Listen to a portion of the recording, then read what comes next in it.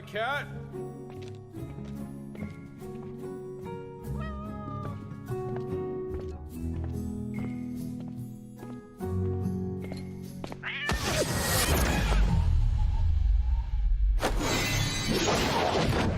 Long time no see, hey no!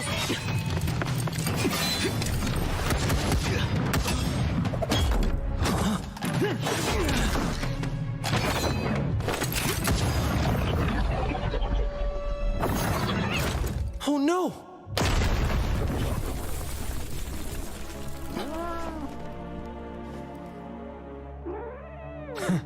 I don't like harming the innocent.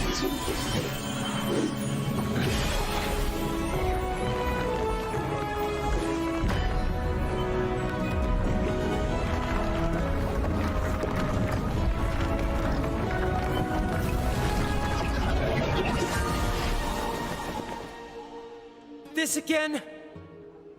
Did fate give you an answer? Where the heck's my cat?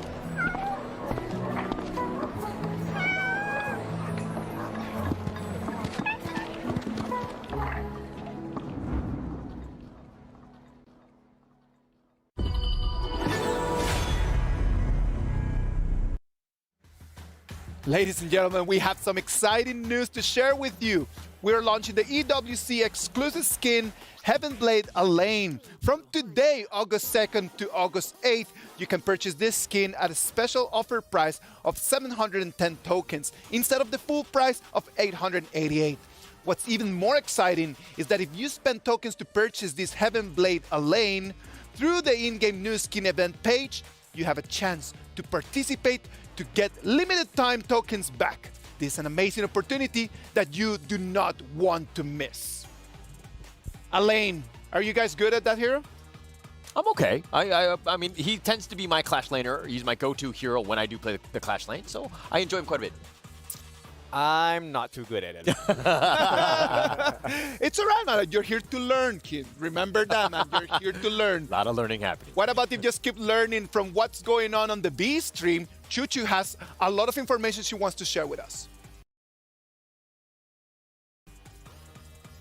It's Chuchu keeping you guys updated what's happening for the secondary stage matches. First, we have Team Secret versus VKS. Team Secret secures their win over VKS with the use of Elaine by Yuan, and that was an amazing play by him as well, securing the MVP for himself. So don't forget your Elaine skin for the EWC events right now. Next, we have LGD versus VKS, and securing the win is going to be LGD, of course, taking it swift and clean with over 9-minute match only. And last but not least, we have LGD versus Impunity, another victory secured by LGD, and that's pretty much securing their slot for the playoff, and they done for the group stage. Whilst LGD actually secures their slot for the playoffs, problem is VKS, are they exiting during the group stage? Can they still make it for the playoff? That's it for the update for the secondary stage. Thank you very much, Chuchu, on that update from the Stream B. LGD Gaming, man, total clutch, 5-0. That's it. They're going to lock in that first place on Group B. So definitely owning it, and that's kind of what you want. But I mean, if we're talking about the standings here, LGD all the way at the top, undefeated, no real surprises there. KPL undefeated on their side, but they still have one game to go. Who kind of stands out to you, Kin?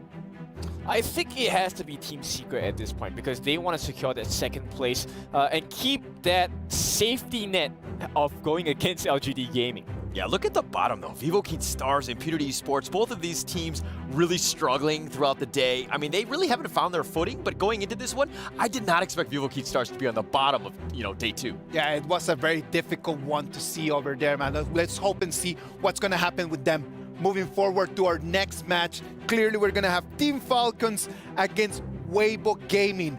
Fighting for life, isn't it, kid? Yeah, this one's for the history books here. Team Falcons, even if they can pull off an upset, they have a tougher challenge for themselves as well. Team Falcons, they cannot afford to drop another game. One more loss, that's the end of their tournament life. Like it's really difficult, and it is extremely, extremely hard. But what about if we just go and see what Vawa needs to share with us over there from the stage? Hello and welcome to the interview where I have the pleasure of having Wawa from Team Falcons with me. Hi, welcome. And tell me please, these last 2 days have been rough for you guys, but we all need to know, is there anything special that you're preparing for this upcoming game? We don't prepare like really special, but I hope we will be better the other game. We didn't really play like our game really well like last 2 days, and I hope we can play our game better, like as usual, like without stress, and I hope it's gonna be better than before. So yeah. Speaking of no stress, can you tell me please, what is your secret? How do you guys keep your mentality so sharp? I mean, we are still in who the is this? competition. We are still not out of the group. We can still go strong and reach the quarterfinals. So why would we give up if we can still go? I love it. Yes, you still have games to play, so no time to give up. Love this confidence for you guys. Thank you so much for the interview, Wawa. Good luck in the upcoming games, and we are going to toss it right back into the action. Thank you to you. First time I see this girl, bro. I love how Wawa has no stress about anything in this game, and that's it. Like they need to really go in with everything they have. STC play predictions. Weibo Gaming or Team Falcons?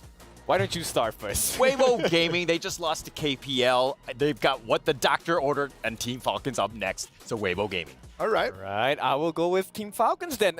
With all the coaching I've done for them behind the scenes, they should have the win. It is going to be Coach Kin. Let's see if it is going to be enough for Team Falcons to really upset everything and go and take a point from Weibo Gaming. They already saw how KPL Dream Team baited them. So what about if we go to the Amazon Arena and we enjoy this amazing match?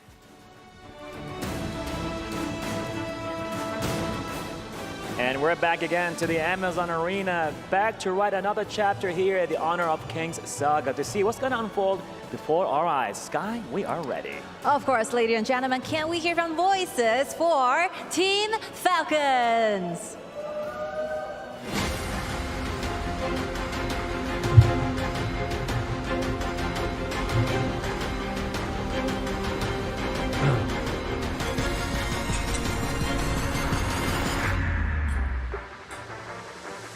I have no doubt that Team Falcons are going to be fighting till the very last end because this is esports. This is Team Falcons. Well, let's see if the Falcons will be able to soar with victory against their challenger back-to-back right now. Again, hear it one more time for Weibo Gaming.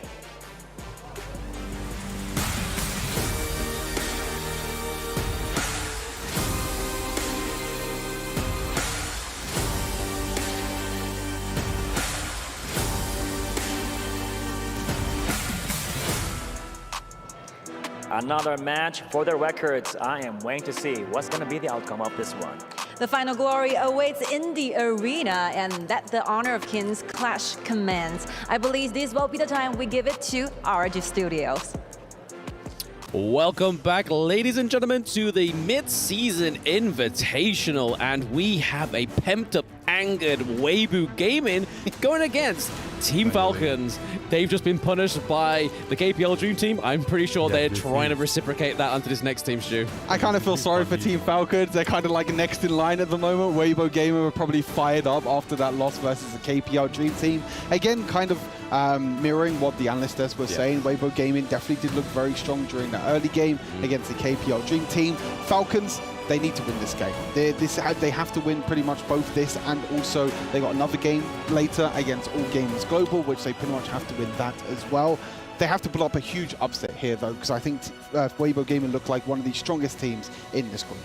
Yeah, I mean, up until literally a few moments ago, they were 3-0, and they're 3-1, so they're currently looking like they're going to be the second seed in Group B, unless Loops picks up another win as well. But this, if they do win this one, 4-1 to Weibo. If they lose this one, then it's 1-3 to Team Falcons, which is going to be everything that they need right now. But less about that. This is where the magic starts to happen. There is a little clue giving a wave to the crowd.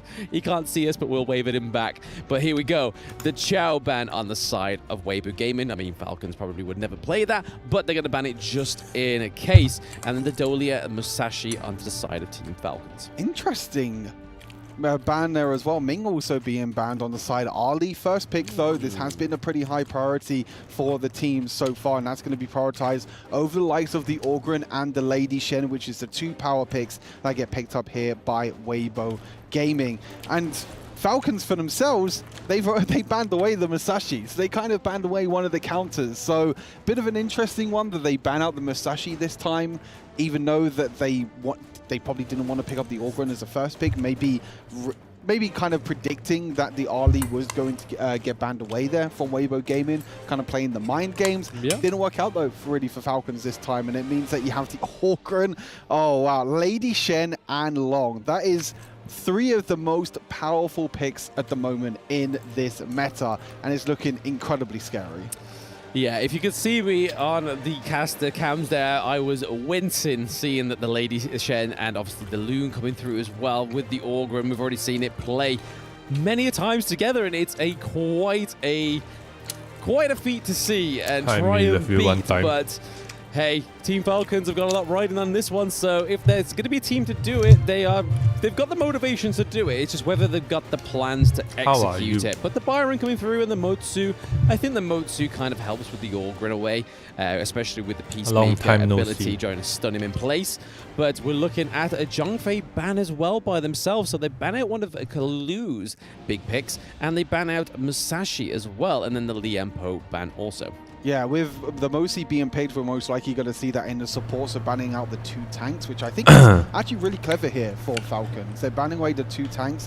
They know that at the moment, Weibo Gaming have a little bit of front line, you could say, with the Orgren. Charlotte now also being picked as well is pretty decent, but Weibo Gaming have to come up with a different support that is not the Zhongfei and the He's too happy that Falcons already have that he was able to pick hero in the support, unless it gets picked in the mid lane. We have seen the build player before in the mid lanes. There is that possibility, but we're most likely going to see a mid laner instead. We'll have to wait and see. As it, oh, interesting. Pei is being busy with here. Game of Thrones. Is it going to be locked in as well? Haino. Okay, these are 2 very new picks. This is what they've been cooking up this whole time. This is the first time that I believe in the build has played Haino, and the first time that Ray has even played Pei.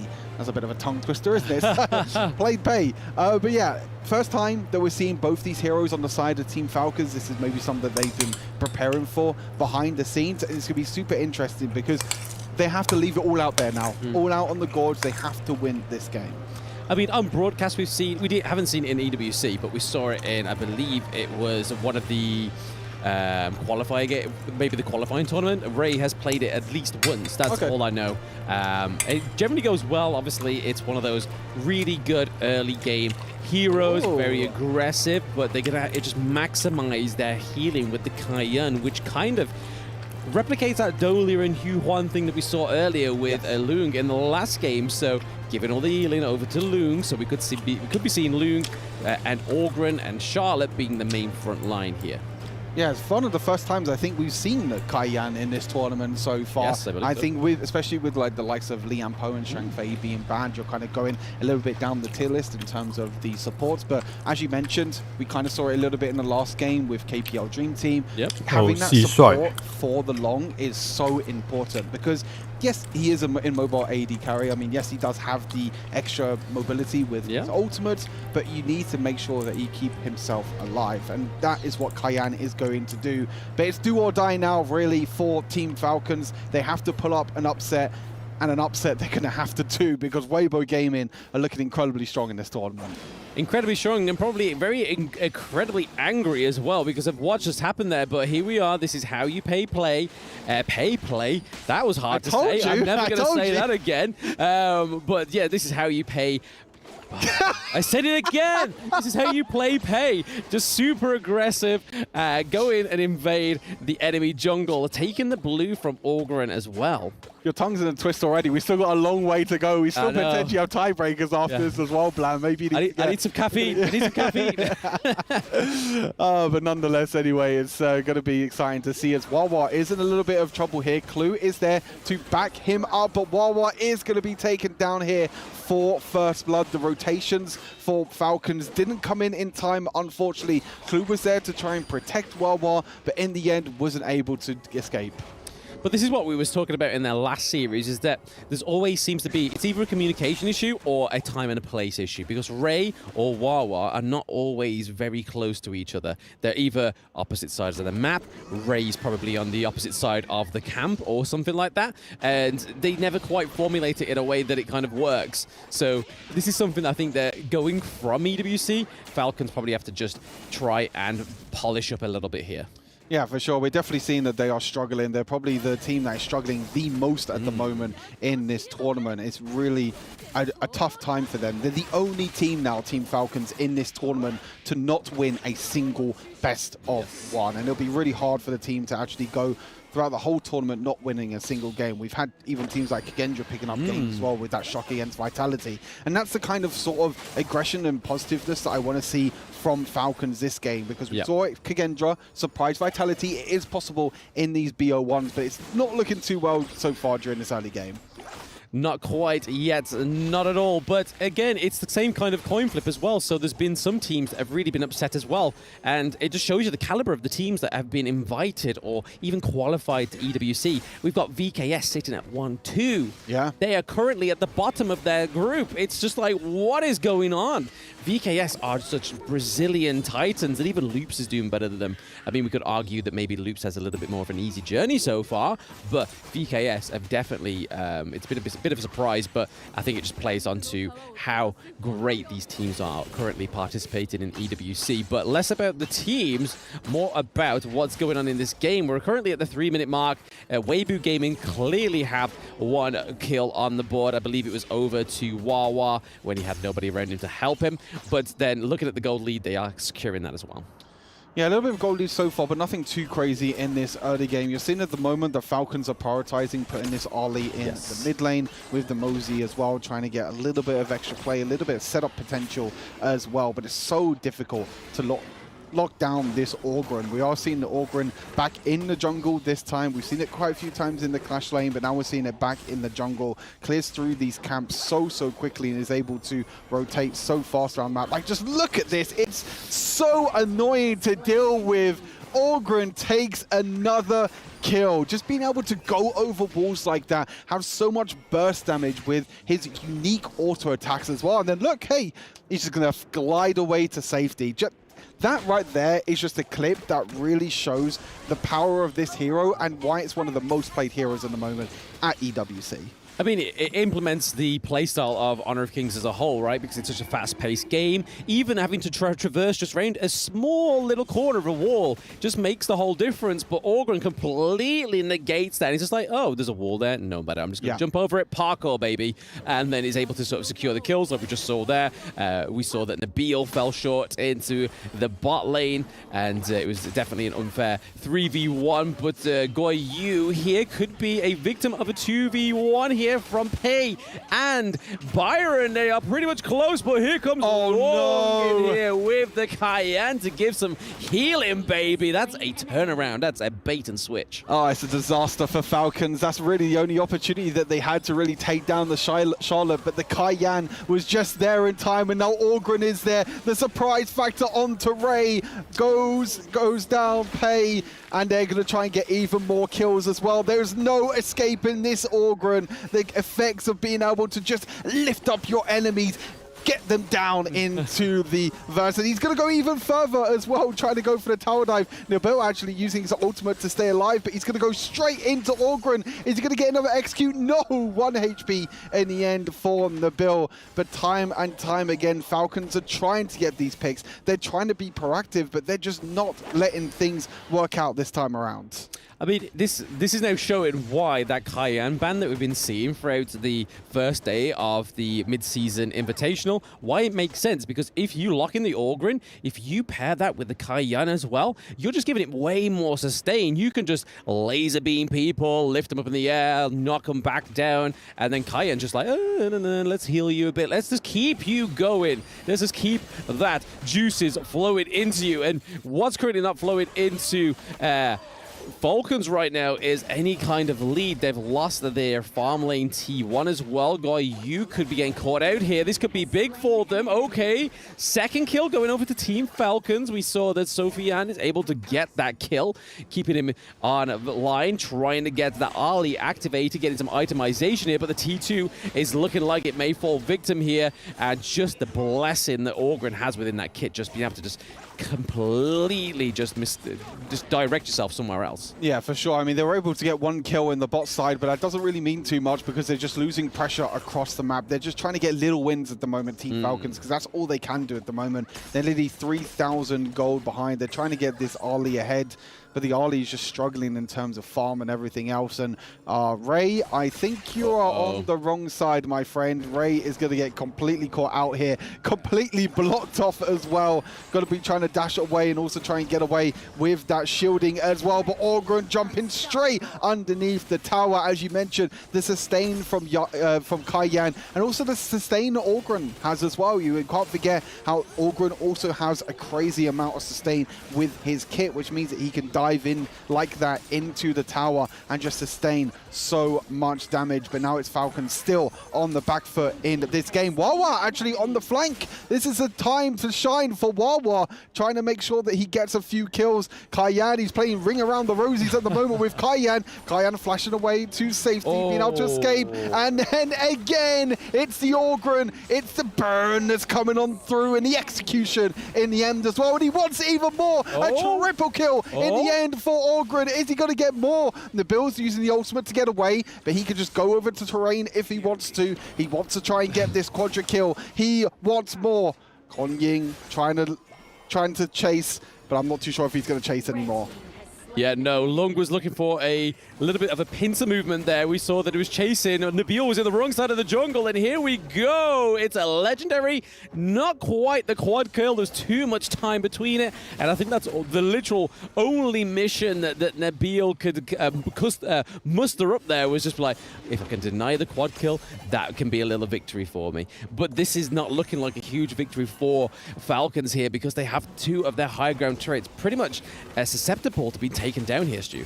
Yeah, for sure. They've got the bot wave pushing in. They have the mid lane pushing in as well. And Orgren's going up to the top side as well. But look at Wawa again. You can see on the mini-map, this is what they were trying to do in their game before against Boom Esports. Yes. But it didn't work out. Look at this Wawa again, sitting in bushes, trying to get this flank. But this hasn't worked before. And I'm not too sure if it's going to work again. Ray's going to try and step forward. But Ray's just dead.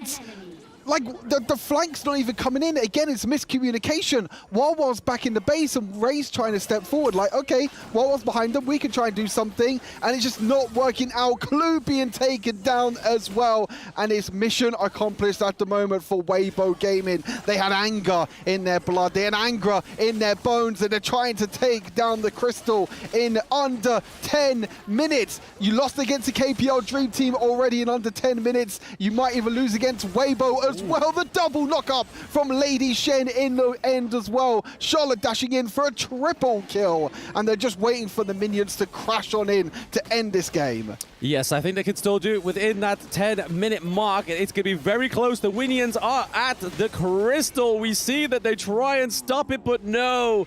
It is a crushing victory there for Weibo Gaming onto Team Falcons. And this is pretty much it for Team Falcons, right, Stu? Yeah, I think it's pretty much them out of the tournament. I think they still need to try and beat AG Global to have a slim chance, but I think that is still going to be extremely difficult. But Weibo Gaming coming back after that defeat against KPL Dream Team is a must-win for them to try and secure that second seed, which is going to be super important going into the quarterfinals, which means you play against the third place or the fourth place, sorry, I should say, from the opposite groups. That is still super important. But unfortunate here for Team Falcons, again, still not being able to pick up their first victory of EWC. Yeah, no, it's definitely not a good feeling when you've been the only team not to secure at least a single win within the group stages. So I do feel for the boys.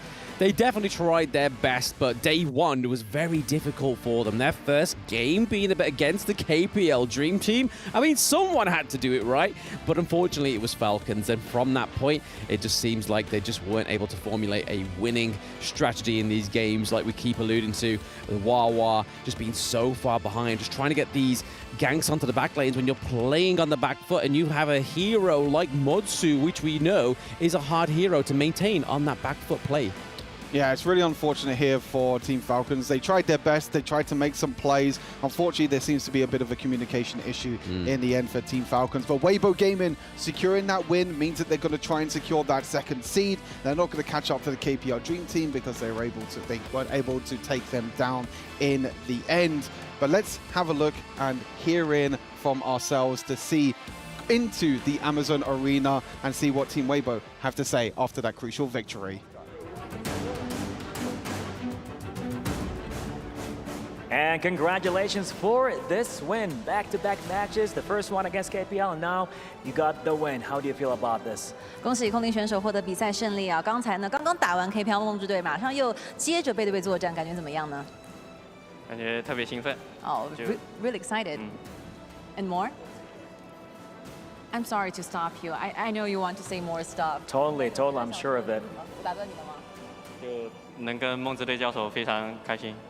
It's such an honor and such a very happy thing to have the opportunity to actually get in touch and be an opponent for KPL Dream Team. I'm sure of it. And it was like more of like a warm-up. You learned a lot, and then you went to the second match against Falcons, and you made the win. But how do you feel? Are you confident enough for the next coming matches? 我们其实今天的连续2局比赛呢，目前已经结束了嘛。在接下来的所有比赛当中，这2局的发生的所有一切，会给到你们更多的信心吗？会的。 Definitely, you're going to be more confident about this.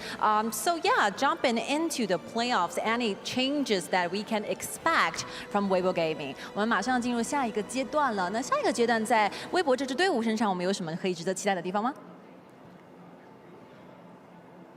Oh, such a hard question. You have to think about it, right? 很难聊，是不是？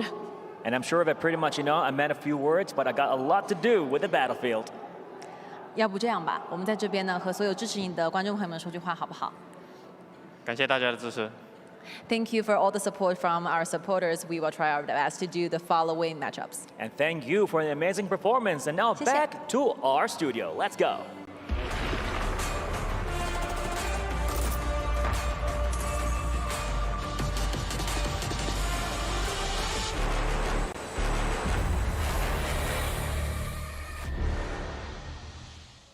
Congratulations to Weibo Gaming on that victory. Almost there, just nailing down the second place on that group. 99% chances. Loops would need to win both matches there. Yeah, tough position to be in for Loops, but of course, even tougher position for Falcons. They have not had their first win just yet, and I imagine they want to win the remaining games they have on hand. I mean, they wanted something, right? And at the same time, you can see over there on the audience predictions, like 85% of the people thought that Falcons was going to be able to take the dub. Like, you can see like the power of the fans. Yeah. They did have some faith. Oh, definitely very strong. I mean, I think that's kind of where they probably heard the crowd. Weibo Gaming might have been a little intimidated by that. But that said, yesterday we were talking about, or today we were talking about how whenever you lose, you learn, right? But Weibo Gaming, actually, they won yesterday, and actually they learned a lesson because today, after this win, they were able to put the flag the right way. Totally, man. You can see in the match scoreboard, it was a one-sided victory. It was a one-sided game. Like, it was Weibo Gaming all the way. Like, we got multiple triple kills coming from Charlotte, coming from Ogren.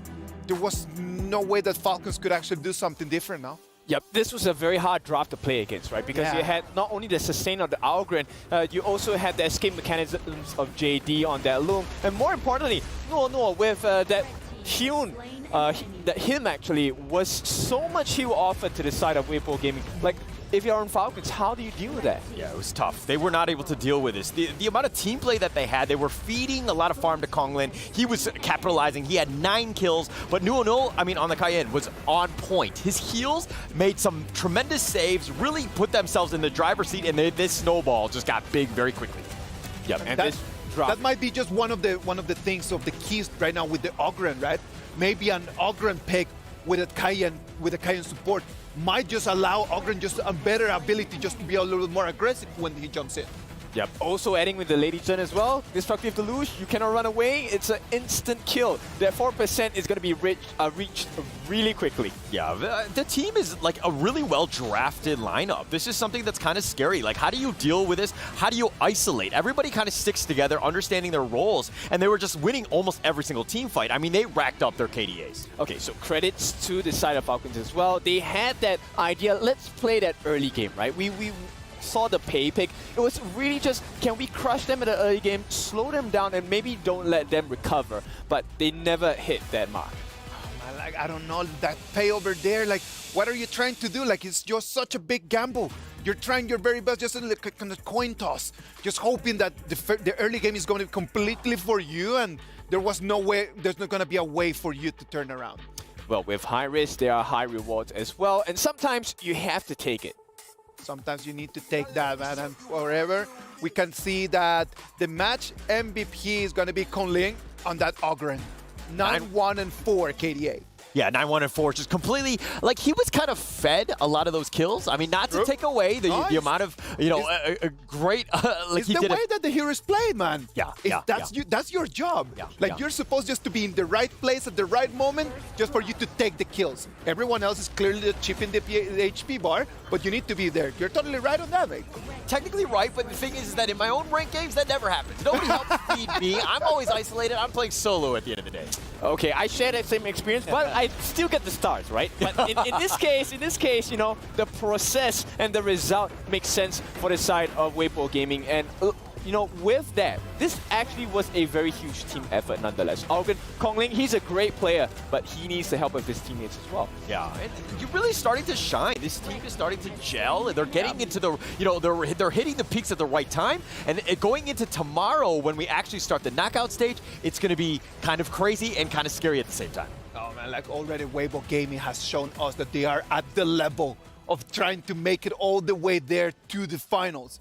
So Weibo Gaming already played against the KPL Dream Team. We know that since they're in the same group, they're going to go to different sides of the bracket. They might end up against LGD Gaming.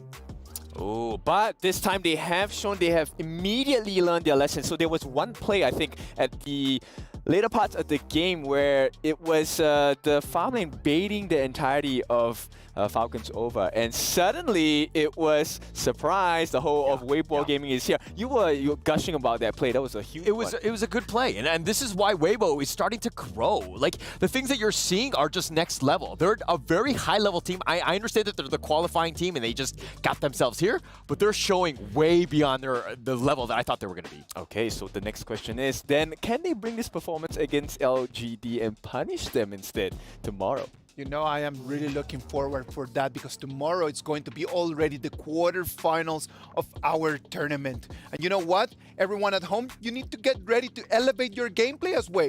You can do that with the brand new Callinggg skin, Yin and Yang. From August 3rd to August 9th, you can snag this stunning skin at a limited time discount price of just 1,350 tokens, down from the original price of 1,688. Grab the Callinggg Yin and Yang skin now and show off your style in the battlefield. Now, we're gonna move forward to the next games. Before we do that, what about if we just take a little break and we'll be back right with you.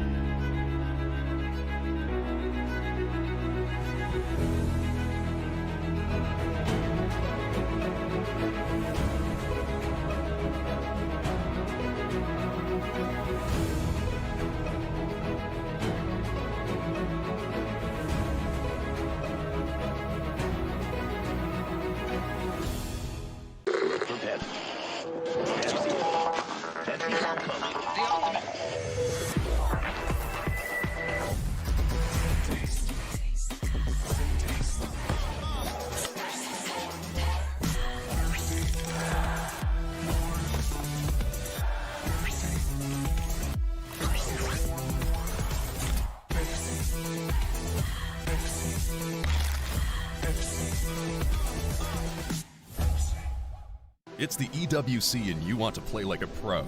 Well, we've got a lesson for you. Axe on. You're fresh, ready to fight and grind those long hours. It's how it should be. Axe off. You're slow, unfocused, and lagging. Do you get it? Let's go again. To unleash your best game, you must freshen up first. Get your axe on. Spray, play, repeat. Axe and Esports World Cup.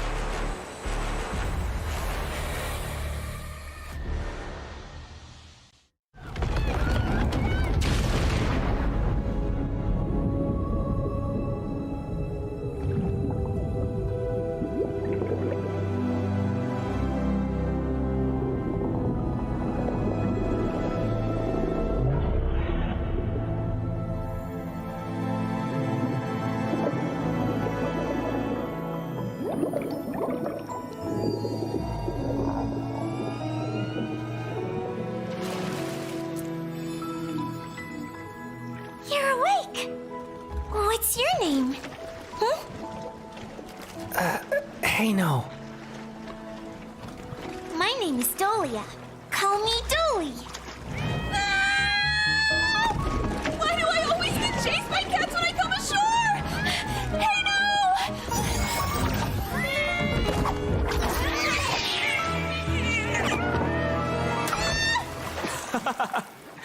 You're a high priestess of the Merfolk clan, and you're still afraid of cats?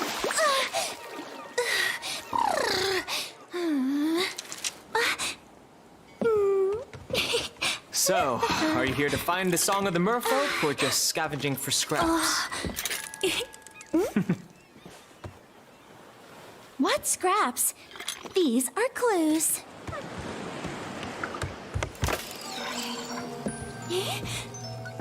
Why can't I find it?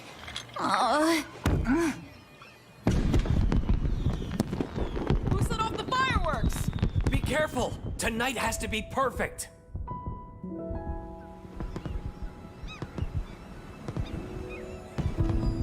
Wow, it's so beautiful! Let's go watch the fireworks tonight. Well? As long as you don't wander off. I connected your conch to my threads of fate, so I can find you even if you get lost.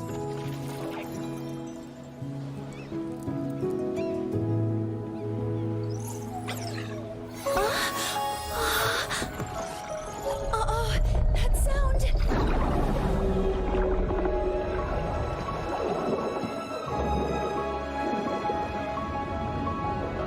The Abyssal Beast? Yes, the pollution has caused its awakening. But I haven't found my song yet. Is there no other way to stop it? Only the emotional memories in the Song of the Merfolk can soothe the beast. But I've looked everywhere, and I haven't found a single note.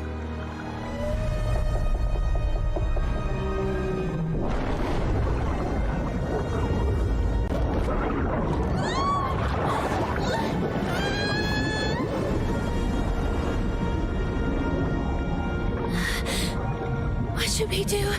We're out of time. We've got a crisis on our hands. Let me help you this time. Threads of fate, guide me to the song of the merfolk! Hey, don't forget about the fireworks tonight. Look, it's blue! Gurney said that when blue lights up, I'll find the song!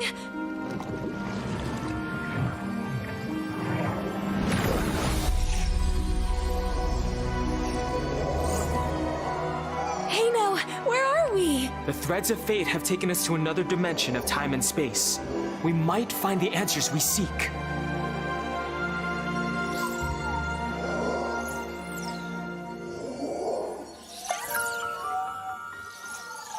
Hey, a note!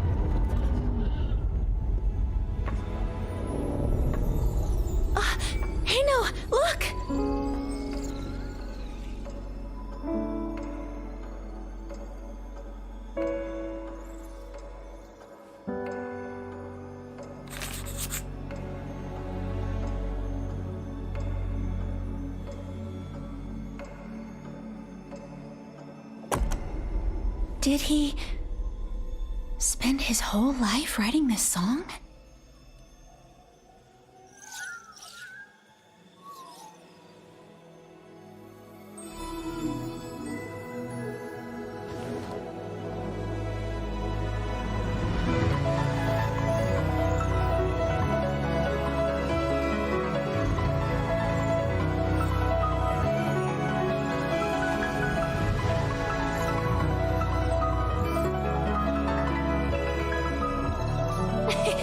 The Song of the Merfolk! I found it! Hino! Yes. The Song of the Merfolk. After all these years, I finally remember now. What do you mean by remember? That note. The one I spent my whole life searching for. It's you. Dolia.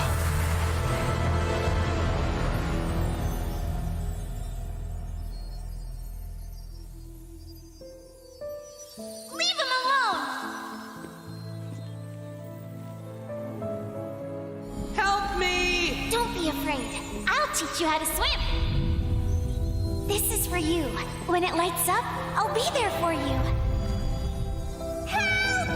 You can't stop chasing me! Hey! Get away from her! La la la la. La la la la. For our people, it symbolizes being together forever. Let's go watch the fireworks tonight. I never thought that. The price of calming the beast would be giving up our most precious memories.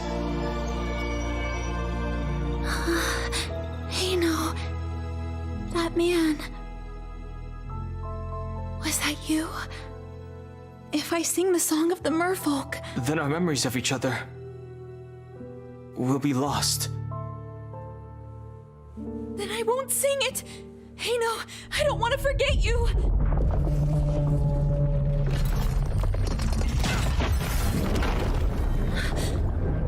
The beast! It's breaking out!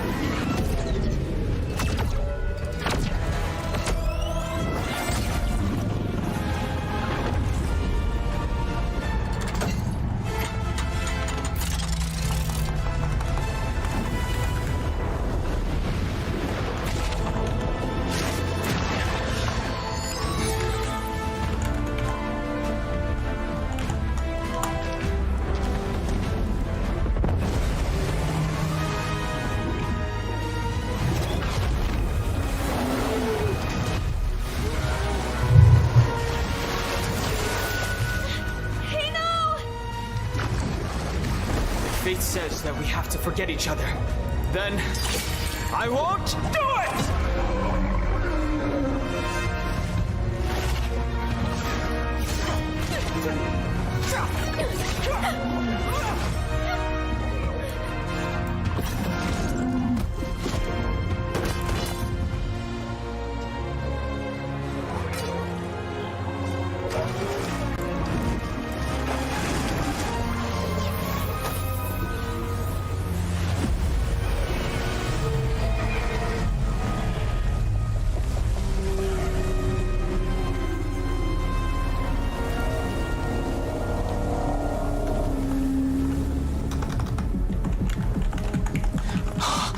Again.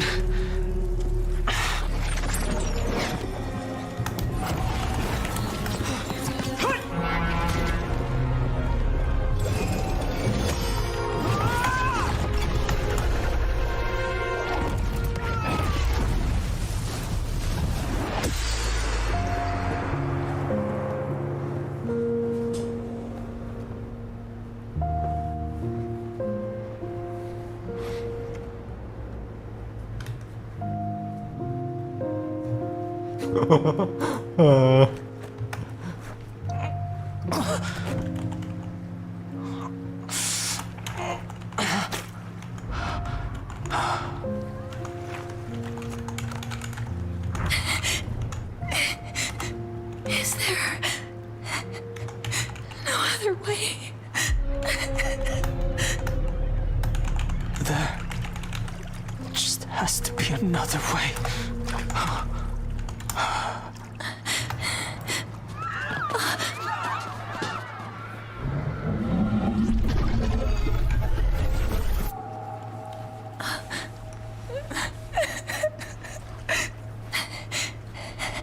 I'm sorry.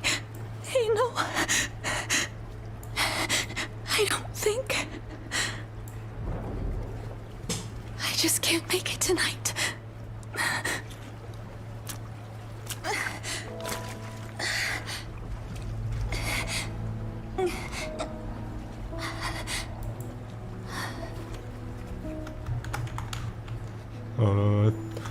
Team Secret LGD 还有那个 KPL Dream Team 哦。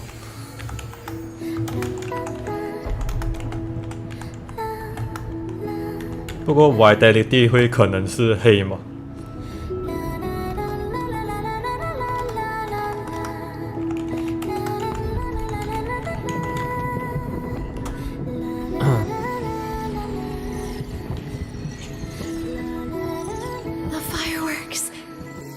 ？They're so beautiful.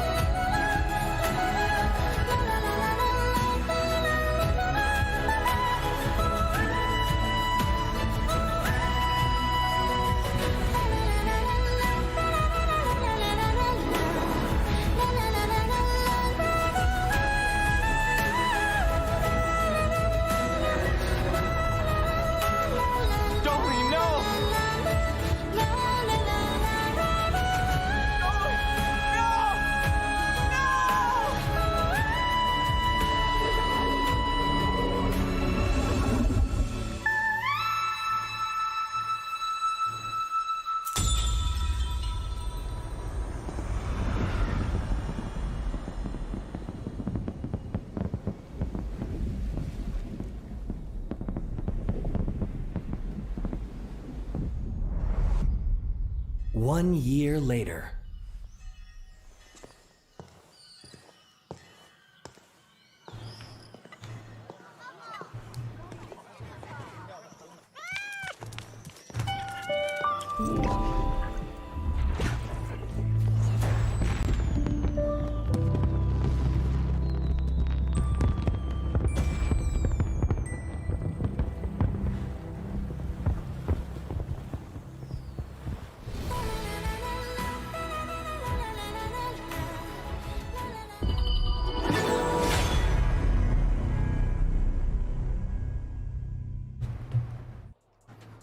Ladies and gentlemen, remember the championship in-game mode kicks off this Saturday evening at 8 o'clock. Join us to unlock the brand new Wuyan skin for free. Immerse yourself in the battle for your region and claim the glory of a champion. I'm your caster, Isaac Peña, and with me, Holler, and I'm excited to be here. And of course, we are with your favorite kind of tofu, Kindofu. Now we're going to be talking a little bit more about the different games that are coming up. Now this is a spicy one because I think let's talk a little bit more about Vivo Key Stars. Your thoughts on them? Yeah, of course, man. I always have thoughts on Vivo Kid Stars. At the beginning of the tournament, I really thought that they were going to be a force to be reckoned, but the results are not their way, man. Like, they are not actually really doing their best. Something is happening. We need to get some talk about the boys. Like, something is not clicking. What do you guys think it is? To be honest, they just seem to be overwhelmed. It's not the team that we saw in Season 2 where they were 3rd, 4th place. This is one of those moments where they're kind of like, maybe they're a little underprepared or something because they're really not clicking. Well, the pace showdown probably match, was too fast.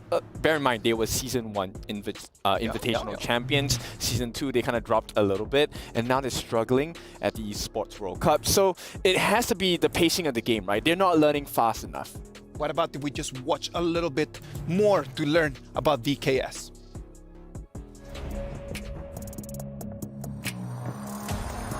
They are not learning fast enough. 等一下有 KPL Dream Team. Aqui. Later got. A organização que a gente está tendo muito boa. O hotel eu achei incrível. E sobre Riyadh eu achei lugar muito lindo. Enquanto a gente After Kagendra and Team Secret, then KPL Dream Team versus eu achei muito bonito no geral. O jogo mais inesquecível para mim foi na final do Choque BR de 2023, que a gente estava 3-3 e a gente conseguiu ganhar contra o Fluxo na final e foi algo inesquecível para mim porque eu acho que no último jogo eu consegui ter um desempenho muito bom e que me deixou muito feliz. Minha vantagem em competições é que eu acho que eu tenho muita afinidade com o palco, eu consigo jogar muito bem em stage, em presencial junto do time e acho que isso ajuda muito a ter bons resultados. O nosso desempenho no EWC acho que vai ser muito bom, acho que somos melhor que muitos times. Um time que a gente tem que tomar cuidado é a KPL de Dream Team e os times da Malásia, que são os poucos fortes. De resto, acho que a gente consegue lidar muito bem. Levantar o troféu para mim significaria muita coisa, seria uma conquista enorme para o Brasil e para mim mesmo. Então acho que seria um sonho realizado. Eu queria agradecer a todo o apoio que eu estou tendo pelos fãs, porque desde o Brasil sempre tem muita torcida pra gente, eu sempre vejo nas redes sociais você torcendo. Então, continue torcendo pela gente, a gente vai dar nosso melhor e muito obrigado. Go Vivo Cage!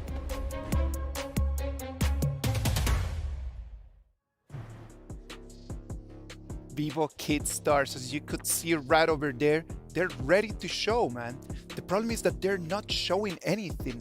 We thought that they were going to be fighting for 2nd place, and right now their next game is going to be their opportunity to try to really have an opportunity 4th place, not actually just having their trip just finish in group stage. Yeah, I think, you know, one of the things we could focus on is the action of Fleur, right? Getting into the zone. And I think maybe based on the interview itself, you know, they put a lot of pressure on themselves. Granted, yes, they represent not just themselves, they represent their country, they represent their dreams of lifting the trophy as well. So there's a lot of pressure. And I think one of the things I've learned of professional teams that do really well is not that they throw caution in the wind, but they take everything in their stride, right? Let's do our best, be in a relaxed state, go into the zone, get into the flare, and we will win the games. I mean, it's not one thing to get into that zone, Throw but I his just phone. feel like the other teams have Are really you figured sure? them out. Are right? you Understanding sure? that Caesar's He been that did it carry, forcing him to play on the camera. heroes that he's not really as comfortable with. So it's more of like a reactive game for them. They've kind of struggled 希 because 望 of 有 that, 机 and I 会 don't 看 think that 到 their game 你 is 参 really 加 evolving 比 as 赛 fast as it should. Then I 这就 think 应该 the 不可 solution 能了吧 is 我太 let 老 us 了 take the stage instead, right? Let them be the first one to make the move. That could be one of the solutions that is possible for the side of VKS. I thought you were talking about let us, as in us, and I was like, oh, are we going in right now? Like, what do we do? Yes, I'm not good enough. No, I agree on the fact that a lot of teams have been analyzing them a lot. They've been trying their very best just to watch the footage and then just try to find strategies how to put them against a corner. And one of them has been Kagendra for sure. Yes, for sure. And now they have been on the main stage for a lot of times. Chalk BR, Season 2, and now at EWC. So definitely a lot of research going into it. Now Kagendra, this is going to be a spicy one. We didn't have the best hopes for them, but they have shown up. That was a beautiful draft in the previous game. Will they be able to repeat that kind of draft once again against VKS? Yeah, they're going to be on 3 times today, so we're going to be seeing a lot of Kagendra. There's still a lot of potential that they can have. They did very well against Team Vitality. They beat that out, almost an upset, I would say. So I expect even bigger things for Kagendra, and they have a team that's reeling in Vivo Keen Stars. This is a great opportunity for Kagendra. Kagendra is going to take the spotlight right now. So what about if we just get a little bit more insight from that?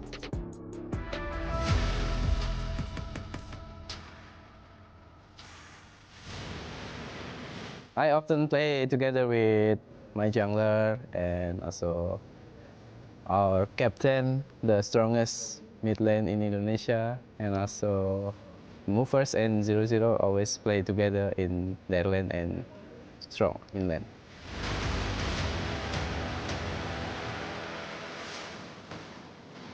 Before the competition start, I usually do reading mangas and comic to calm my nerves. 0. Yeah. My prediction will win is, I think, KPL Dream Team, because they are from their mainland. They are the strongest right now, I think.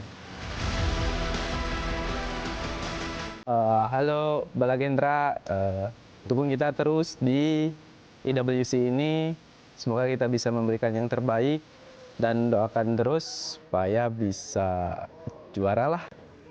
Thank you. Kagendra juara.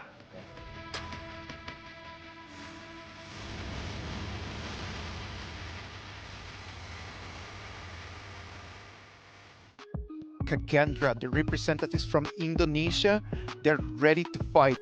As you saw right over there, they calmed their nerves just by reading some manga, just kind of like reading and trying to calm down so they can actually get into that mode. Yeah, Kagendra juara. I don't know what that means, but yeah, I'm gonna repeat it for you as well.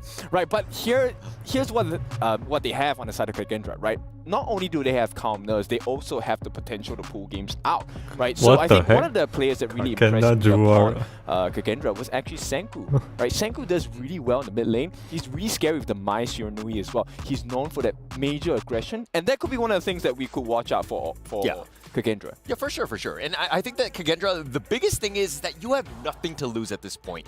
Go all out. I mean, I know it's the group stages. It doesn't really matter about strategy. Everything is about survival, making sure that you get to that next stage. I mean, we need a lot more from 0-0, who really didn't have the greatest of games in the past, correct? Well, we did have some fun with Nothing his to lose IGN is yesterday, the but I think strongest he's going to turn that mindset. 0-0 into 0-0-7. Mr. James Bond style. Get some Pow, kills. pow, pow. That said, I do think that there's a lot of expectations on him. There's going to be a lot more pressure on making sure that this team delivers. They have 2 more games. They can dictate their own fate, basically. Yep, for sure. I mean, Indonesian pride, this is one of the things that they do There's really still well a is gap, also if they if can fix Hans. Kagendra I think Hans versus has been on the China. receiving end of a lot of punishment from the rest of the team. They recognize that, hey, if we give the Clash Lane a tough time, the gold is not going to be able to be funneled into their family. I believe that Team Kagendra right now, as you just mentioned, they've got their fate in their hand. Like their destiny is in their hands. They have 2 more games just to see exactly what they can do. Like if they win these two games, they probably are gonna make it through to the next groups, right? Like we need to make that. Well, what about if we just check real quick on how the schedule is looking like? we have some more games that we're gonna have. Kagendra is gonna have 2 more games for them to try to defeat everyone. They have VKS and they have Team Secret next. Right. If you get one last chance, will you miss it? I don't think they want to miss it as well. Kagendra now this in a Stargy. comfortable 3rd place, but they can seal this position in the table if they can take the last 2 wins as well. How crazy is Group A, right? You're in 3rd place with only 1 win, and only because of the fact that you've played less games than everyone else. I mean, at this point, there's going to be so much at stake. Group A is pretty much up in the air. Getting into that top 4, key for Group A, but getting in might be the toughest thing. Yeah, so VKS, I mean, like we mentioned, right? Kagendra has the fate in their palms. Yeah. Now VKS wants to do something against them. If they can give some Brazilian flair, it's going to make the world's difference in this table. Okay, I like the way you said Brazilian flair, by the way. But go on. It's a flair. The Brazilian flair you need, right? Hopefully that Brazilian flair is going to be right over there. Hopefully it's going to be an amazing match. It's going to be do or die for both teams. They really need this.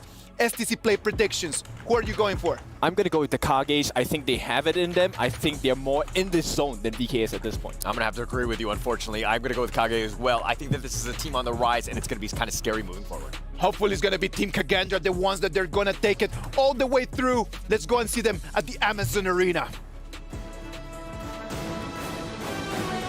KPL always end game under 10 minutes. Survival match, a lot of moments to be seized and owned. How? The capture is, and the question would be, how I know? will they capture They it? play. Let it slip. They The play a moment lot is in yours right now, KPL Sky. Both teams competition. should be fighting their way out of the danger If zone, more than 10 fighting minutes, for that then their second boss win cut their on their salary. scoreboard. So with no more time waiting, let's hear it from Team Kagendra.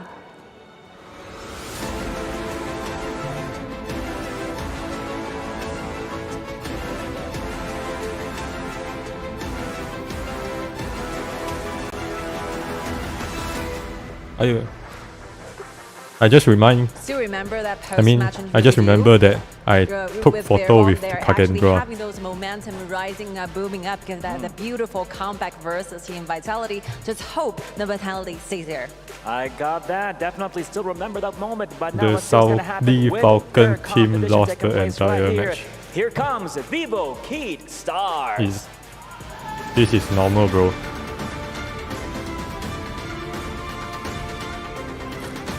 The race from the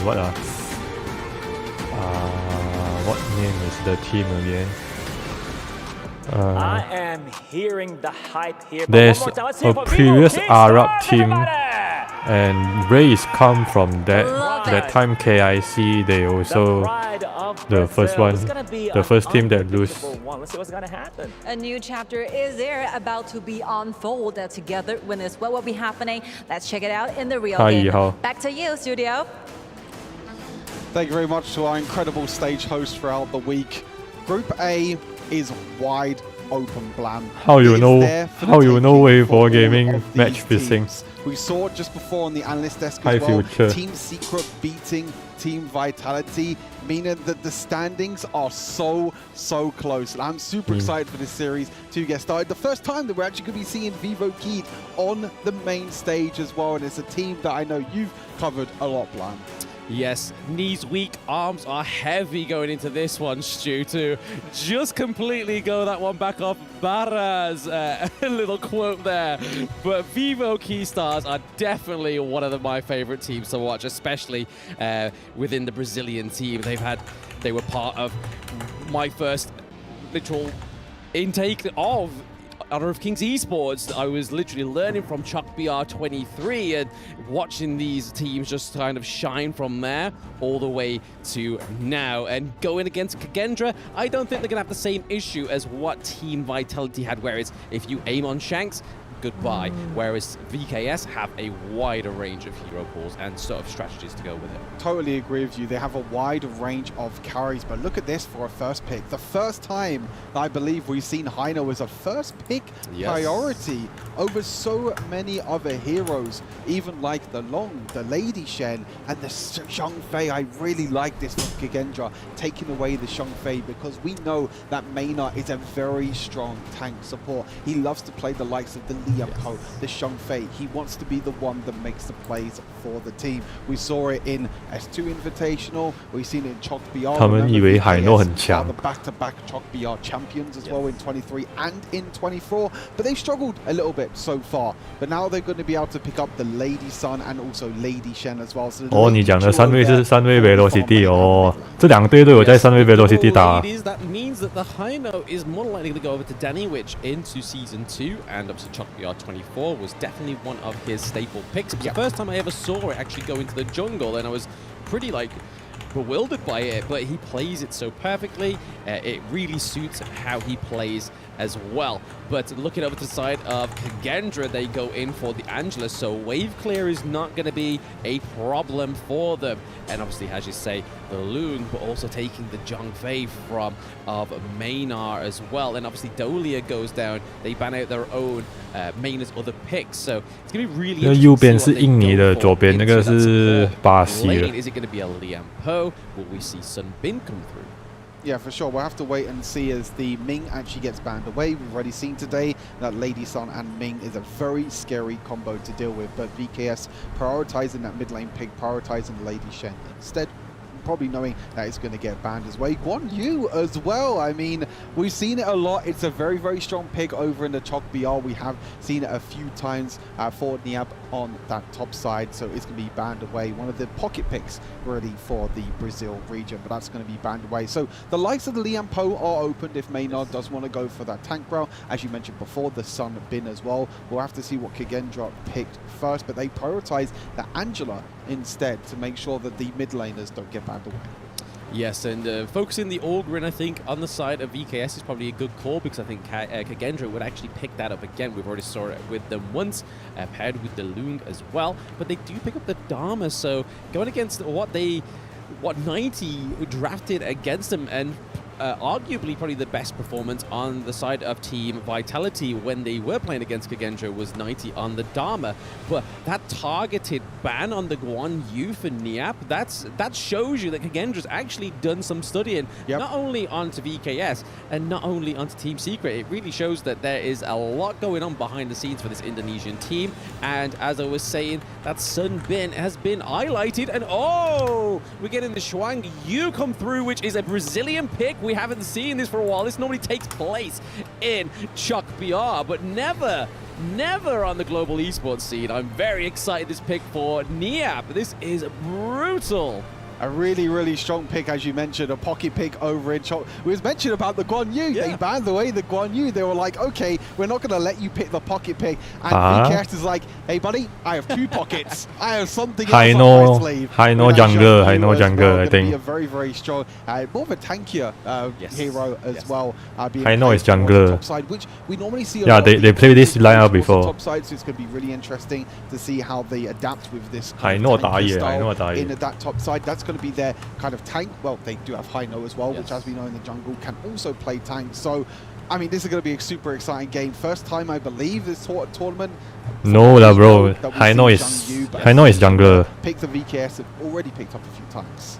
Yeah, it's a great hero, to be honest, because one of his skills, he can basically barge you around. So if you're thinking you are safe in that turret, he can literally come from behind, barge you out of it. He has a great zoning ultimate as well, just literally places where he's going to literally swing his sword onto the ground, and you better hope that you can make your way out of it. But pair that with Sunbin Silence from her time-lapse skill, I think it could be pretty deadly. And also having Danny on the Haino as well is going to be super interesting. But it's at that point in the standings, VKS have to pull these kind of things out. Yep. Just to remind everyone of the stakes of this game, Kagendra at the moment sitting at 1 and 2. That surprise of victory against Team Vitality that we saw earlier today.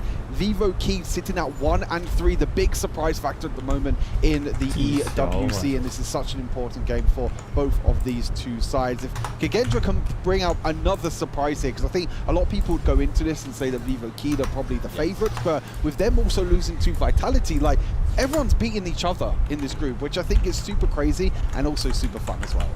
I mean, we've got to think about as well that this is the first time we've seen VKS on the main stage. It could be main stage buff They have been waiting for this moment to prove themselves in this main stage, and the draft is looking like they are here to prove it. They're like, yo, take the Zhongfei, take away some of our pocket picks, but we have something in our front pocket for you. And it's so far going okay for both of these teams. Yes, it is a very, very calm early game right now. We're seeing a few trades here to 0-0 from the Lady Sun as well, but that's going to be the thing, right? Lady Sun just making sure that itemization gets in place at the right time.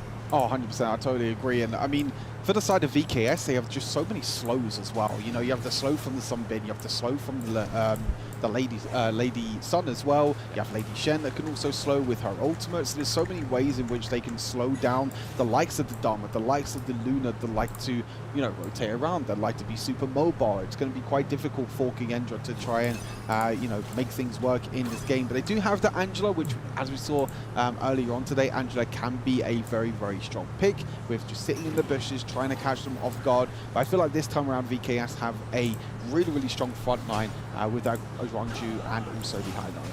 Yeah, one thing I've just noticed on the common spell, so we see that they have taken 2 Purifies, so one on the Sunbin and one on the Lady Sun. I'm assuming that's because of the Dharma, so if they get crashed into the wall, they know that they're not going to be stuck there under the Dharma. They can try and get out of there, but Movers could not get out of the attack from VKS, taking the first blood Mana on the Sunbin. Yeah, really nice gank there as well from Danny, being able to get onto the back line there of Mufas. And with, you know, with Smite being picked up here for Zhongfei, can't really do too much to escape that one, unfortunately. And that's going to be a really nice first blood here for VKS. They keep that momentum going so far in this early game. As you can see, they're trying to defend at the moment. You know, one is trying to defend the jungle for VKS, making sure that no sort of invades happen as well. And one thing that happened during the S2 Invitational, which I loved, is the Brazilian players on Lady Shen. As we can see, the play into the mid lane again, the bombs are not going to tick over and do too much damage. But a comment that I made during S2 Invitational that is was both so close. and Vivo keyed both their mid laners like one. 2 of the best Lady Shen players I think I've ever seen, like even throughout even Malaysian teams as well. They play this hero like no other. They play it super aggressively. Sometimes you'll see them flash forward on Lady Shen to try and land the knockups, to try and land a huge amount of crowd control. So I won't be surprised if you see one trying to be the main setup for the team, even with the likes of Niap and Danny playing the tanks. I mean, one was the FMVP of Season 1 as well, so it really just shows how good of a mid laner he is. But this has been a team, a roster that's been around for some time, and it's really showing here. Yes, they haven't had the best standing in EWC so far, but Danny is able to use the recall ultimate there on Heino to keep himself alive and keep him in this battle a little bit longer as the Tyrant comes up. But that is a double stun from the Dharma, but there is that Xiongyu push away that VKS are doing right here. That is a 2-0 trade right now for the Brazilian. But he spent his ulti, bro. BB, you better run. Insane play there. The push away in the end from VKS. As you mentioned, that Guan Yu pick up absolutely huge here for VKS, making sure that you can get the damage in there as well. As we take a look back at the replay, because it was actually at first it was Kagendra the ones looking for the engage, but the counter engage was so good. You had the pushback, and then you had the second pushback towards the wall as well. So many ways in which Niap with this pick can create space for his team, which I think is going to be so crucial when you have the likes of Dharma and Luna, which at the moment just can't do enough damage. Absolutely. If you can control where people can go, if you can be in control of what that team fight's doing, that's probably the best situation you can be in, and that Xiongyu is able to do that as well. So Dharma really thinking he had the control in that first part of the team fight, and then Niap was like, nah, I'm coming in, baby. This is a very bad situation and they did get the T1 to well, Kagendra. So that was overall a fantastic fight for VKS. Because really their mid lane tower took an L from Team Vitality, was destroyed as well. Kagendra, who's just beaten Vitality, and they've just taken the first Tyrant as well. Tyrant secured here. You can see how this tank Hino pick can be so frustrating to deal with. Just going to use the ultimate to get away to safety. The CC immune as well, but Dharma, the ultimate against the wall again. One being completely caught off guard, but it is going to be traded back by Seiza on the Lady Sun. The extra slows in the end as well. You can see how annoying it is for Kagendra to jump away. The double kill, but as is going to be traded back by 0-0. The shutdown gold going over to the long as well. And you're just seeing already in these team fights how annoying it is to play against this squad of VKS. As long as trying his best to try and defend off against the tower, he's going to try and go for the 1v2. Niab is super low on HP. The flash forward, the flash away. Angela, oh, it was so close in the end. Flash is going left, right and center, but Niab survives on 1 HP. Yep, Niel. Oh! The Hail Mary play just to save his life there. But I feel like that Lady Sun double kill, even though we got the shutdown there. Brazil team grows a lot. I feel like that's going to be a great thing for Lady Sun to just pick up some more gold and just basically further that gap so far between 0-0 and Seiza. But again, we just saw that Kagendra was able to get the Overlord, so a 50-50 split in that early jungle phase is better than losing everything to VKS. Just got to make sure that they maintain this composure and tempo on the side of the Brazilian team, or else Kagendra are definitely going to exploit it if they do see a way in. Yeah, for sure. You can see that they were just overstepping a little bit there, the trade kill back. I mean, yes, you are going to get the double kills. You're probably going to get more gold onto Lady Sun. But look here, you can see how annoying this Hino pick is. This is a sort of Hino that we was expecting to see, and something that we saw a lot in the S2 Invitational. Yes. This tank Hino. This Hino that can just dash forward and just be in your face, not doing too much damage because he is building tank, but just being super annoying and creating that space again for his team, like the likes of Lady Shen and Lady Sun, being able to do enough damage in the end. But you can see the Juanju trying to do enough damage there, but not going to be able to push back the Luna just yet. She's going to be able to dash away for now. Yeah, T2 looking to be traded here in the clash lane for that farm lane there, T2 here, but we are seeing Niap looking to give a save grace to his lane. It is Hans against Niap, a true 1v1, but we can see a little bit of a Brazilian rotation coming around here. There's that Zhuangyu ultimate coming through, but it just did not connect, forcing that flash out of there for Hans. Yeah, really nice flash there in the end, being able to escape there from the Zhuangyu.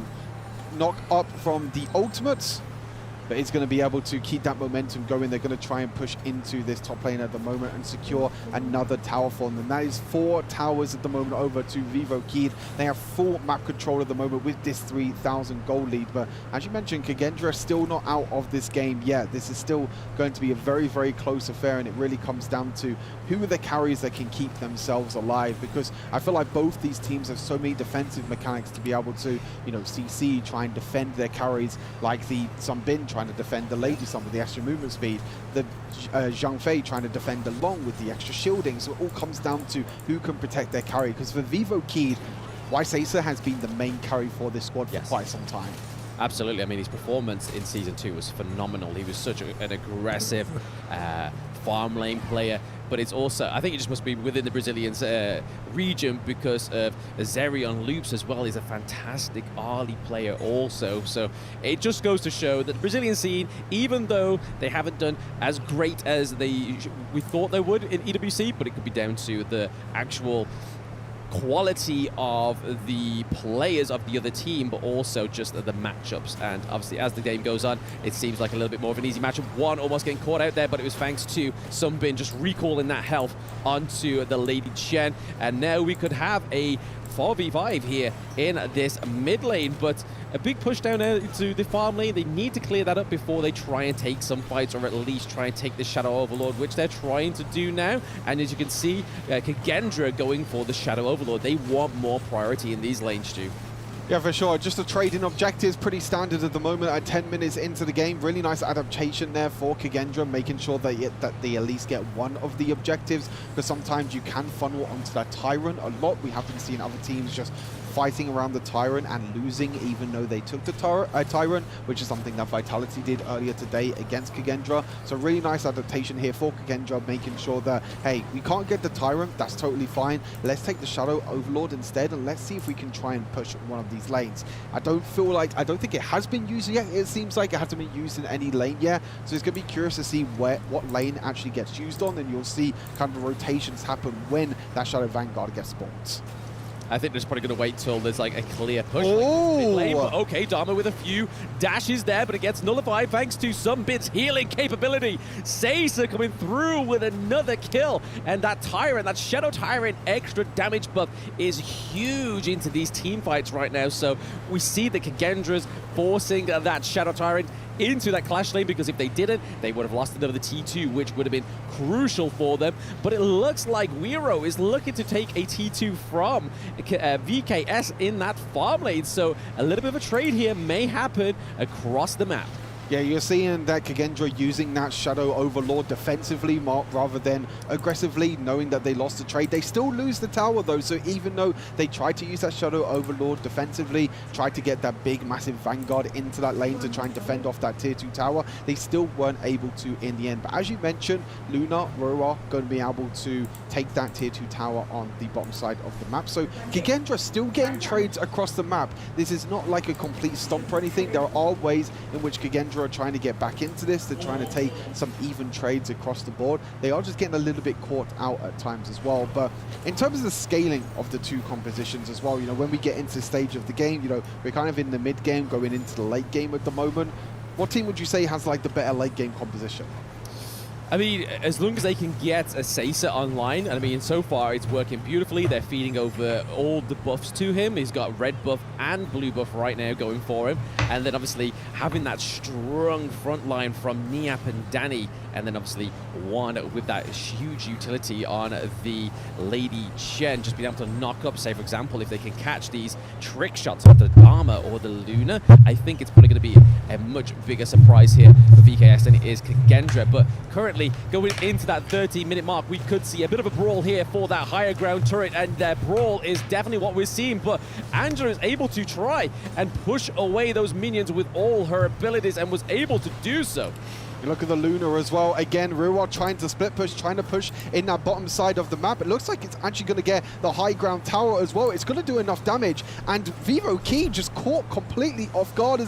I'm not too sure if the minions are going to be doing it. Actually, I feel like he could have probably got that tower and escaped as well with the mobility that Luna had, but they didn't have any vision on the he didn't have any vision, sorry, on the rest of VKS. So he thought that VKS were all recalling Batic base, didn't want to die as well, especially with these major objectives spawning. But you're seeing at the moment that Kagendra are doing really well at clearing waves. They have the likes of the Angela and the Long to be able to clear waves very effectively, which means that Luna can be on the opposite side of the map, try and split push down the bottom side, and you can see that it's only about 2 or 3 auto attacks away from being taken down. So really interesting idea, really interesting strategy here for Kagendra, and it's working out pretty decently so far.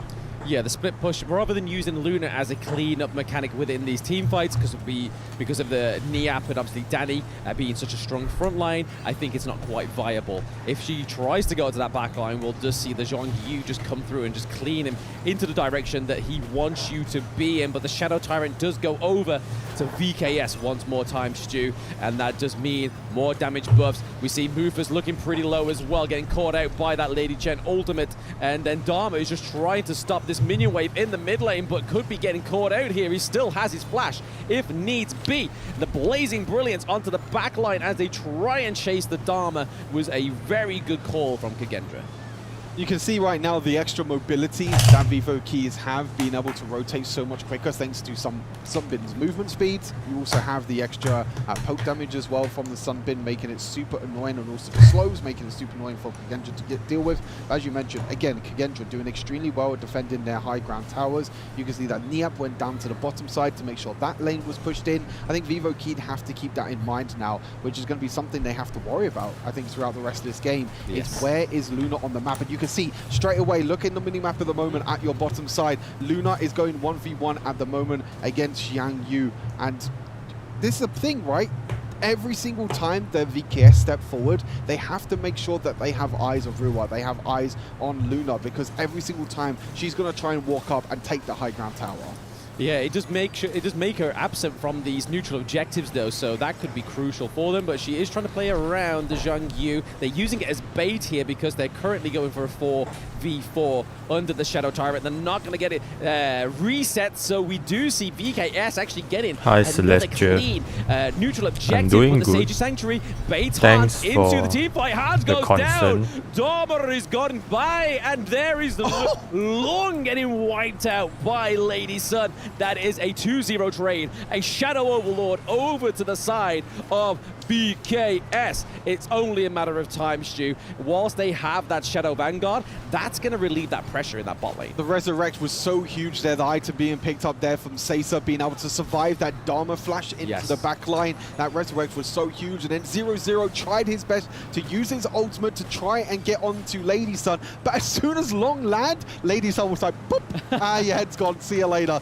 No worries there at all for Seiza. Again, having an incredible performance here on the Lady Sun, a pick that he has played multiple times in both Chok BR Season 2 as well, and has been an incredible pick. And now Kagendra, they're on the back foot. All high ground towers are being taken down, and the split push is no longer an option.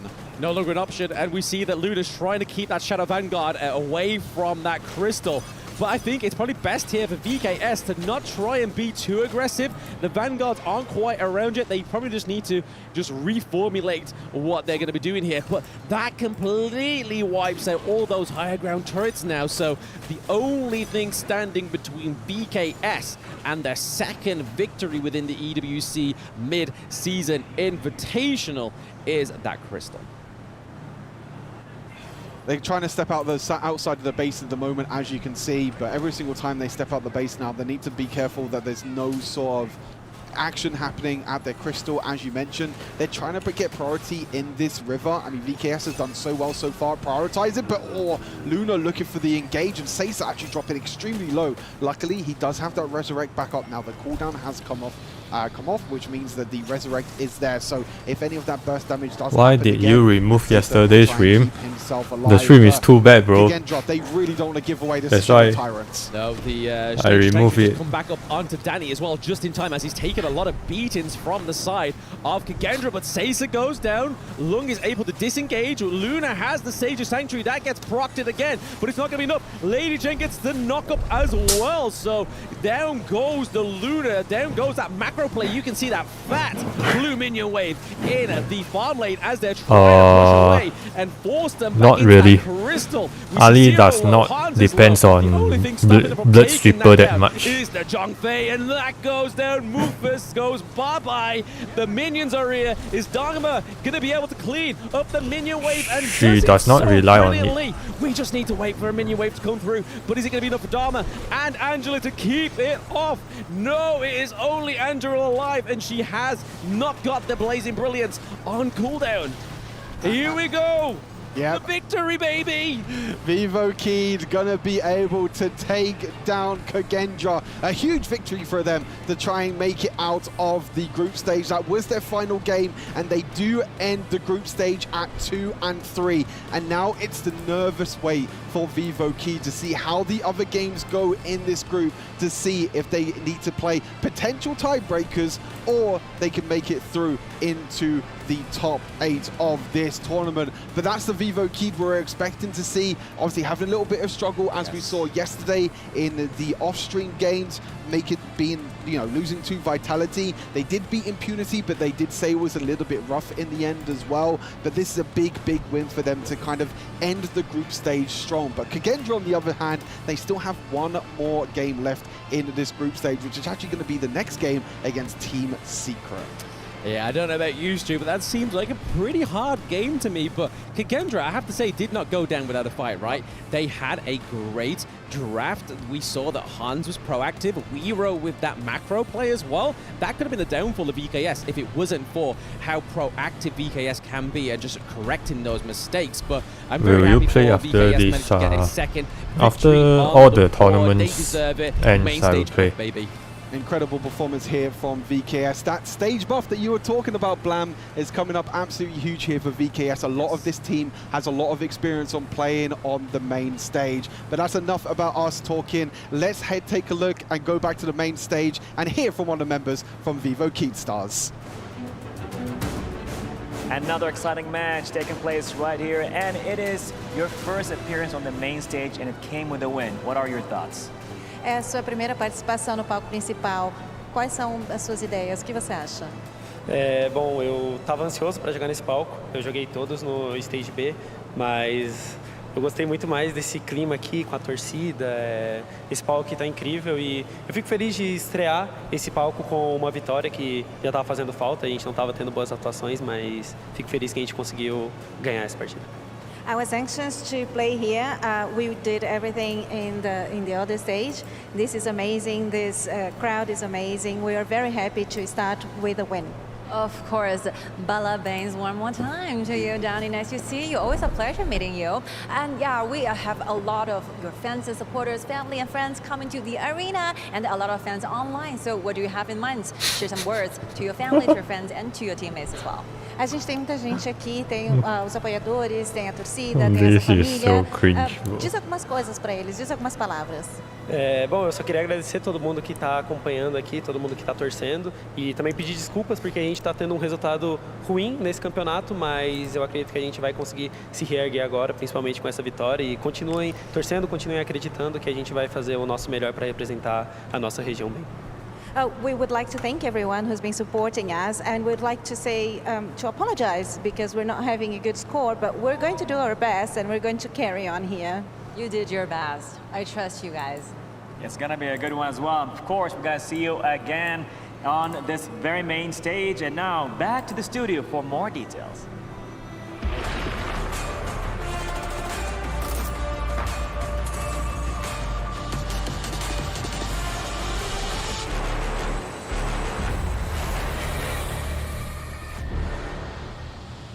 Vivo Keystars finally showing us what they're really made of.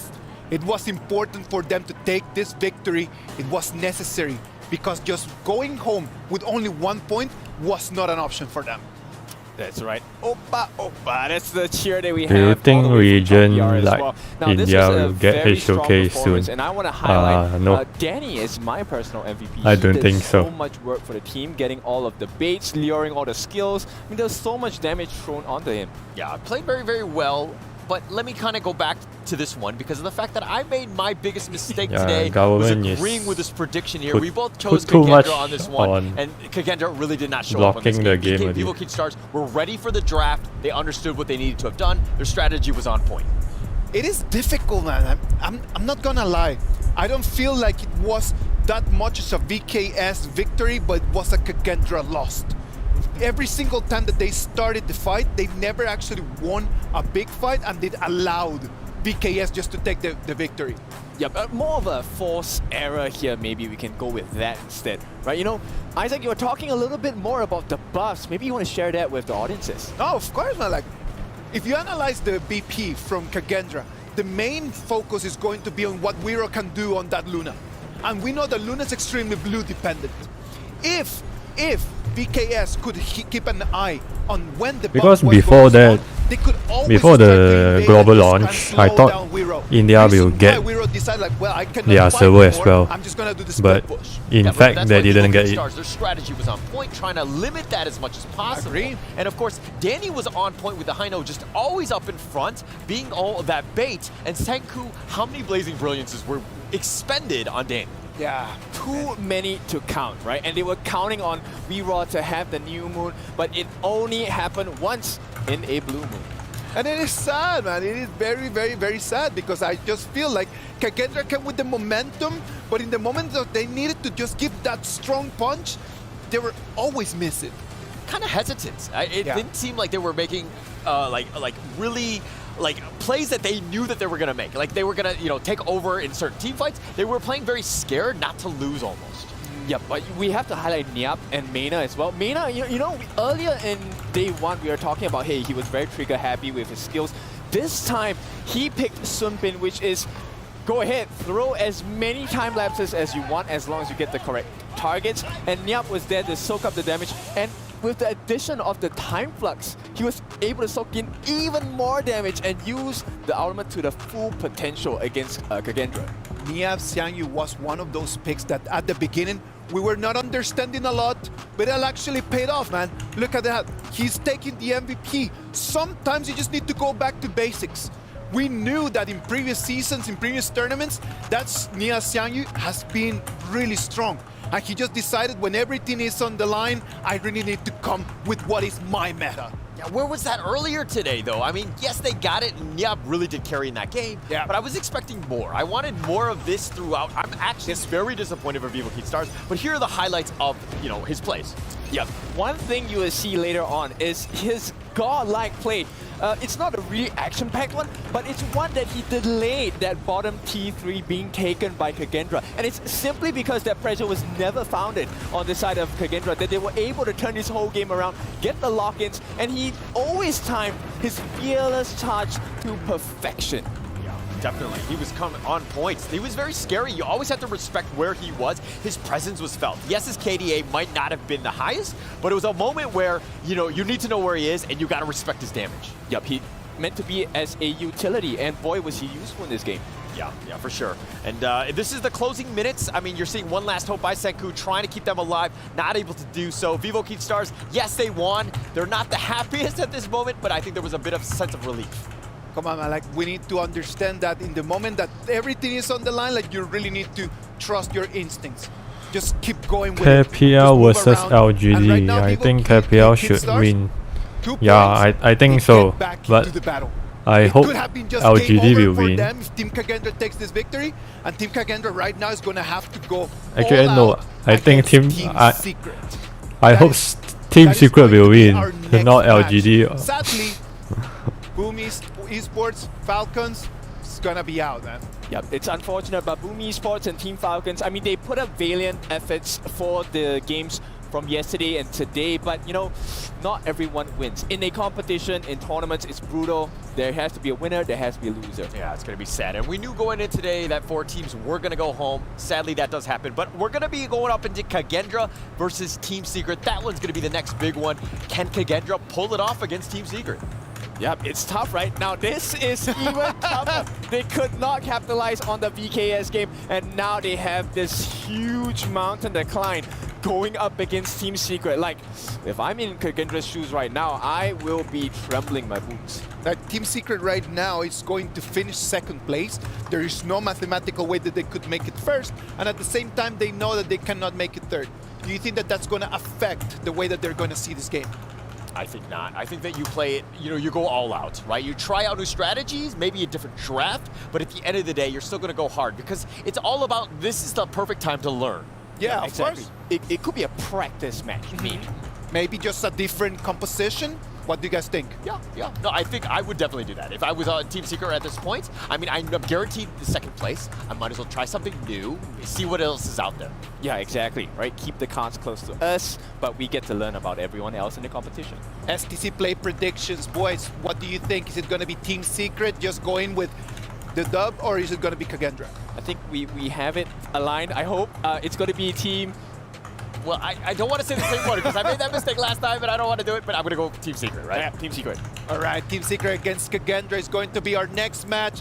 Ladies and gentlemen, let's wait and see what's going to happen in the Amazon Arena with this electrifying match. Let's go right now, heading to the 7th match to summon our heroes. Let's go, Sky. This is the very last hope for Kagendra to find it over for that very spot in the playoffs. Both teams have to be extra careful, but here we go. They're all ready. Let's give our welcome to Team Kagendra.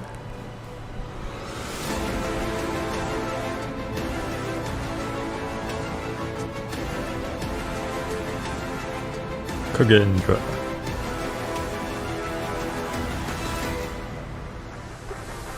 This is another back-to-back game to Team Kagendra. Hopefully they can quickly bouncing back from the failure they did today. Let's see what's gonna happen right now against their challenger. Let's hear it for Team Secret.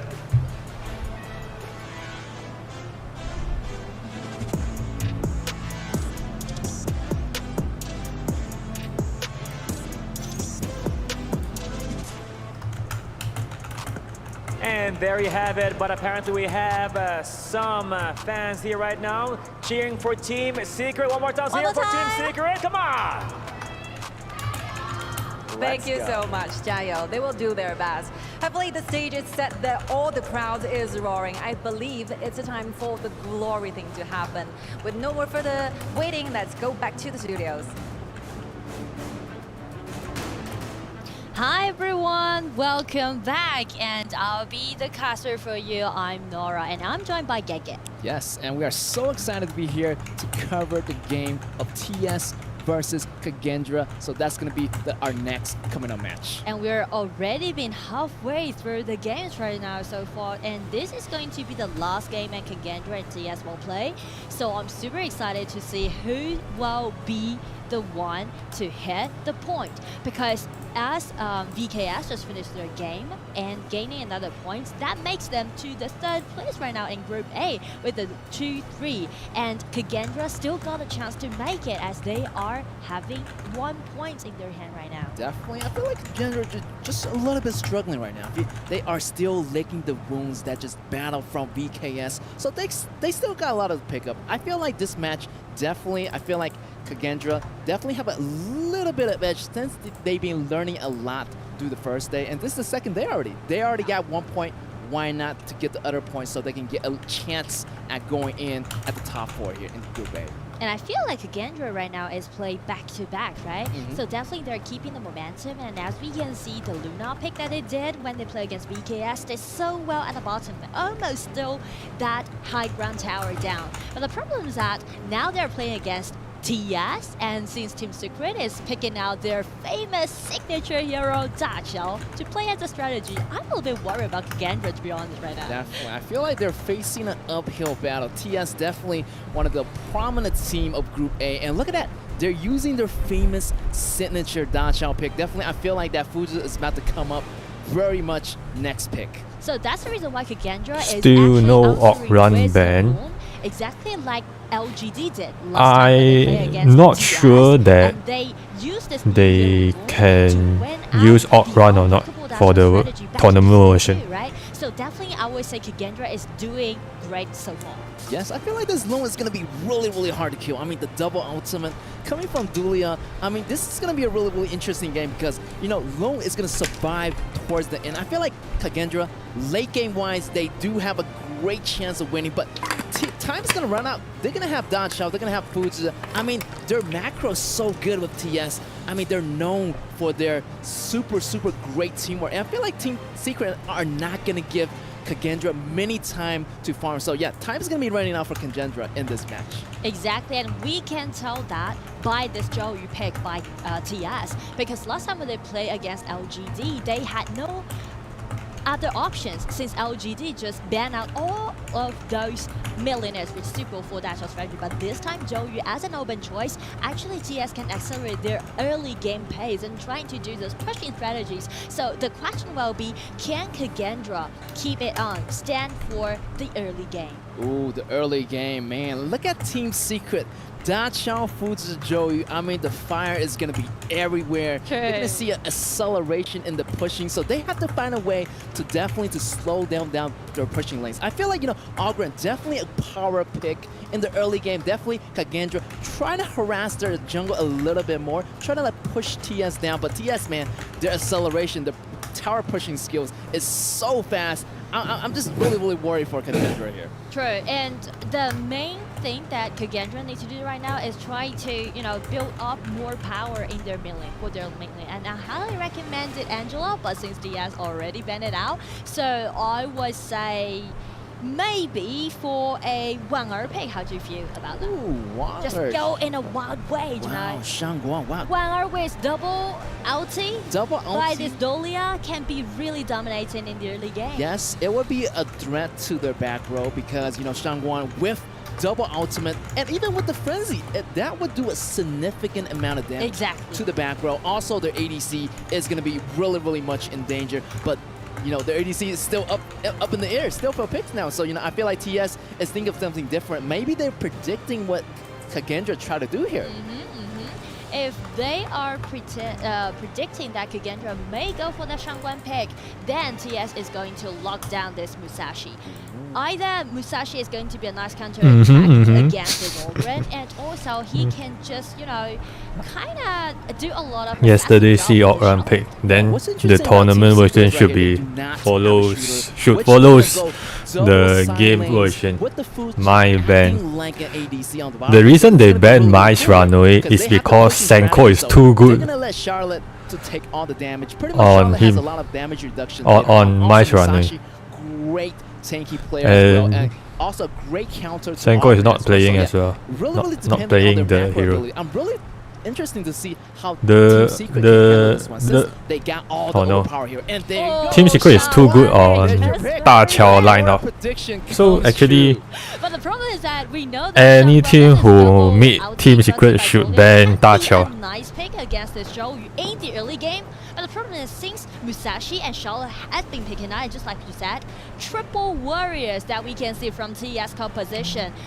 If Kagendra, I will just put it like this. If Kagendra can't end this game within 30 minutes, then it's going to be their problem. The time's ticking. That's right, time's ticking, man. I'm telling you, this match is going to be super interesting. Team Secret, I mean, they have 2-1 right now. So definitely they try to get that extra point to get into that top 4 position. I mean, only 4 teams are going to make it from each group, and 4 teams are going home today. So they gotta grab the win right now. Double fighter meta now. Not double fighter meta. It is the core is Da Qiao. Let's go. As you can see, the core is Da Qiao and the really safe actually. They're starting at their own blue buff. They're not going for any countering ratio. Mid lane. Look at the battle. Da Qiao with the Fu Zhi pairing. With Shun at the top lane, getting the opening, getting that EXP really fast for Musashi here. Yes, the reason why TS is going for the top lane is because they can let Musashi to have this, the river sprite, as well as trying to pressure more at this Olympic. Yes, and look at that. They already got a little bit of lead here. 10x and Shun cleaning out the jungle really fast. So they're going to be a little bit quicker here, trying to go to the bottom lane. Maybe a possible potential gank on Loon here. Yeah, that's possible. As long as Fuzi got his ulti when he leveled at the pool, then definitely it's gonna be the engagement that we can see from TS. And right now they're using those damage dealt by this Da Qiao in the early game and try to chop the bar for this Loon. Yes, I feel like Da Qiao is like first and second ability in the early game. Really nice poke damage. And definitely that Loon is gonna feel that in the early game. And 0-0 has to be careful because he's gonna be really squishy in the beginning. Oh, here we go. Here, Musashi going in. That's gonna be the first blood already for Team Secret. And we can see also some movements has been taken at the bottom side because they already used a flash, and it seems like they also want to attack at this 0-0. Yeah, so many things happen right now. Yeah, I feel like double buff already on Shishan and 10x. Great beginning for Team Secret already. They got a little bit of huge goal advantage. 1,000 more than Kagendra, so Kagendra still need to pick up the pace here. I mean, they do have the Augurin Weibo, so they need to use it to their advantage. Yeah, but I would say like before 6 minutes, maybe they should depend on this Shangguan. But since we can see TS always do a lot of ambush around the mid lane, as you can see, they're trying to call this Shangguan off. And right now it's gonna be ulti, dash in, and with this Alia flash incoming, and made a nice tower dive. Yes, Dan Hans do not disappoint me, and he's really good on lane, and you can see it in his previous game. Really aggressive top laner. That Zai went in for this Joey right there, successfully taking him out. Also got his flash out as well, so that's gonna be a really nice trade there just for now to slow down that tower push in the mid lane. Exactly. But somehow they still need to pay for their price, right? Because 10x also take the hands down. So I would say for TS, so far so good. And for Kagendra, again, it's going to be another try down by Senko. But it's really hard for you to catch a single person with mobility around the riverside. Yeah, I feel like, Senko still have a little bit more damage to build up, Still early in the game right now. Look at this damage here. 10x goes in. 1 versus 3.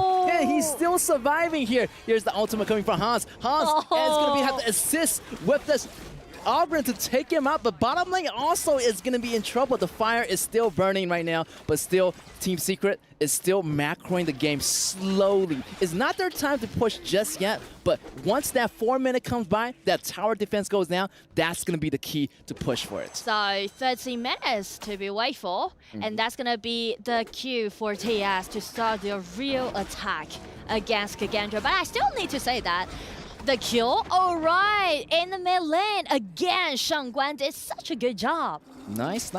Great point out to Shangguan here. And yeah, Joey is pretty squishy in the beginning, so definitely Shangguan is going to be a really nice counter. And also, after taking down their mid lane mage, here is going to be the chance for Kagendra to get the drive, but the cruiser killed death by Musashi, getting that smite right on time. Great job on 10X getting that steal right there. And I feel like TS trying to get for more, but Kagendra already predict what's their next movement.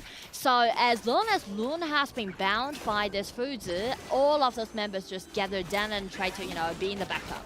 Ooh. And right now, Kagendra is doing really good. Wherever the Shangguan go, he's gonna be killing spree. Yeah, I feel like they do have a lot of burst damage potential. I mean, you got 0-0, he's leveling up. Guard got the Axle Torment.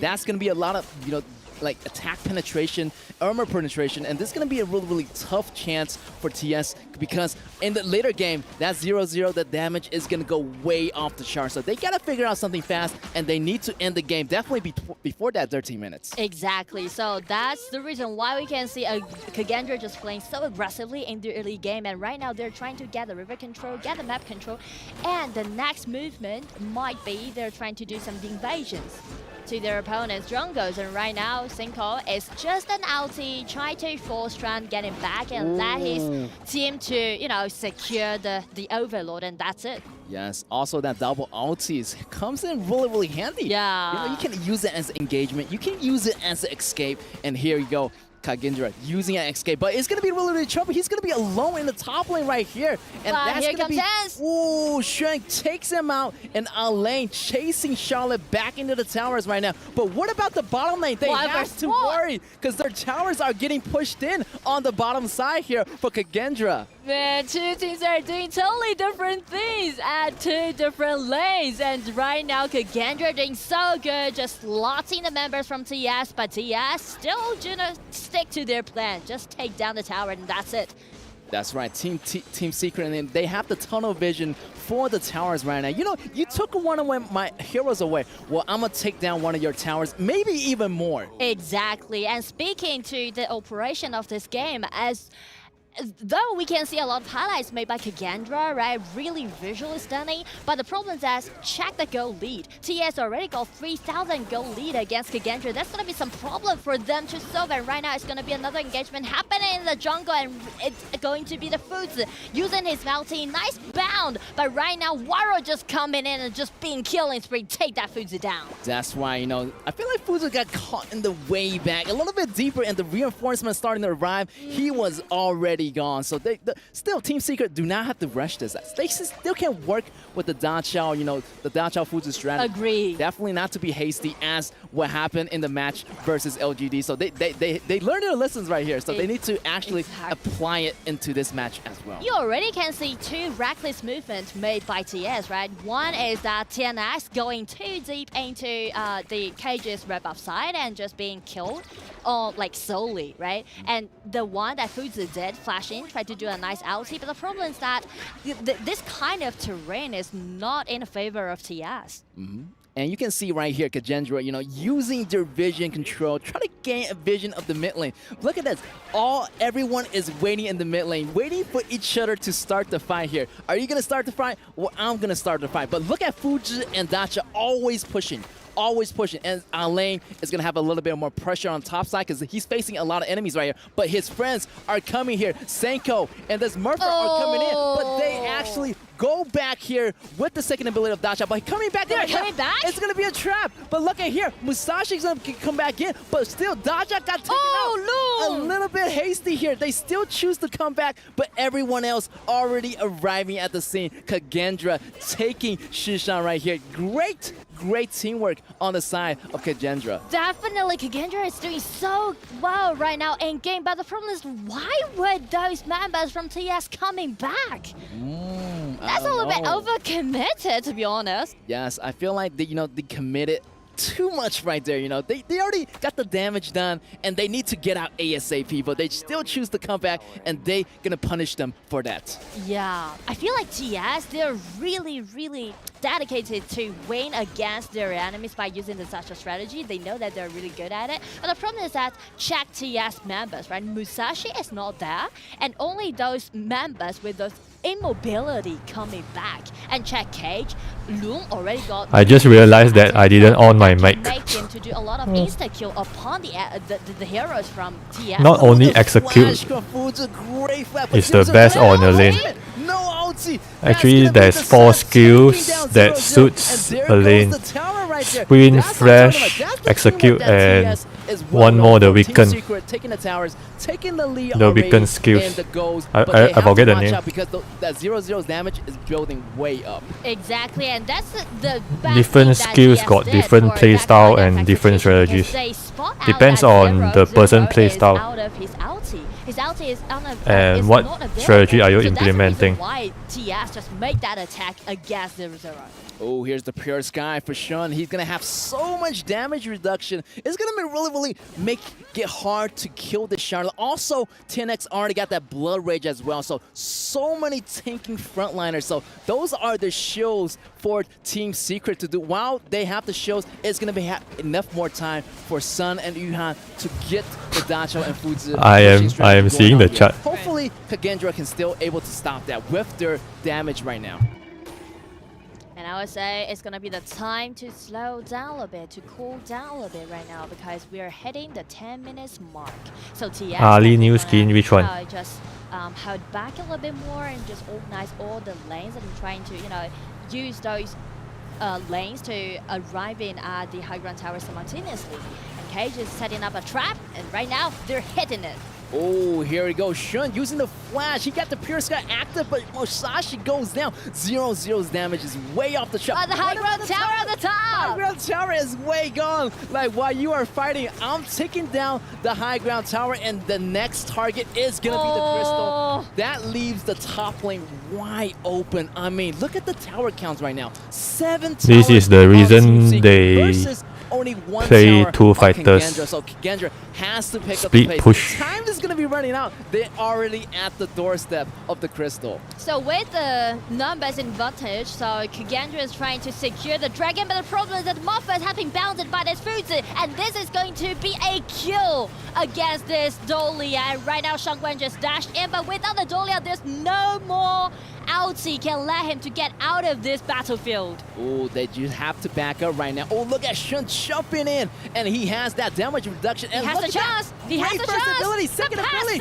double kill, and making it back to the home. And now they're gonna transfer back. Teleportation. All the teammates are here. 4-member down on Kagendra, and this might be the final push that Team Secret is about to do here. I mean, 0-4 trade, no more way for the Dragons right now. They are just trying to secure their victories. Coming for this Alien, just using his ulti, and this is the double ulti, but they can't save their Crystal. It's gonna be the victory for TS. Team Secret, yes. What a fantastic battle. Wow, the macro by Team Secret is so well put out. I mean, everything step by step. Everything's so clean. Just for like a small slight mistake in that top lane when that tower is not destroyed, but any other time, they did a really good job of keeping them down. Also, using Fuzi and Dacha really effectively at pushing the towers. I mean, we should not forget that back into Season 2, they used this Dacha 4 times and they win all of them with a 100% winning rate, getting it into EWC right now. And with this signature pick, Dacha as what he said, they are playing macro. As a 4-1, currently being at a 2nd place in Group A. Yes, and I feel like, everyone knows that Team Secret is going to use that combo. So I feel like, in the future, maybe in the knockout stage, definitely they need to find other strategies in instead of using a Dachau strategy combo, maybe use some other strategies as well. Exactly. But still, it's really nice for TS to do that, right? Because they lost the Dachau strategy against LGD, but right now they just improved it again. I feel so glad to see that happen. Yeah, that's crazy, man. I'm telling you, Team Secret definitely has something going on, and we're gonna go into a small interview here on stage at the Amazon Arena. They improved their strategy. And ladies and gentlemen, we are here right now with one of the members of Team Secret. I can tell you had the confidence that you're going to win this match, but how do you feel that you had people flying all the way from China just to be here to witness this win? 首先，恭喜玉涵选手获得本局比赛的胜利。我们能看得出来你们的表现非常的自信。当然呢，我们也有很多来到我们场馆支持你的粉丝朋友们，他们也在赛前为你们应援。有什么想和他们分享的吗？谢谢，就是粉丝来帮我们应援，就是可以多多支持我们。Number one reason why I hate Dachau and food. Lee Xing still okay. Something happened around the top side with that tier 2. You managed to go back, but you turn out, as an entire party. Lee Xing is managed to counter. Food is the problem. That's the reason you seldom see Lee Xing in tournament. 你还记得吗？你不记得了。对，就基本操作吧，就大家一起说了。对。All right, it's very hard to remember, but it's basic. We are very skilled, and I think we're so used to the fact that these are the combos and composition that we feel comfortable with. All right. So now, what is that one team that you want to go against in the coming matches? 在未来还有机会的话，有没有哪支队伍是你特别想要交手的呢？组内组外都可以。KPL Dream Team. Of course. Of course. KPL Dream Team. I'm not surprised at all, but let's see what's going to happen right now. Back to the studio.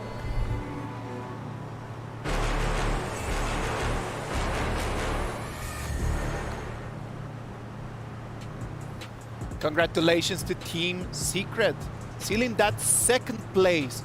Remember that right now with me, Stuart and Blam. How are you guys? How's it going? Going well. It's an exciting game to play, to watch, to be fair. I mean, Team Secret coming out absolutely huge. I feel like in this series, making sure that they can qualify as that second seed, as you mentioned. Kagendra, unfortunately, it's going to be a bit tough for them. Yeah, it's going to be hard, man. Like, sadly for them, they had momentum in some moment, but then after that, it just kind of fade away. That's it. I mean, that's the unreal expectation of it all, really. It's like what we were saying beforehand, is like, oh, because this is going to be the decider for tiebreakers or not, will Team Secret play a little bit more tame? But at the end of the day, they went for the Dachau and the Futsu, and that wasn't the case. Oh, come on, like Team Secret, they are allowing them to play the Dachau Futsu. Was that the mistake from Kagendra? I mean, it's a huge mistake. For those who don't know, they were actually playing against each other in that Season 2 Invitational, and this was pretty much the exact composition that Team Secret played to beat Kagendra in Season 2 Invitational. And Kagendra, you would have thought, would have learned about this situation and actually adapted, but in the end, Team Secret were just like, okay, let's just do the Chao Fuzi again, let's guarantee this win. And also that mid lane pick, Zhou Yu, the first time we're seeing it here at the EWC. It was a good game just for us to be able to see that Zhou Yu, right? Because it is an option. We know that when we're playing the Dachau Futsu strat, like we want to have priority in cleaning the wave. But against that Shangguan was really, really hard. Yeah, it was. I mean, if they didn't go for the Zhou Yu, they wouldn't have had any kind of wave clear. So having that was just going to be a secondary pressure other than the Dachau and Futsu pick. And having that in your mid lane is definitely better to have than go for another assassin. And that's probably why they gave over the Shangguan. I mean, you speak about wave clear on one side with the Zhou Yu. You look on the other side on Kagendra, there is zero wave clear at all. How are they supposed to defend against the Chao Fuzi and the split push in when they have no one? They have an assassin mid lane like the Shangguan. We know that these assassins in the mid lane can be a good pick, but against the Chao Fuzi, I feel like it's extremely difficult because you've got them split push in and you have no one to clear the wave, so the high ground towers just went so quickly. It is really hard, man, because then you're actually thinking, if I cannot beat the strat, I'm actually trying to open a little bit of a crack somewhere. In one of these lanes, I need to have an advantage. That advantage never came. No, I mean, it never came at all. There were times which Team Secret, I feel like, overextended a little bit. They got a few picks, Kagendra, but in the end, I feel like that the Chao Fuzi is just way too strong for split pushing. Kagendra couldn't really push any of the towers because of that wave clear from the Zhou Yu, and that allowed them to get the victory. Now, Team Secret is going to finish second place, but after these games against Kagendra on their special Daxiao strat, did we actually get the feeling that it was going to be their best performance? Let's first talk about the match MVP, Sun, on that Futsu from their Futsu against Daxiao. I mean, it's pretty much written in the stars, right? When we get that Futsu pick come through, it is pretty dominant and showing right there the deserved match MVP going over the Sun. Not much damage dealt, not much damage taken, but it's the utility of that pick. I think in the end with the Futsu as well, this isn't the first time that Team Secret have brought out at EWC. They tried the strategy against LGD. It didn't work out for them. Nope. It's really nice to see that Team Secret, even if they have that kind of setback in a way, they're able to reset, they're able to get that reset in terms of mentality with composition and still bring it out here against Kagendra and is able to take the victory as well. It is a very good performance by Sun. I like the fact that he actually used that Futsu. But coming back to the question, we saw the Daxiao and Futsu strat, Sun taking the MVP. Do they feel like a real strong second place in that group? I personally think they are, absolutely. They've definitely proven themselves, only dropped one round. Yeah, I think it's a little bit difficult. I think when it comes up against these bigger teams, I think they have to have a plan B. It seems like their plan A is the Chao Fuzi at the moment, and we've seen against LGD that with some of these new heroes coming in, like the Orban and Long, it hasn't actually worked out too well for them. But I think they need to come up with a plan B just in case they get the Chao Fuzi banned away. Well, and hopefully they're going to go back to the board and then they're going to be able to really go and polish that strat because they're going to need it as the tournament is going to move forward tomorrow in quarterfinals. Our last game of today is going to be the KPL Dream Team against Loops. I mean, KPL Dream Team are looking like the strongest team in the tournament, and I think at this point we have to kind of ask ourselves, is there a possibility that the KPL Dream Team can go on a flawless run? If they win this, they don't drop a single game during the whole group stage. Can they go on a flawless run in the quarters, semis, and finals? I would love them to go on a flawless run. What about them? Let's start seeing what they have to say about that. Hey, it's Chuchu. With me it's going to be Hai from KPL Dream Team. He's the jungler for the team as well. Hi, how are you? I hope everything is good. Okay, we have so many questions, but definitely the next game is against Loops. What do you think about Loops? I think no matter who they are, we will do our best. They don't care who Loops are, right? They don't think anything. They just want to fight against Loops. Now, any thoughts on the KPL Dream Team? They are like putting all the best role in all the KPL team into one team. So it will be very insane. 7 minutes? It is an insane team. Okay, last but not least, of course, your fans out there. 大乔 teleport need a big CD nerf.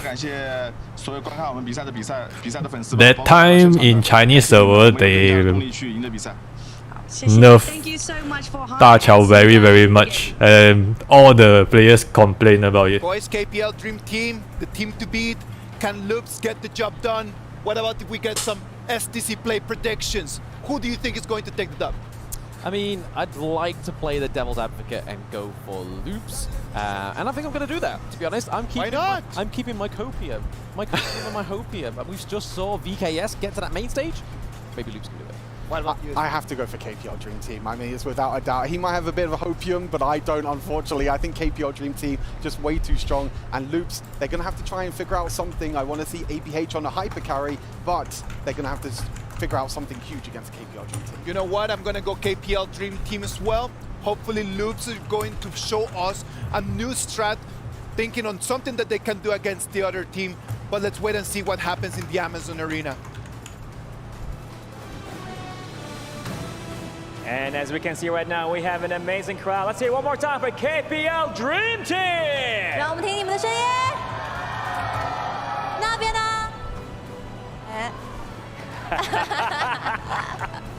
？Thank you so much for your passion, and we are ready for this last game of today to kick off. Please, first, the one and only KPL Dream Team.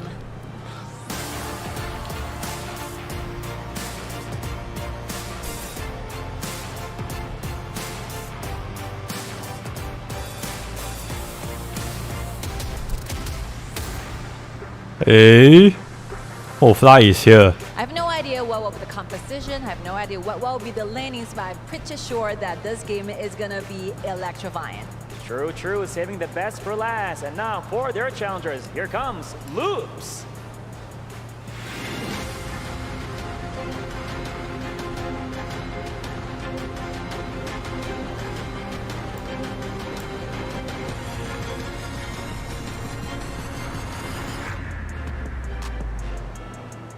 Here we go right now. Last match for the day here taking place at the main stage.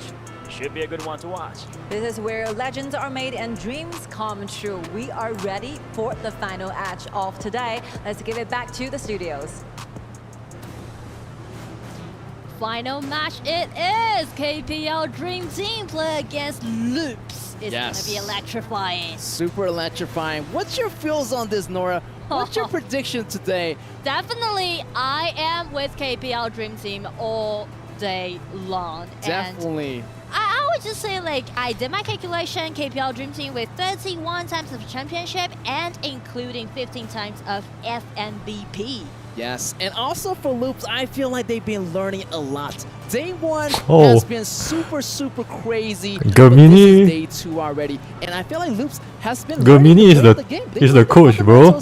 They know what KPL kind of, what they're gonna do maybe in this game. So let's see. They know maybe they're gonna go for the counter invasion. Maybe they're gonna go with the fast, mean, and or Lady Strong combo. But Loops already analyzed a lot of the KPL playing style. So I'm feeling like Loops is gonna do something new this match. True, and speaking Loops composition, definitely they're gonna go some aggressive draft. So KPL Dream Team stay as usual, just ban away this Hino and this Dachao. And as we can see for today's lineup, it's going to be high-end chance. I think high-end chance is the reason they laugh is that they know the game will end like 5 to 7 minutes. Right here. Also, I saw Hai's interview. Really interesting.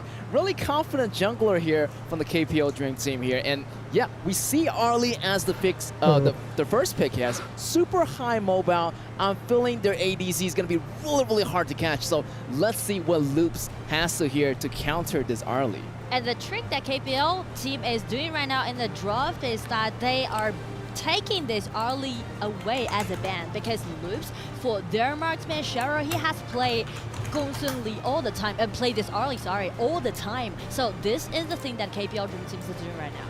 Yes, and you can see that Ogron already getting the second pick, and that's going to be a really power pick here. Already know this Ogron might be a flex pick. You can use it as the top lane. Maybe Fly can use it as he did last time, gaining a lot of great moments right here. Or they're going to use another jungler to play as jungle while, Ogron can be the top laner. I feel like Loops really need to ban away this monkey. Oh, yes. They really shouldn't let monkey to be an open choice, because they already show off this Musashi, so definitely they're trying to counterattack this Ogren pick, and so does this Arlie. So if they want to do so, they need to take that monkey away from KPL Dream. Oh, I don't think so. They're not going to take it away. This might be a deja vu moment here. Maybe it's going to be Monkey and Ogren on the same team again. That's going to be monstrous. And how Loops is going to deal with that. I mean, 2 heavy tanks in the front line, and you got Yuhuan as well. Oh, they let it open. Oh, okay. KPL might think of something new here. Maybe they're going with some experimental builds, which I do like. They're already this strong, so they might do something a little bit different in this last match against Loops. It's going to be the time for Loops to pick some heroes. Well, it's really interesting that actually they can't just take that monkey away, because Musashi is a fixed jungler pick as usual. So they are trying to do another thing, is that they are just trying to empower their marksman and trying to pair this Lady Sun with this Mozi. And they are building kind of like a waning lane at the bottom. Yeah, I feel like the winning lane is going to be really, really effective against early in the laning phase. Definitely, they do have the advantage in the early games. Lady Swan, Mozi, harassment, keeping the distance away from early and letting this Lady Swan farm. But look at here. Again. The scariest thing has happened here. Monkey, Janfei, and Ogran. Wow, what a great front line here for the KPL Dream Team. I do feel like it's kind of like Byron I ban. don't think Fly is very good the hero pool to play this monkey. at Because Byron, last do you time know? we that KPL Dream Team play against AG while they used that Ogren as a flax pick, that was Pawn as the jungler. But the problem is that this player, he has won championship for 7 times and including FMEP twice, so definitely being played for such a long time, over 6 years right now. He has the sufficient hero pool to let him to do the monkey flash pick. Yeah, definitely, and not to mention his debut of his early, right? Am I right? You told me about that. I told you the Super story. Interesting. Yeah, here's the thing that as his debut, he kicked his debut with a pentakill by using early back in 2019 in KPL. So he was a marksman player, and then he just rotated his role to play as a jungler. Yes. But always gonna be the course of the team. Yes, and now he is the jungler for this game for KPL Dream Team as he play Monkey.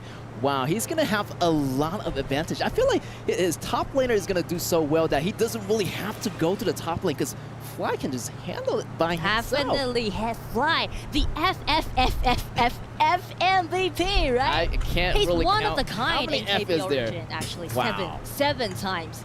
So definitely it's gonna be something that KPL Dream Team will do again for their last game in the group stage. While they take it as 5 wins in a row, being the undefeated, get into the quarters, or it's gonna be Loops. Get ready to this uphill challenge. That's right, KPL Dream Team here on the blue side here versus Loop on the red side already here. Fly trying to gain that second level advantage, but look at here, Miffy here on the top. A little bit surprising. They know that Fly is really strong in the early lanes of the early phase, so they brought Miffy to help, but it's not bringing Fly down. Fly noticed that someone is missing, and right away he knows something is wrong. Oh, nice stun and trying to save Musashi, but the problem is that Rong was there, so it's gonna be the first blood goes over to Rong. Oh, how dare Luke's go in, try to get the blue so early, but you know that Ron and Hai already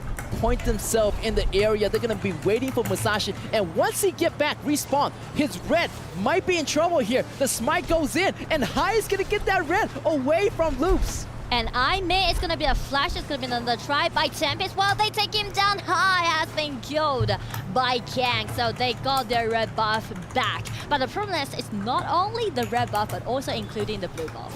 Because why it's being so chaotic on the top side of the map, Arlie just find a chance getting into, already sneak into the blue buff side and take that blue away from Abyaga. Yes, that's a huge loss. Also, Fly almost getting the kill here, almost going for the tower dive, but very close. Tempest still surviving those blows. He has to go back and heal right now, or else maybe stay for the healing dude to get back up because he does not want to lose that EXP on the top lane here. And right now we can see from the camera, from the window, a lot of fans from China flew all the way Fly owning 对抗路 as to usual. Saudi Arabia, and they're making their badge and writing with always believe in no fear, the support from KPL Dream Team. Yes, a lot of fans here, and they're showing their support, and you can really hear not the even 1 chants minute in the already. stadium just now. I'm upstairs, but I can still feel a little bit, shaking from the stadium as their voices are so loud.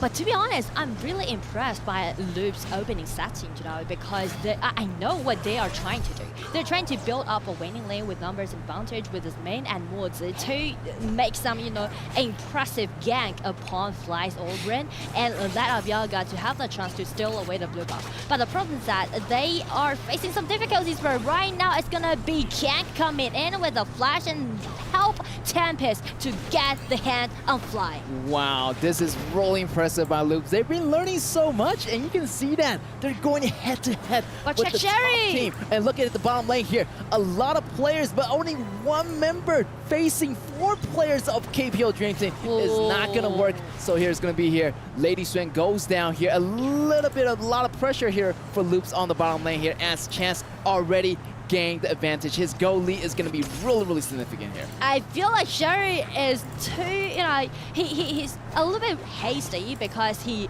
as long as he spot that Chance HP bar has been chopped away, he is trying to flash and get that insta kill. But the problem is that the tower is still standing there. It hasn't been 4 minutes, so still Chance has his chance to stay alive. That's right. The tower protection is going to be available before before the 4 minutes is going to be due here. Also here, Mai Ying taking the kill on Fly, which is going to be super interesting. So here comes Musashi!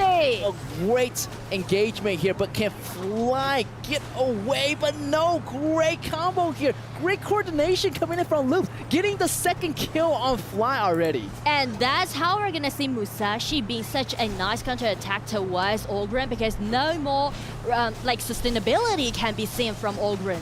Exactly, that Musashi ultimate is going to lock in that HP. We really can't recover a lot of HP during that period under that ultimate of Musashi, so it's going to really nice counter here. And Fly finally feeling some pressure on the top lane. Yeah, I feel like he's having an easy time right now, but I feel like KPL Dream Team, this is going to be not a really easy game to win here. And I feel like this might be the reason why Loops let this Monkey to be an open choice, because they are ready for it. It's going to be the ulti from Lady Jin and trying to take Chance down, but still, it has been 4 minutes. But I feel like so far so good for Loops. Yeah, Loops is handling They did their homework. Yeah, definitely. They're handling themselves really good. I mean, yeah. Look at that scoreboards are 2 and 3, and they got that extra kill. So yeah, they're technically in the lead right now in the kill count.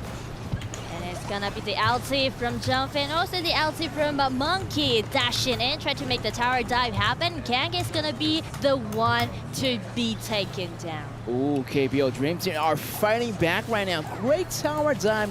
Great initialization by the whole team here. And also now that I feel like bottom lane gone, almost gone, they're going to open up the way for the jungle. The jungle is going to be way open. That's going to be a really nice time. Fly is being targeted. Maybe they do not want to win the game, but they want to kill Fly. And I feel like from now on, Loop's going to collapse since their mid lane tower has been taken down, so it's gonna be another try from Musashi, but he's using his ulti, trying to lock Monkey down with his teammates coming in, and also the ulti from Moods. Get a really nice 0-2 trade on the top side of the map. Yeah, 0-2 trade. That was a 4 versus 2 situation. Great teamwork on Loops, trying to pressure and Fly on the top side here. Top side might be the first tower to go down as there's nobody defending it and creeps are moving in, but the battle still happening here. Yuhuan doing really nicely to clean up that Lady Swan. I feel like a lot of things are happening right now, simultaneously on the map, but Loops, they are keep watching out this Ogren pick from Fly, but the problem is that they show less care about their marksman, which might be a big problem, because Lady Sun definitely is going to be the late game core for Loops, but right now, Sherry has been taken out twice in a row, and he has such a great goal deficit against this Chance early pick. That might be a slight problem. That's right. I feel like definitely that Arlie already got that damage ability, and he's going to get his item a lot quicker than, Sherry. So definitely, I feel like, late game wise, Lady Sun is not going to be that helpful towards the team. Loops, however, did get, a lot of damage on Fly on the top side here, so they might slow down on the top side, but what about Arlie? Arlie is already pretty much stacked in all the items. And using the mobility that Arlie has, and also those ulti from Zhangfei Peg, played by Nofia, the next step that KPL Dream Team is going to do is control the map. They're just do a lot of jungle planning, just clean up all those resources that they can. Yeah, right now, the game a little bit slowed down right now. KPL Dream Team trying to find their way and catch them at the best moments So right now, the Dragon is up right now. Also, another counter for the Tyrant is also up. So, they have two choices. Either go for the Dragon for more pushing power or go for the Tyrant for the extra damage buff. And if we scrutinize the board that we just see on the screen, Chance already got 2,000 gold lead against Charis, Ladies and Peck. So that will make KPL Dream Team being so dominated in the mid game because they got the tankiness from Monkey, from Zhang Fei. At the same time, they got the sustainability offered by this Yu Huan. And they are just gonna play around with their marksman, with Arlie, and try to take those towers down as much as possible. Yeah, that bottom tower is already open here. I feel like their bottom power is really, really good. Zhang Fei and Arlie doing so well here. And the look at that. vision's open since Tempest just trying to hide just right before Fly. So Fly just got the vision, call for high, and they got Tempest down. Oh, here we go. They already got the Tyrant, so they're going to go for the battle here. Invasion on the red area. KPO Dream Team moving in really, really hard. Look at that crease moving in on the middle tower here. Tier 2 tower is about to go down right now. Really, really trouble here for Loops. Their time is going to be running out. They're really, really getting choked in by KPO Dream Team. Also, Fly at the top, getting that tower as well. Also, wow, so many towers are going down simultaneously. I mean, a lot of things that we can see from Loops is that they highlight a lot on the top side of the map, right? They are trying to take Fly down several times. They tried a lot, but two things that they didn't really care is that the farming pace about their marksman is not that well, and at the same time they lost their milling tower around like 4 or 5 minutes, right? That's quite an early time in this game. Definitely. Also, High, try to farm up, try to get more items. I mean, 2 Pure Skies already on the KPL Dream Team here. Flying got the Pure Sky as well. Also, High got the Pure Sky. That's a lot of damage reduction. That's going to be really, really effective against, when, Musashi jumps in, or the damage coming in from Tempest jumping in on them to get activated. Also, on the other side, they have the Pure Sky as well. So, yeah, both sides looking really, really well on their items. But, yeah, it's all about the late game. Can Shears get this item? Can he get more item or more damage back up Loops in the final part? And right now it seems to be an engagement happening in the mid. Nice stun by Yu Huan. Just forced out the flash from Tempest and using his ulti, try to get away from this kind of trap. And KPL Dream Team, because of the Pure Sky that you just mentioned, it offers them to have triple tanks that I can see, right, from their own composition, which allowing them to have such a clear vision over the map. And right now it's going to be the tower dive because they're trying to take the high ground tower down at the bottom side, and there's no way for Loops to, just save their towers. That's right. Great initialization by Nofear, pushing them apart, also taking that high ground tower on the bottom side here. And they're still going for more because there's minions lanes moving in the middle right here, and they're going after the second tower right now. And the problem is that there's no initiator that we can see from Loop's composition. It's going to be really suffering if KPL Dream Team just jumping in with this Monkey's ulti and trying to dash in. Nice try by Tempest, but they're going to lose their high ground tower. It's going to be the end, I think, because the lanes are on their way. Loop's trying their best, but without the multi. Who is the guy on the right top? Up the waves. Tempest just sacrificed himself. How I know who is the guy? And it's going to be killing spree that just got. But still, Loops, they hold down a bit more, but they still need another 20 seconds. Wait for the team fight to revive from this. It's going to be the super minion getting into the guy is some anonymous. 10 minutes mark, but right now it's going to be another victory for KPL Dream Team. Congratulations, KPL Dream Team secured the final win here in our day 2. What a great, fantastic battle. I mean, Loops did good. They did really, really good. Really, really well. They learned how to fight. I feel like they studied from KPL Dream Team from the first day, and they did so well in the beginning. I mean, really, really respect to Loops here. True. They actually just designed the opening for them, and it's all about coordination, because they really need to communicate in a tighter way that led up Yaga's Musashi to get into the blue buff at the simultaneously with their mid laner, right? It's kind of like the layer is not at the right moment, but still, nice try. Yeah, great job here, and you can see that the damage dealt by wrong. Like, you know, the healing, the damage is so persistent. And I feel like, who's your MVP pick on this one, Nora? For KPL Dream Team? Yes. Oh, it's really hard to pick out one MVP. Yes, definitely, man. I feel like everyone did a good job. And I feel like, you know, the great engagement from No Fear, he did a lot of good job. I feel like he already have like one MVP already. So, yeah, I feel like the MVP should be someone else right now. We just wait and see and give it over to Sky. Well, not a surprise, another win for the KPL Dream Team. Now, 5 wins pretty much since you started your journey right here in Saudi Arabia, the EWC, for the Midseason Invitational. What's your evaluation for your team and your performance? 首先呢，恭喜 Fly 选手又获得了胜利。那我们今天结束了所有我们这一个赛段的比赛，是5胜0负的战绩，非常漂亮。可以评价一下，你觉得这2天梦之队整体的表现，在你眼中是个怎样的比赛吗？这2天的话都是按照我们训练赛的一个训练成果去进行的嘛，然后表现的话也是比较满意的。We did just like we practiced in our scrims and practices, and wow, we were quite pleasant and pleased with what we have performed to the audiences across the globe. Great. All right. So now, I think so far Weibo Gaming gave you the most challenging moments pretty much when it comes to a competition. Who do you think is going to give you the same kind of challenge beside Weibo Gaming? 目前的所有比赛呢，感觉其实微博给到你们的一些压力可能会最大一些。那在你的眼中，将来的比赛会碰到的对手当中，会不会有一个给你们感觉是最难战胜的对手，或者说有一点难度的？其实这几天比赛的话，像老干爹啊、微博啊、TS 这种队伍的话，其实都是比较厉害的。然后后面的比赛可能也会碰上嘛，就是希望我们也能够保持好状态，然后去迎接每一场比赛吧。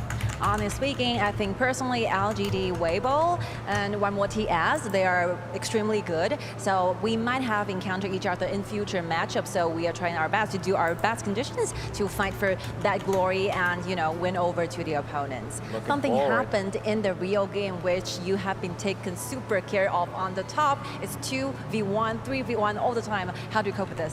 我们今天在上路呢，其实过得挺难的哦，要不是2打1，就是3打1。你当时在局中的这个大司命是怎么考虑这件事情呢？其实，在开局的时候，就是有想过他们那个真机跟小满以及宫本，它是3个点位，可能是对上路有点针对吧，然后就一直来，然后也打得比较频繁，然后他们战术也比较成功吧。Okay. In the beginning, we thought that Lady Jin, Musashi, and the Mai is going to be coming for me on the top side. So yeah, I think very nice execution with our opponents. They did a great job. I'm sure they did. Definitely more to see as well with KPL Dream Team and more thoughts with the studio. Let's go.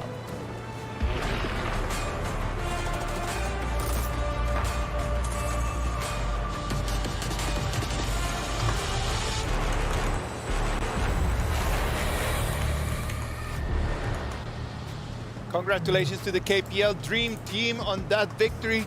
Still in a perfect way, man. A lot of people at the beginning had questions about their synergy, about their cooperation, and after 2 days of performances, there are no questions around. They are the top dog.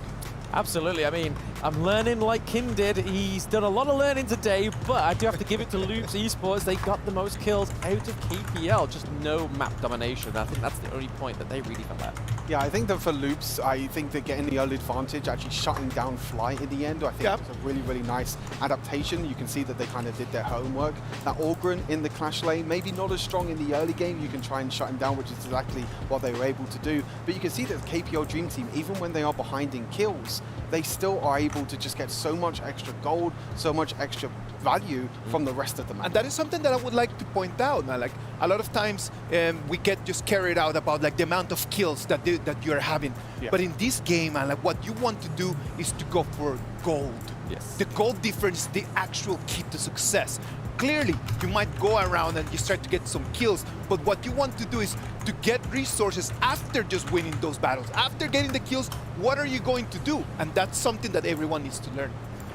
Absolutely. I mean, ABH, he tried for that level 1 engage, or at least an early game engage, but he was definitely punished by it by Rung. And I have to give it to Loops. I think like that's probably, if other than Weibo Gaming, they are probably second best against the KPL team. Yeah, I would agree on that as well. Like you can see that they really came out just guns blazing. Yeah. They really wanted to prove themselves. they knew that they would go into the end either third or fourth. There was nothing to lose. Just go in and they just give your best. No, I think that's what you have to do against this KPL Dream Team, because I think everyone is... Now LGD is 5 points and also LGD are the only and never lose a single match before. But making sure that you actually get the extra advantages, you know, the small advantages that you're able to get. But then, like you mentioned, Isaac, is what they do afterwards. They have to try and invade the jungle, deny gold away from the KPL Dream Team. So if you don't deny gold away from them, they're just going to take everything that they can get. It is important to see like what Sky was talking to with Fly. Like Fly was always facing 2, 3 people, and it's alright. Like you can come in and then you can take the kill. What are you gonna do with that kill after? What is the actual goal? What's the plan? Talk to me about it, please. Yes, absolutely. I mean, like you said, Isaac, it's not always about the kill, it's what you do afterwards. And I think going into a matchup against the KPL Dream Team, this is what all the teams are just hoping for, just to see if they can make them bleed. They may not win the game or get any extra objectives from them. They just want to see if they can make them bleed. Come on, like at the end of the day, it was an amazing game and a great experience for all teams in Group B. Everyone in Group B that had a chance to actually play against KPL Dream Team, believe me, in a couple months when they're gonna go back to their own competitions, they're gonna be really in a different level, man. I think that's the crazy thing about this tournament is that for the global scene, this is such a huge learning curve for them. Of course. They're coming up against the best players in the world, you know, whether it comes up against scrims or anything as well, but you can see match MVP is going to be Wrong. Playing Yuan pretty much the whole tournament so far. It has been a pick that only he has been playing in the mid lane, but he's been using it so incredibly well. We need to give the spotlight to that Yuan, right? Like not only to Ron, but to Yuan itself. Just it's such a mobile pick. Like you can actually play it mid, you can play it support, you can play jungle. It is the hero to play right now. A lot of people start talking about like, oh yeah, like the new heroes that they're right out there, but that Yuan pick, so available for everyone. It's incredible to see that we've seen it in pretty much all worlds, like you mentioned. We've seen it in the jungle. We know how fast she can clear in the jungle, and we talk about these mid lane majors being able to clear the mid lane waves, being able to get that mid lane priority. As long as you get that mid lane priority, you can look to try and roam around the map, as you mentioned. Yuan with the CC that she has, the extra healing that she has as well, is so big for a mid lane mage, and pretty much different to any other mid lane mage. You think of like Lady Shen, Angela, Princess Frost. They don't have the same sort of maybe healing that Yuan can give to a team. Yeah, I think, like you say, a lot of this thing is the teams, the global teams, learning from the KPL. So I think when you say, Isaac, that they go back to their regions, I feel like they may be seeing a lot more Yuan being picked up in these other competitions. I hope so, man. That would make me actually very happy, just to see that this tournament was not only for them just to be like, oh no, we're gonna be facing the top team. No, man, like you actually had the opportunity, the chance to come in and to become stronger. And I mean, the crazy thing is as well, you can see Wrong's damage in the end. You know, we talk about the healing, we talk about the sustain, the wave clear, the crowd control. Wrong doing the most damage as well in the mid lane on Yuan. You don't really get to see this too much either. So not only does Yuan as a hero offer so much, but also offers the damage as well. And Wrong has been playing it perfectly throughout this entire group stage. Yeah, I mean, it's been paired very well with other heroes, with other teams. So we saw, I believe it was it Kagendra that picked up the Yuan and the Dolia and then put the Lung in it, so it kind of seemed like a hyper carry mechanic going on there, and that was really interesting to see that Kagendra have already adapted that in the tournament. Well, boys, it has been a great tournament up until right now. We're done with all the best of one. We still have one more game just going on over there on the B stream right now that we still need to wait for the result. What is your feeling after this whole best of one as we can see the standings? Yeah, I think it's actually pretty interesting to see how it's going to adapt into this best of three when we get into the quarterfinals tomorrow. These best of ones can be very 50-50. They can sometimes be very coin flip. There are going to be teams that are going to be able to pick up these pocket picks. But in the quarterfinals, I think this is where we're going to see the adaptation from the teams, them learning from game to game to game, and it's going to just build up over the tournament. Yeah, it just means that there's more room for error. If you do overstep in one game, it's not the end of it. You can just literally come back, get on the horse, and then try and take down your enemy in game 2 or potentially even game 3 if you manage to bring it around to a draw. But if you look at it, LGD with a solid 5-0, just all the way from Season 2, all the way to here with just a flawless victory. They have like really came in and they showed that they're actually the champions of this whole thing. besides KPL Dream Team, the other team that actually just did not even lose a single match. Sadly for Team Falcons, for Kagendra, for Boom Esports, this is gonna be the end of the road, man. Unfortunately, it's been a long road for them, but like I said to Stu when we were casting, it's just a horrible thing to feel for the players, especially on Team Falcons, not picking up a single victory, and we're seeing some of these keys being crushed, and it's like hopes and dreams being crushed, man. Yeah, it's actually crazy. I mean, the whole trophy system in general with this whole key things being crafted is super unique. We haven't really seen it's brutal, like man. This. I mean, it's brutal, but hey, you got to come and play. It's the biggest tournament. It's the biggest stage of them all, and like you can see there, Boom Esports. Oh no, you can see the.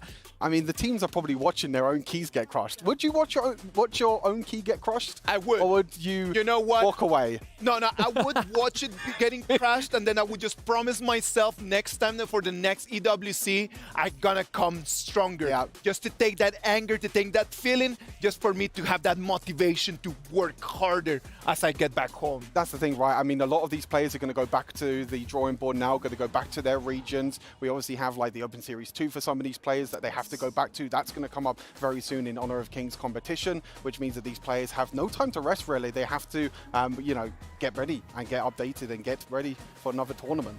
Well, man, I'm hearing that we have updated standings right now.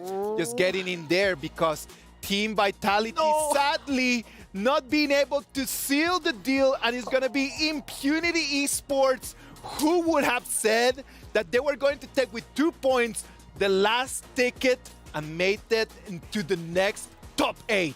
This is heartbreaking for Vitality. Really like taking the game and taking that revenge versus Vivo Keyed all the way in their first game to then losing 4 games in a row. They only really needed 1 more win out of them 4 games, and they weren't able to get it, and now they're knocked out completely. So both these teams, you know, Vitality, Falcons, Boom, and Kagendra, will have to say bye-bye to them. Yeah, it's just showing the flaws of the side of Team Vitality. We love the guys, we love the team, but it's all down to that draft. If you focus one of their carries, it's game over, and that's not the way it should be. Your team should be a unit, not relying on one person or another. Brothers, it has been an amazing day, and I'm totally sure that everyone at home has had their favorite plays, and we have come up with the highlights of the day brought to you by Kidia. But yes, just look at these plays. It's KPL and WG. So Weibo game in here. One of my favorite games to cast today. I don't know about you, Stu, but I was really hyped for this game going into it. And I don't think I was disappointed with this one. Yeah, the aggressive plays from Yinyo in the end, being able to place aggressive, flash in with Long. We've seen that the KPL can play this hero so incredibly well and better than anyone else that we've seen so far in this tournament. So Yinyo getting one of the plays of the day. Yes, it is another one of Weibo game, and it looks like it's a Weibo day, baby, against Falcon, who we've just been speaking about, who haven't been able to get a single victory on the board within the EWC Midseason Invitational. But when you're playing against Callinggg on this Orgren, it's crazy, that triple kill, man. Yeah, I mean, we're seeing a lot of adaptations. I guess we're seeing a lot of the same new heroes that are coming through as well, as we can see here. Another play here again with Orgren. Again, just super aggressive play styles here. This is AG against Boom, one of the series that AG were able to take as well to secure themselves in the top 4. I think that was my proudest father moment, though, of this Yes. whole day, was just seeing AG get a dub. I was like, get in! Martin is going to be so proud of these guys. And yes, AG Global taking some victories today was probably my top thing of the day. I mean, we might not have the EMEA teams left, you know, with Falcons and Vitality being knocked out, but technically we have the wild card of AG Global still in the tournament, who did qualify through the EMEA finals as well. So I'm going to be rooting for them for the rest of the tournament. We're going to be rooting for everyone. You know what? Tomorrow is going to be day 3 of our tournament. We're going to move into the quarterfinals. We're going to be playing best of 3. But that's going to be tomorrow. For today, Blam, Stuart, thank you very much for joining me right over here at the desk. I am Isaac Peña. Thank you very much to everyone for being here. Be online tomorrow at the same time. We're going to bring you more Honor of Kings. Thank you very much. See you tomorrow.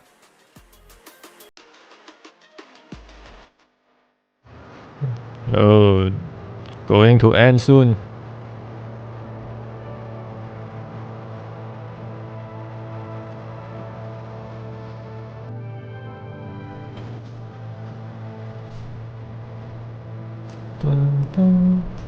I like this music, you know.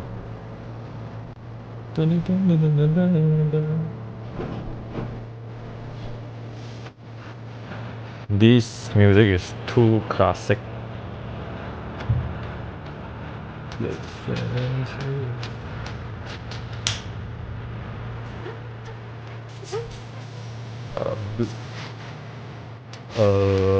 Evolve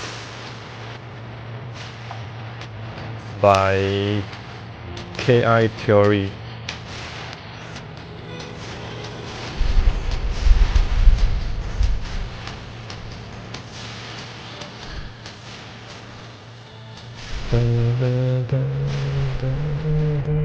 Let's wait and see.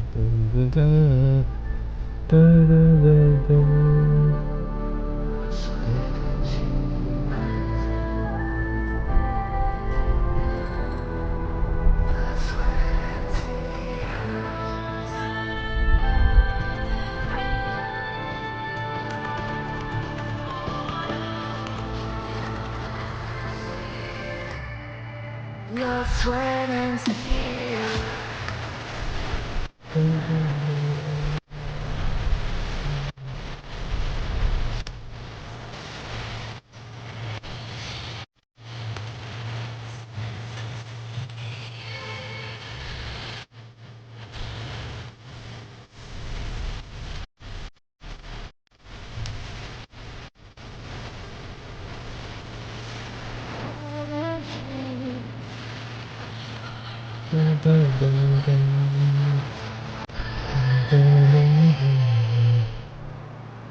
Secret Lab.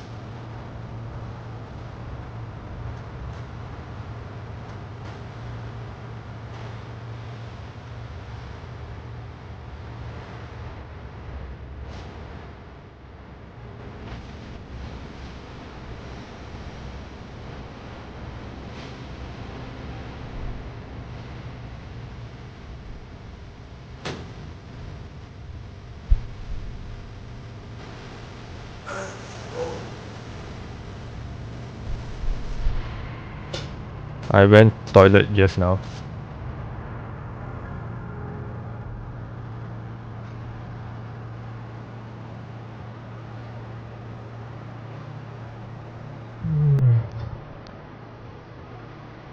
I'm thinking whether to play or not.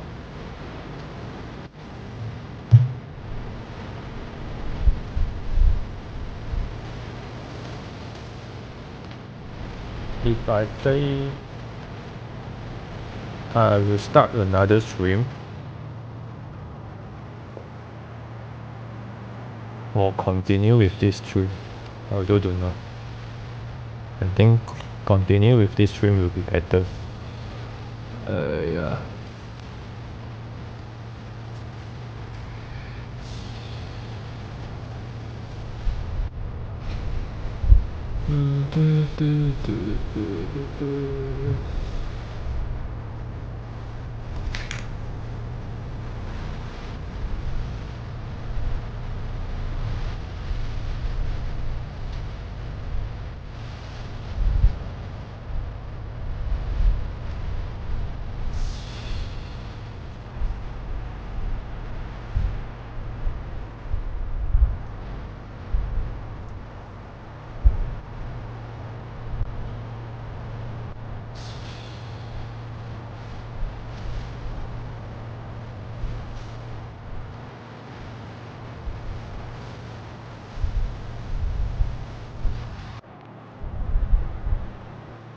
Let me see if I can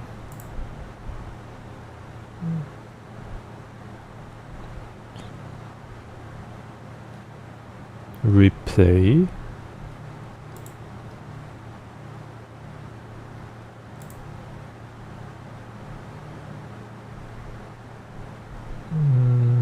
Wait ah.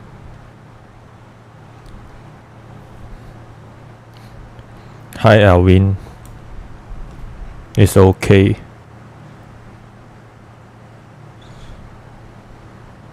Are you working?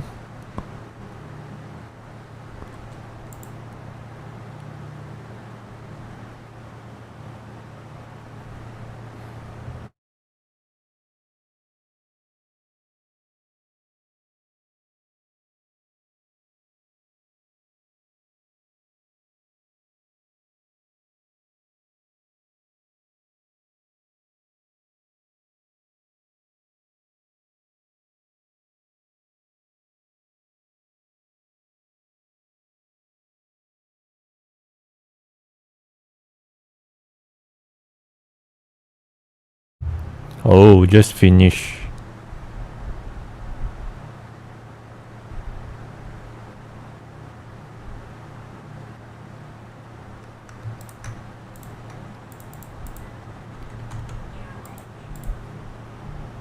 Wait ah.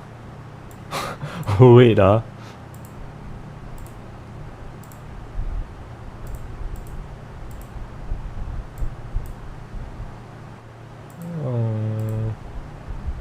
I think I will start again.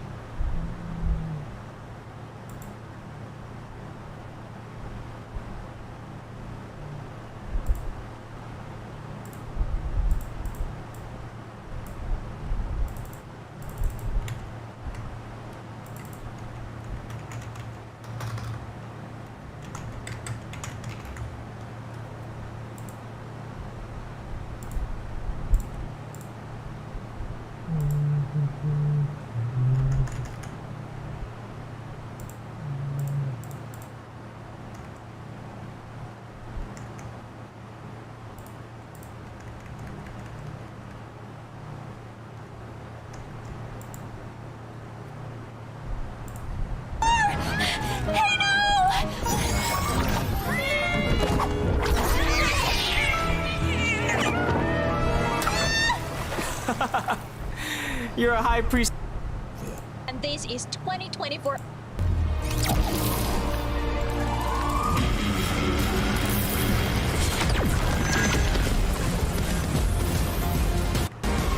The Choo-Choo will the Esports World Cup, and the total wall behind me is what's going to be the 4 days. This is all going to be about. I am Choo Choo. And I am Solari, and this is 2024 Honor of Kings Invitational Mid-Season, where 12 teams from around the world will compete for a prize pool of $3 million. Hefty amount of money that can change anybody's life, including the fates of any organizations. And it's all happening in the heart of Saudi Arabia, in the beautiful city of Riyadh. And also, who will get the honor to add in their badge and their club at the prestigious wall? And whose honor is going to be This is day 1, yesterday's stream. And it all begins now at the group stage. Only 8 teams are going to get through it, and the fight begins now.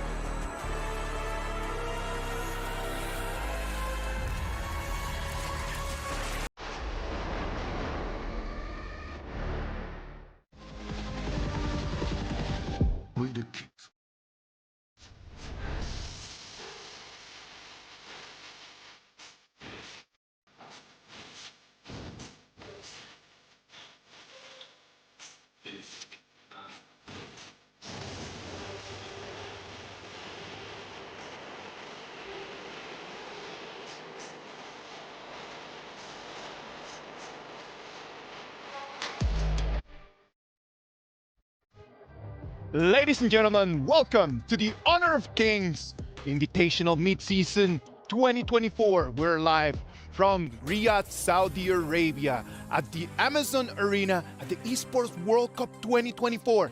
I'm gonna be your host for these 4 days. My name is Isaac Peña. With me are analysts for day 1 and day 2, Nora and Get. Hi everyone, I'm Nora and I'm super excited to be here. Just can't wait the event to be kicked off. Yes, I'm Get and I'm super excited as well. It's gonna be BO1 on the first day and things Yes, I am watching day 1. Everything is going to be on the line as we're gonna have 12 teams that they're going to battle it out. Because yesterday I didn't watch the They want to put their crown on their next head. 5 hours. I mean the last half of the day 1. About that. We put together a video just for everyone at home. Check it out. Hey. Get ready for the highly anticipated Honor of Kings Invitational mid-season at Esports World Cup. The top 12 teams from the qualifiers and the invited teams are set to converge in Riyadh, Saudi Arabia for a live showdown from August the 1st to August the 4th, all vying for their share of a massive $3 million prize pool. Let's dive into how the tournament will unfold. The tournament kicks off with an intense group stage over the first 2 days featuring 30 matches. The 12 teams will be split into 2 groups of 6, battling it out in a round-robin format with best-of-1 matches. Each group will compete in 15 matches to determine the top 4 teams advancing through to the knockouts. The excitement intensifies as we head into the knockouts over the next 2 days, starting with the quarterfinals. The top 8 teams from the group stages will compete in a best-of-3 single-elimination format. The winner of each of these matches advances to the semi-finals the following day to face their opponents in a best-of-5. The semi-final winners will then face off in the finals, where the ultimate victor will be crowned champion, claiming the trophy and eternal glory. Additionally, the champion will have the opportunity to smash 3 of their rival keys and add them to their trophy. Mark your calendars for August the 1st and don't miss out a moment of action as your favorite teams go head-to-head in a live competition on stage.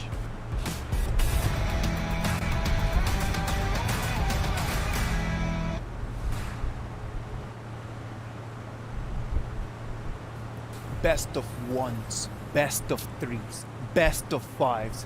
It is going to have all different options for those teams to try to get the victory, to try to get one step closer to that trophy. How are you feeling about the tournament? I mean, like, I do like the format set because it has the pace in it, right? We are just going for the best of 1 format for the single round robin in the group stage. Just, you know, let everyone just warm up a little bit and then move on to the best of 3. Best of 3 and best of 5. What's the difference with best of 1, Gegen? I feel like best of 1 definitely is going to be a really interesting battle because we're going to see a lot of experimental builds. And definitely BO1, you're going to have a test of each other's skills level. So to see which team is going to be playing with you on that particular level. So yeah, see what BO1 I get. definitely one of the most exciting battles for me today. We're going to have 2 days full of BO1. Where's the That's camera? going to be amazing. The prizes are amazing as well. Yeah. You know, a total of $3 million US with $1 million US just for the champions. They're gonna leave Saudi Arabia $1 million. Could have having some I interest. mean, No. like this kind of prize pool see? only appears in my Wait. dream. You know, I always dream to be a millionaire, and right now they can just put it into reality. That's right, and that's a lot of vouchers. Can you see it?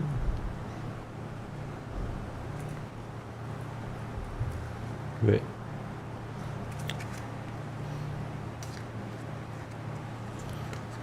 Riyadh, the cup, for the cup thing, for you to put the cup.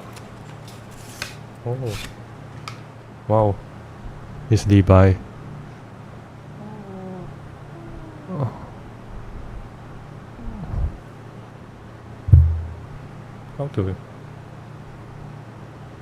How to zoom in? Never mind. LGD Gaming against Team Kagendra. The representative Yeah. from Malaysia against the They're representative collecting. from Indonesia. Get, what's your take on that? Kagendra, I mean, they've been a long time coming.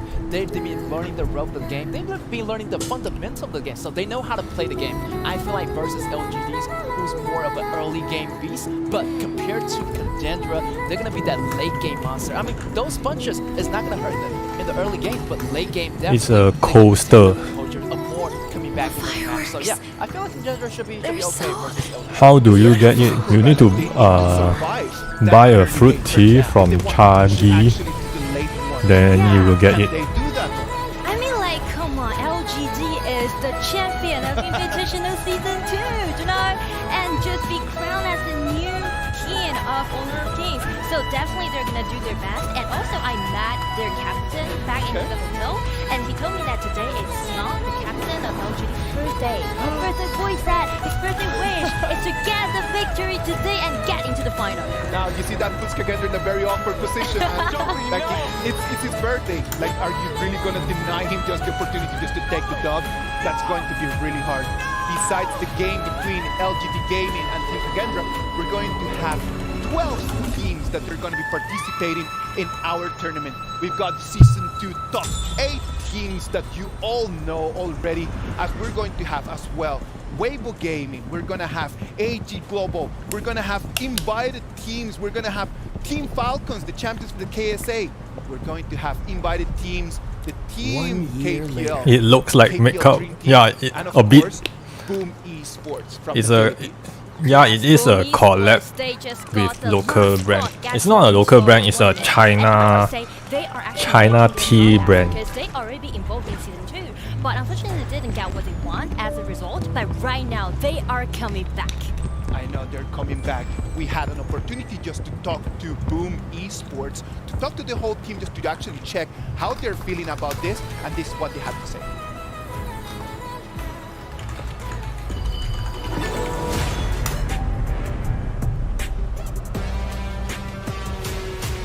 Let me take a photo of the remember, coaster. the championship in-game mode kicks off this Saturday evening at 8 o'clock.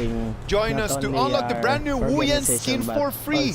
Immerse yourself in the battle for your region and claim the glory of a champion. I'm your caster, Isaac Peña, with me. And I'm excited to be here. And of course, we are with Charlotte. Your favorite kind of tofu, kindofu. Now we're gonna be talking a little bit more about the different games that are coming up. Now this is a spicy one because I think let's talk a little bit more about Vivo using him, so that's why. Yeah, of course, man. I always have thoughts on Vivo Keystars. At the beginning of the tournament, I really thought that they were going to be a force to be reckoned, but the results are not their way, man. Like, they are not actually really doing their best. something is happening. We need to get some talk about the boys. Like, something is not clicking. What do you guys think it is? To be honest, they just seem to be overwhelmed. It's not the team that we saw in Season 2 where they were 3rd, 4th place. This is one of those moments where they're kind of like, maybe they're a little underprepared or something because they're really not clicking. Well, the pace probably was too fast. Bear in mind, they were Season 1 Invitational champions. Season 2, they kind of dropped a little bit, and now they're struggling at the Esports World Cup. So it has to be the pacing of the game, right? They're not learning fast enough. What about we just watch a little bit more to learn about DKS?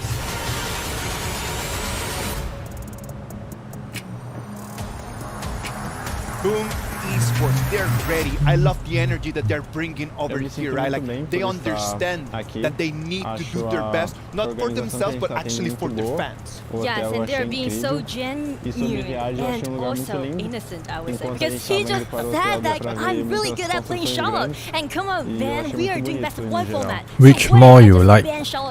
Could Nora or Sky? I like Sky more. I feel like the team is ready. I mean, just like it's very obvious though, since the KIC Season 1. I like Sky more.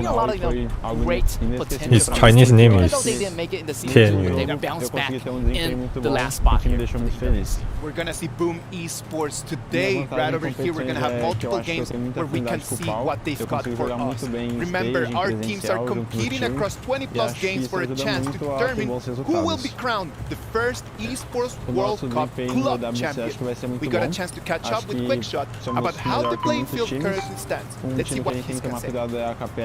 Hello everybody, Quickshot here from EWC Central. The Honor of Kings Invitational Midseason is about to kick off, so let's check out how they can impact the rankings in the EWC Club Championship update brought to you by STC. Então acho que seria sonho realizado. Eu queria agradecer a todo o apoio que eu tô tendo pelos fãs, porque desde o Brasil, nos campeonatos, sempre tem muita torcida pra gente, eu sempre vejo nas redes sociais, você torcendo. Então, continue torcendo pela gente, a gente vai dar nosso melhor. E muito obrigado. For clubs like Weibo Gaming, this is a huge opportunity to finally get on that leaderboard. With 3 more teams competing in other games throughout the rest of EWC, Weibo is looking to secure right over there. They're ready to show, required top 8 they're not showing any. Now, in the club we thought that they were going to be fighting for 2nd place, and right now their next game is going to be their opportunity to try to really have an opportunity to 4th place, not actually just having their trip just finished in group stage. Yeah, but as we've seen in previous I think, you know, one of the things we can focus on is the action of third, right? Getting into the zone. And I think maybe based on the interview itself, you know, they put a lot of pressure on themselves. Granted, yes, they represent not just themselves, they represent their country, they represent their dreams of lifting the trophy as well. So there's a lot of pressure, and I think one of the things I've learned of professional teams that do really well is not that they throw caution in a win, but they take everything in their stride, right? Let's do our best, be in a relaxed state, go into the zone, get into the slur, and we will win the games. I mean, it's not one thing to get into that zone, but I just feel like the other teams have really figured them out. Right? Understanding that Caesar's been that carry, forcing him to play Esports World Cup trophy, so it's more of like a reactive game for them. They've kind of struggled because of that, and I don't think that their game is really evolving as fast as it should. Then I think the solution I think only Malaysian teams that can give resistance. Just saw clip. Just saw clip. Weibo and KPL, yeah. But actually there is still a gap between Malaysian team and KPL teams. Yes, for sure. And now they have been on the main stage. Because Malaysian team, they are not that kind of. They are not playing tournament like every day, but KPL they do. But they have shown up. That was a beautiful draft in the previous game. Will they be able to repeat that kind of draft once again against BKS? Yeah, they're going to be on 3 times today, so we're going to be seeing a lot of Kagendra. There's still a lot of potential that they can have. They did very well against Team Vitality. They beat that out. Almost an upset, I would say. So I expect even bigger things from Kagendra, and they have a team that's really in Vivo stars. This is a great opportunity. Yeah, I know, like everyone heard about KPL Dream Team, so why did they being so daunting? I did my calculation. I'll just put it into a clear way. That how many individual championships, if I summed it up, will be the total number of the championships that these players have?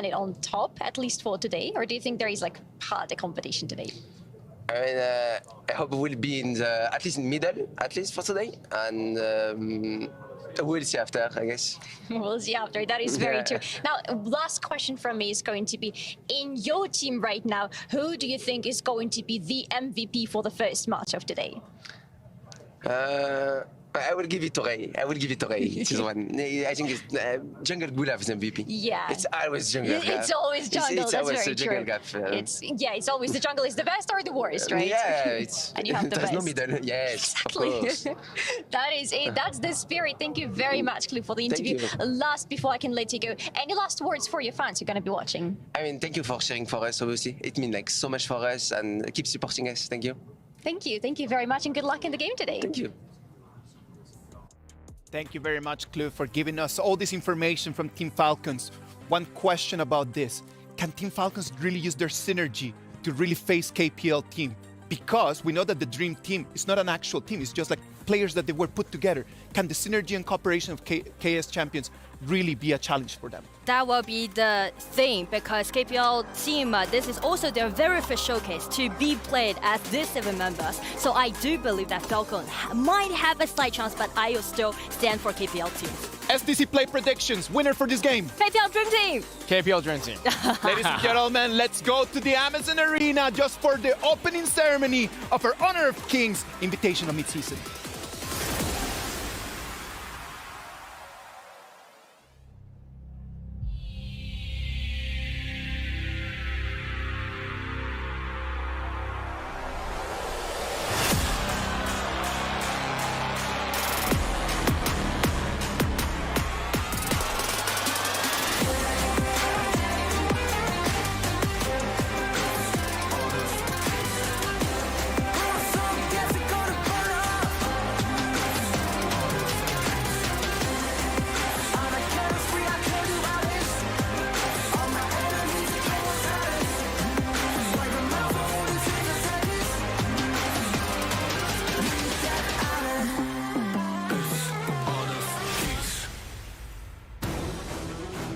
Ladies and gentlemen, kings and queens, welcome to Honor of Kings. 欢迎来到王者荣耀。 وأعزائي الحضور المشاهدين نرحب بكم معنا بشرف الملوك. We are here at the Amazon Arena, Kingdom of Saudi Arabia, Riyadh, for the Honor of Kings Invitational Midseason 2024. I'm Bara Abdallah, along with the beautiful and very talented Sky. Assalamu alaikum. How are you? Ladies and gentlemen from all over the world, this is my great honor to stand on the stage of 2024 EWC. And actually, this is my very first time to come to Saudi Arabia. I love the city, I love the country, I love the food and the people here. And they love you back. It's going to be an exciting journey taking place right here. And I think it's time to announce our kings on stage. Let's go. Of course, with no time waiting, let's welcome the very first team joining on the stage in 2024 EWC. Let's welcome Team LGD Gaming. Their storied Malaysian legacies and unwavering dominance make them a formidable force across the whole battlefield. And they'll be going against Impunity Esports. From the heart of Myanmar, Impunity brings their strategic mastery and relentless drive to the scene. Next up on the stage will be Team Kagendra. They represent Indonesia. Their youthful energy and innovative strategies will ignite the total gorge. That is no secret, as they're gonna go against their competitors, Team Secret. Hailing from Malaysia, Team Secret's legendary legacy and innovative tactics make them a force to be reckoned with. Next up on the stage, give it up to Team Vitality. They're always ready for the next challenger with their great teamwork and aggression. And aggression indeed. They'll be going against Vivo Kid Stars. The pride of Brazil, Vivo Kid Stars dazzle with their flashy plays and unpredictable strategies. Next up on the stage, let's give our hands to AG Global. Welcome. AG Global is from Hong Kong, China, possessing strong perseverance in the game. Their versatile gaming style make them a true wild card. A true one indeed, and they'll be going against their competitors, ladies and gentlemen, with Loops Esports. Straight out of Brazil, Loops Esports teamwork and calculated aggression are their keys to victory. Next, let's welcome Boom Esports. The Philippine team who got the very last ticket to EWC. Their explosive plays are the final weapon to screen every enemy. Let's see about that as they're gonna go against Weibo Gaming. Malaysia's Weibo Gaming combines mechanical skills and in-depth game knowledge to dominate the competition. Last but not least, the team that we have all been waiting for a long time. Let's hear it one more time from KPL Dream Team. The elite team with the finest players from China's Kim Pro League being undefeated will be their true goal, and they are there. They're not going back without the final glory. Well, they'll be going against Team Falcons. Saudi Arabia's Team Falcons soar with their home turf advantage and unwavering determination to conquer. Well, here you have it, ladies and gentlemen, kings and queens. We're gonna see kings rising, and of course, we're gonna see empires clashing, all that in the first match. I've already felt the hype and the temperature rising up in the entire arena. One more time, audiences, are you ready? Let the battle begin. They are ready indeed, and of course, we're gonna give it to our experts to pretty much tell us more about this match and what's gonna happen in this one. You ready, Sky? Of course, 3, 2, 1, Yalla! Hello and welcome to the Esports World Cup. It is the Honor of Kings Invitational Midseason 2024. We're going to start things off day one. This is going to be Group B KPL Dream Team, the all-star squad from China. They're going to be going up against the local squad of Team Falcons from Saudi Arabia. My name is Holler, and with me is Kindo Fu. All right, so favorite kind of tofu. We have a spicy one to start off the day, and I'm really excited to see how KPL Dream Team is going to do against the boys of the local hometown Falcons. Now, there's huge expectations on both ends, right? So we have fans. I mean, this morning when we were walking into the Amazon Arena, we noticed the huge queue of fans coming into the stadium as well. Yeah, I mean, it was an absolutely huge queue. I thought it was the bathroom in the beginning. No, I'm just kidding. All jokes aside, we know that they have a ton of fans here, right? This is the squad. This is the all-star squad. Again, I think Nora was saying that they have 31 championships spread out amongst themselves. They have so much star potential. But here's the thing. This is a team that really hasn't shown up at playing together, right? So this is the first time they're playing on that international stage, and of course they're going up against Team Falcons. That's right. Now, it is a question about synergy, but, you know, we can't doubt the result of 31 championship wins, right? Each of these players have very strong individual mechanical and macro skills as well. Now, let's talk about Falcons for a bit. Holla, what do you feel about Falcons so far? Okay, it's a little bit, I mean, they've been dominant in the region. They're always the top dog in MENA. They've been playing together. Wawa, Ray, and Clue have been playing together since 2022. So this is a team that has a lot of synergy. They understand what they need to do, but can they get to the same level of KPL Dream Team? I'm not entirely sure. That's right. Actually, I'm super curious because we know that teams like to be aggressive in the early stages of the game. KPL Dream Team, that's the whole onus of the gameplay, right? So the question is, can Falcon fend off that early game aggression? And if they can they turn it around and close the game?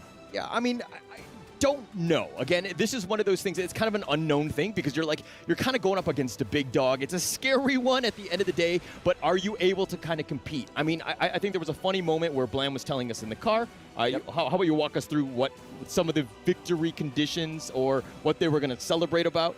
All right, so, you know, they were talking about if they managed to get a kill or if they managed to last 10 minutes in the game, they would be cheering. So I'm waiting for the official response from the team when we see them in the game later.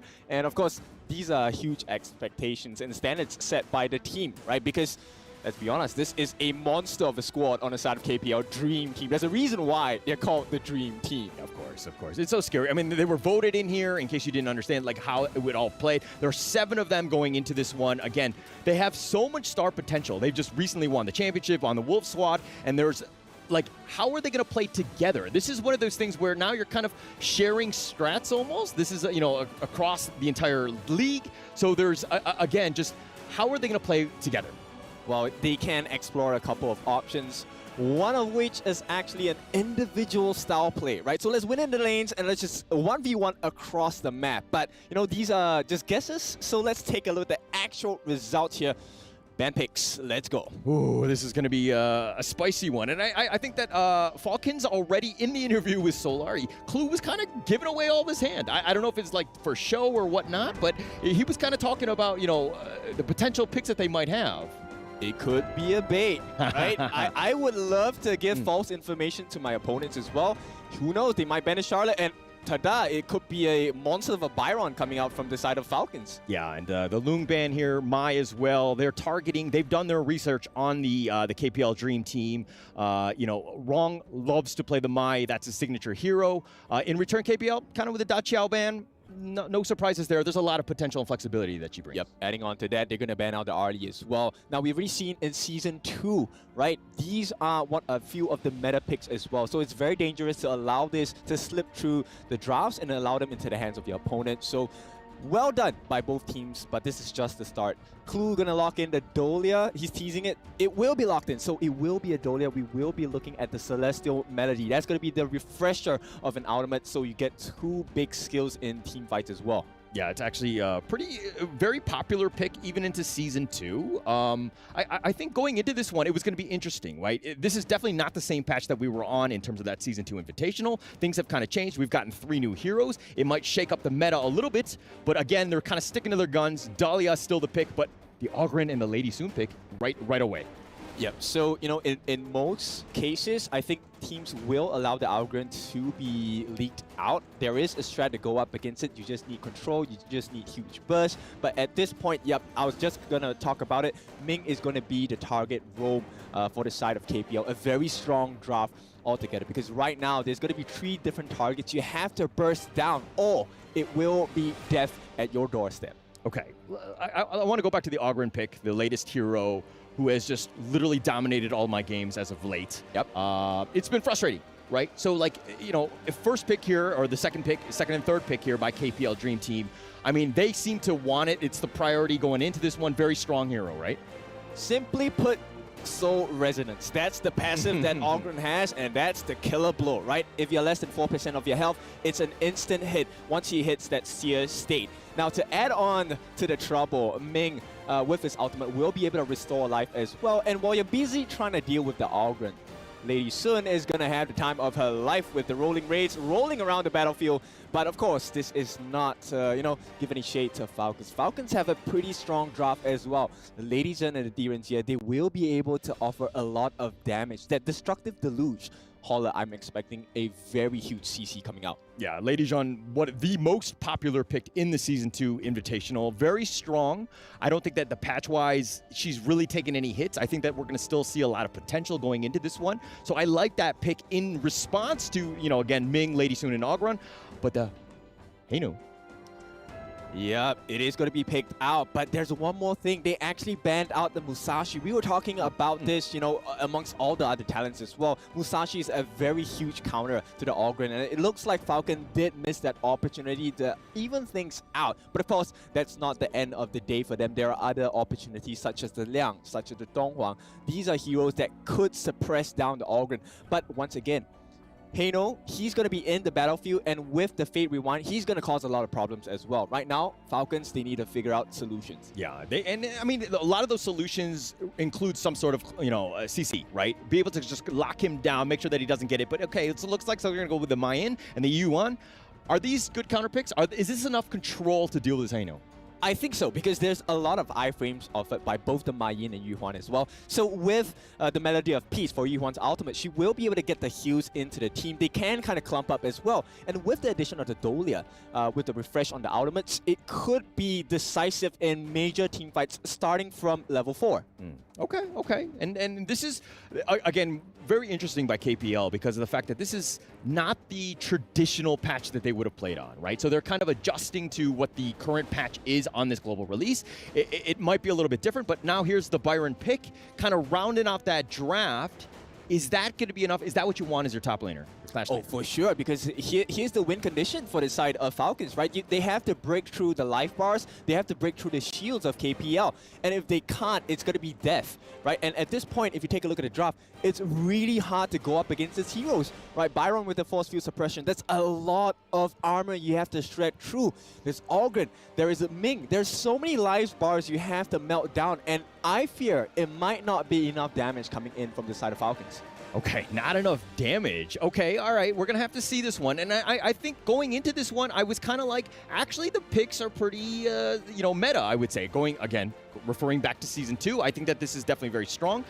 Nothing is too different. But, again, it might be the fact that KPL just play this on another level. I think we'll see the first 3 to 5 minutes are going to be very important to see where this game goes, right? Because I'm hoping it's not a stomp. I do hope that the local squad from Saudi Arabia, the Team Falcons, can actually soar here. Yep, it's going to be a challenge at this point because I think Ogren right now, one of the fastest junglers as well. Yuhuan does match the pace. She can double stack camps as well. So we'll see if the invade is going to come in from either team. That's going to negatively affect the growth rate of any of these junglers. Okay, Esports World Cup Honor of Kings Invitational mid-season. This is, of course, day one. We're going to go into Group B. This is KPL Dream Team. This is the first time we're seeing the squad stay together. But now let's talk a little bit about the drafts. Who do you give the advantage to?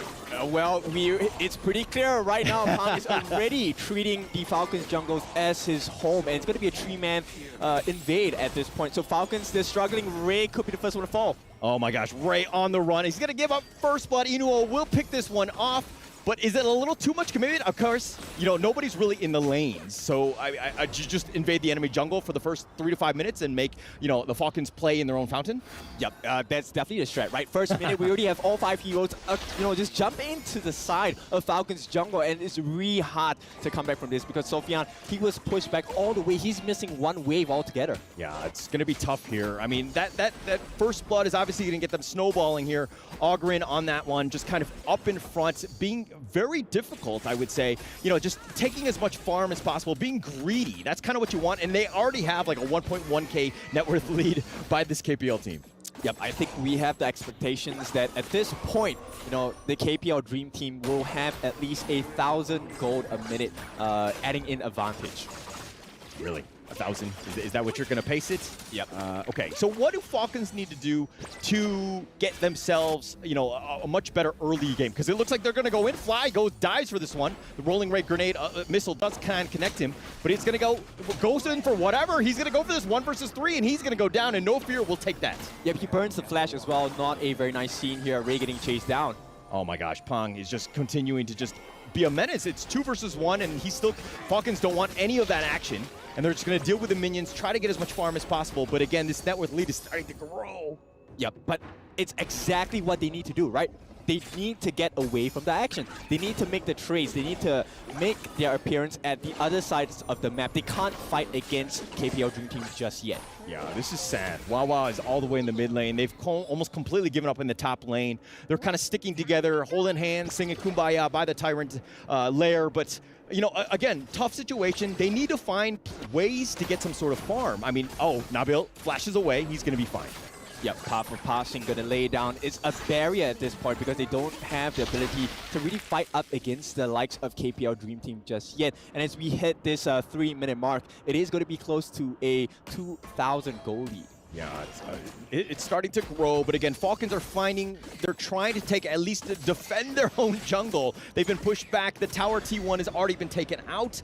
Tough situation, right? KPL understand the right timings. They understand when they need to go. It's almost 4 minutes, and they're probably going to set themselves up for that Tyrant. Yep, it's a difficult position because Pang as well, he's level 7. So Holler, if you take a look at the jungler, Ray here is only level 5. That's a 2-level deficit. And with the major objectives starting to spawn in the next 30 seconds or so, it's almost a guarantee for KPL Dream Team. This is like my rank games. Like, the enemy jungler is 2 levels ahead of my own team's jungler. Just a tough situation. And now Nabil completely zoned away, has really struggled. He's even falling behind. I mean, the level differential is actually quite high too. Yep, and if you take a look at what they're giving up just to save their own lives, it's pretty hard because, Nabil now does not have an ultimate and Pang did not use his as well. Yeah, not at all. And look at Wrong, just kind of chipping away at that tower, throwing out those scepters, being just deadly. Oh, here it looks like they're going to go. Pang just gets it, and it looks like they're going to get that kill. Clue will go down, and it looks like they've got no minions, so now they're going to back off, turn that into a Tyrant kill here. Yep. 4 minutes, all 5 heroes at the Tyrant. This is something that is really, really clear. KPL Dream Team, they know what they're doing. We're questioning about the synergy. Well, question answered. They have major synergy on this side. I mean, it's one of those things where you have that early game, right? You set yourself up, understand what you need to do. Okay, we know the Tyrant is going to be up, so we're going to kind of go for that roam kill. We're going to force it down. We're going to take that pick off so that we get an easy one, but they're going to dive in this one, and Sofian, no chance. He's going to be killed. Unuo will take this, and they're going to take Clue down as well, and it's just a matter of time, and KPL cleaning up. They've got 2 kills. Yeah, Pang just pushing them to the side, another powerful passing at this point. There's nothing much that Falcons can do. They just have to hang on, but that's the only thing they can do. They can only hang on. Okay, you were talking about the fact the Falcons needed that one kill. They would celebrate it, but it's looking like a difficult situation, even getting that initial kill. But I'm hoping that they'll get it and then it'll snowball into something. Yeah, at this point, it looks like, KPL Dream Team, they're kind of funneling everything into Pang, or rather he's making the calls to the team. I'm gonna get the kills, guys. Let's give a little bit more space to farm. This lady soon will get fed really, really fast. Take a look at the gold diff here. Oh, it's actually quite high. I mean, look at the jungle, right? Pang going in for this one wrong, just doing a lot of damage. Sophian just kind of, they're trying to just stay alive. They have 4 members of Falcons here just trying to just hold the fort, so to speak, but they're gonna be flanked on the side. Oh my gosh, almost with the kill. Yep, that is, they're shell-shocked at this point, right? With the ultimate coming in from the Lady Sun, Eno doing so much work for the team as well. That's going to be a lot of structural damage coming in from the side of KPL Dream Team. And once again, the jungle is for the taking. Yeah, for the taking. Again, just the timing, right? Understanding how they do it. If you want a clean game, this is how you do it. The Scepter's on point. Oh, Fly going in for this one. He's been pushed back by the O. Does need to be a little bit careful. They do have the damage. Not enough. Pang going diving in for this one, and he does get the pick off, and Nabil will be down for 20 seconds. Pang, again, just on that side. Just an absolute terror. They got one. Falcon got one kill, but at this point, it's still KPL Dream Team taking a very furious lead now. 6.5 minutes in, 7-1. They are about 6,000 gold ahead. Yeah, 6,000. Tough situation, but it's 6 minutes. You were talking about the farm that they were going to gain, but I didn't know that it was going to be a gold differential for every single minute. Tough. But Ray, again, just trying to deal with the minions here. Pang on the backside, they found him. Oh, the unending sorrow, keeping him alive, at least for now. Falcon just staying alive. Yep, they are definitely just staying alive at this point. But, the time is ticking. And at this point, 7 minutes into the game, they haven't really exposed the base just yet. So I think Falcons have, yes, a little bit to celebrate over at this point. Yeah. I mean, okay, it's a matter of finding space, right? You see what KPL are doing in terms of just kind of grouping up, and when they need to make those attacks, they're doing it in numbers. They're finding people that are isolated, and they'll be able to dive deep and to go in for this one. And Wawa right now being chased all the way back to his base, not having any space at all. KPL just kind of on the run. Yeah, that's right. This is the T3 being threatened at this point. Wrong is just being ballsy with at this point. Oh, Wawa got pulled away. He was going in. The rest of the team was not on the same page, and KPL are going to make him pay. Yep, they're going to ask him, what are you doing? Right at this point. No, so KPL Dream Team, a very strong showing thus far. 7 minutes and 40. We are heading into the 8-minute mark, and the goal lead is still growing. Still growing, still have a chance. They're just going to wait for the next minion wave here. They're going to look to do this one. But with 4 members of Falcons right now just fighting over that farm, trying to get themselves into this game. Tough situation. Again, KPL pushing it down with the minion wave here. Yep, and this is why the drafts make so much sense for the side of KPL Dream Team, right? Who do you melt at this point? Wrong is too tanky for you to melt. Pang is just having the lifesteal of this life. And Byron, so many shields to offer. And yes, Eno is probably your best go-to option, but he's protected by Ming. No fear. Yeah, no fear, no chance. I mean, at this point, Inuo just kind of making them pay just to show their faces. But Pang going in for this one? No, they're going to look to just take that, use it to distract as they take the bottom T3. That's going to be taken out. Inuo will take this one. Wrong all the way up in the front line. He can Fate Rewind, and he's going to zip on out of there. Yep, his Scepters of Fate are extremely painful, and this is not looking good at all for Falcons. Yeah, and Wawa just, again, as the Mayin, you want to be split pushing. You want to get yourself a little bit of space by that team, but it's tough. And Ray, oh, that ultimate shell was doing some work, but Sophian does survive here.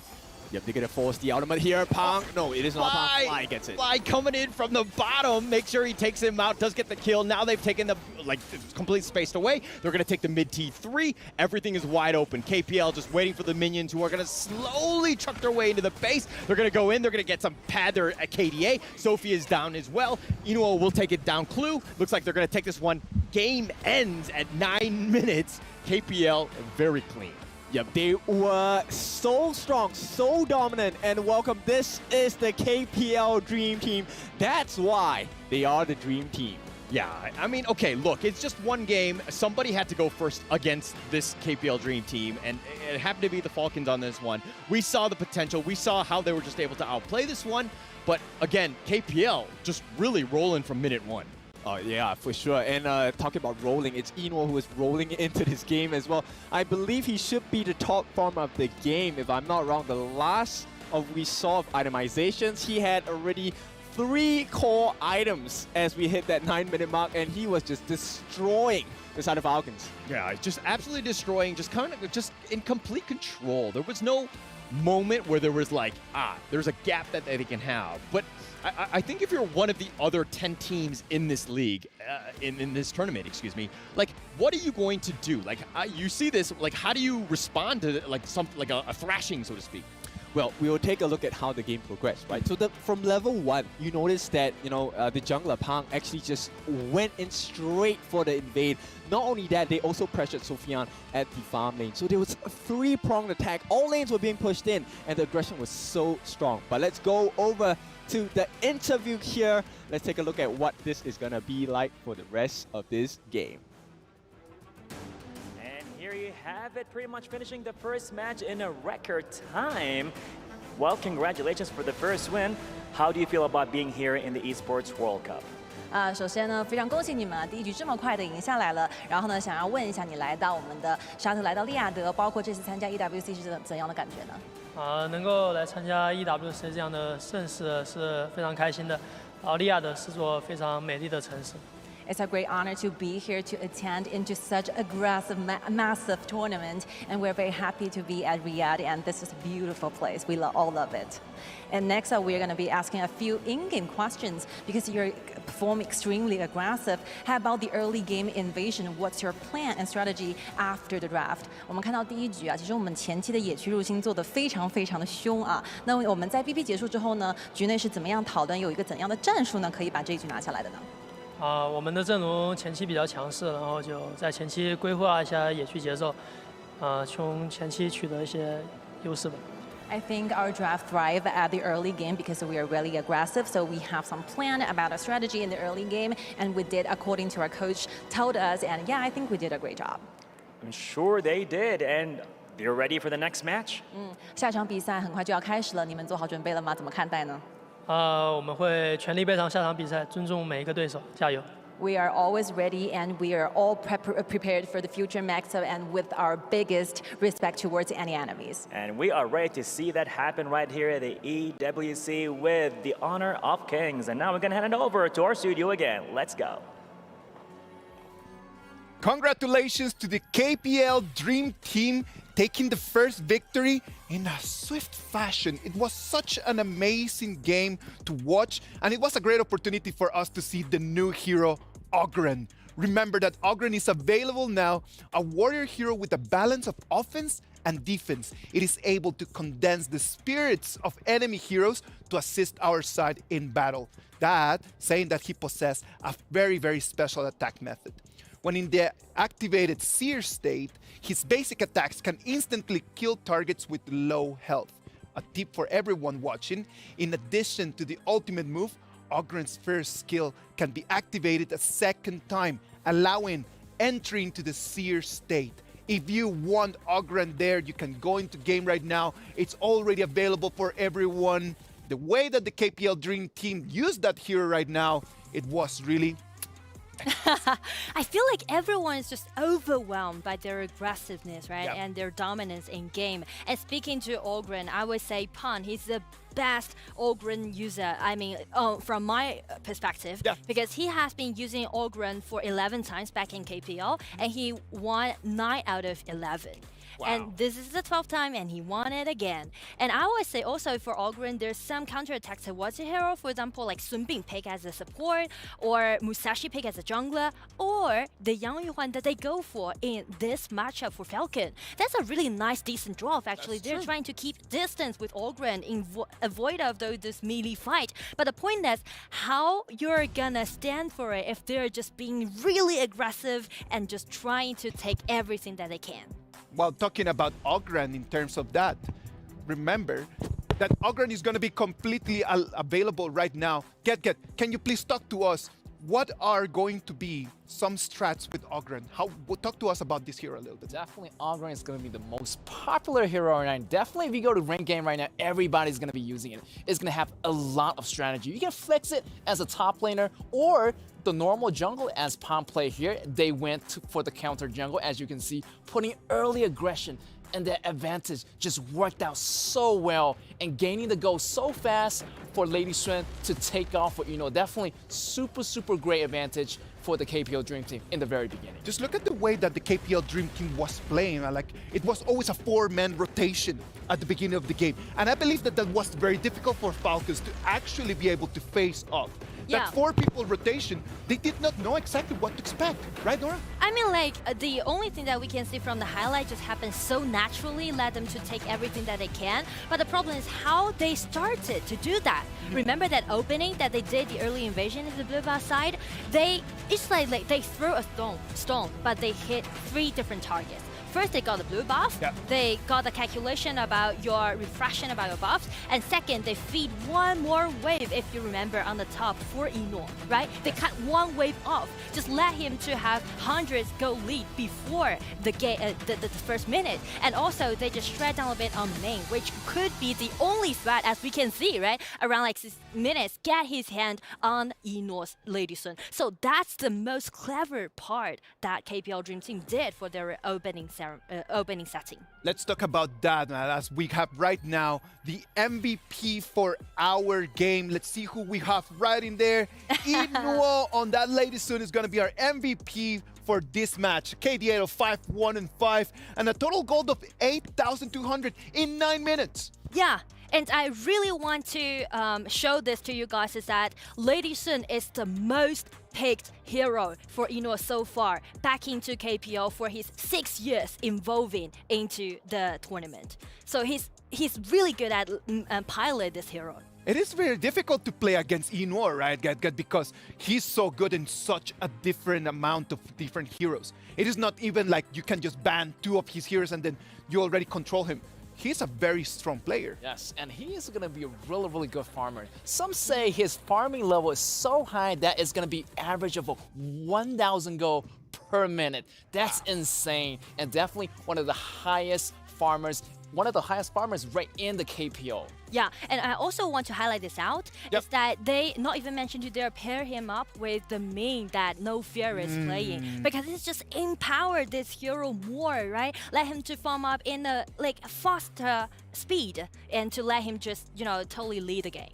Let's start seeing, just analyze the numbers. Let's just see the data behind this, because it's incredible that you get to see a pair of Eno and No Fear on that Lady Sun and Ming. Was there any chance for Sofiane just to face them off in a 1v2 and actually being able to take a victory? I feel like they can, but the thing is that they get a void about laning. The point that when they're picking out Direnjie with this Dolia is that Falcon try to highlight their laning phase. Yes. Try to contest Eno and No Fear at the bottom, head to head. But the thing is, they can't find Eno. Where is him? He's in their own blue buff area, and that's the point. That was really difficult, just for them to try to actually get eyes on where Eno was position was. Definitely. Yeah. Also, everything connected really well because Pan invaded them so early, leaving their red buff just for Eno. I mean, Pan took all their buffs in the very beginning and leaves so many golds in their own jungle, so Eno can farm up so fast. Eventually, that farm took off, and he got all his items, and everything just went so well for the KPL Dream Team. I like that rotation, that the main core of the game could actually be anyone, right? Because if you decide just to give all the gold to Eno, you know that there's going to be a strong core player that is going to carry us up until the end line.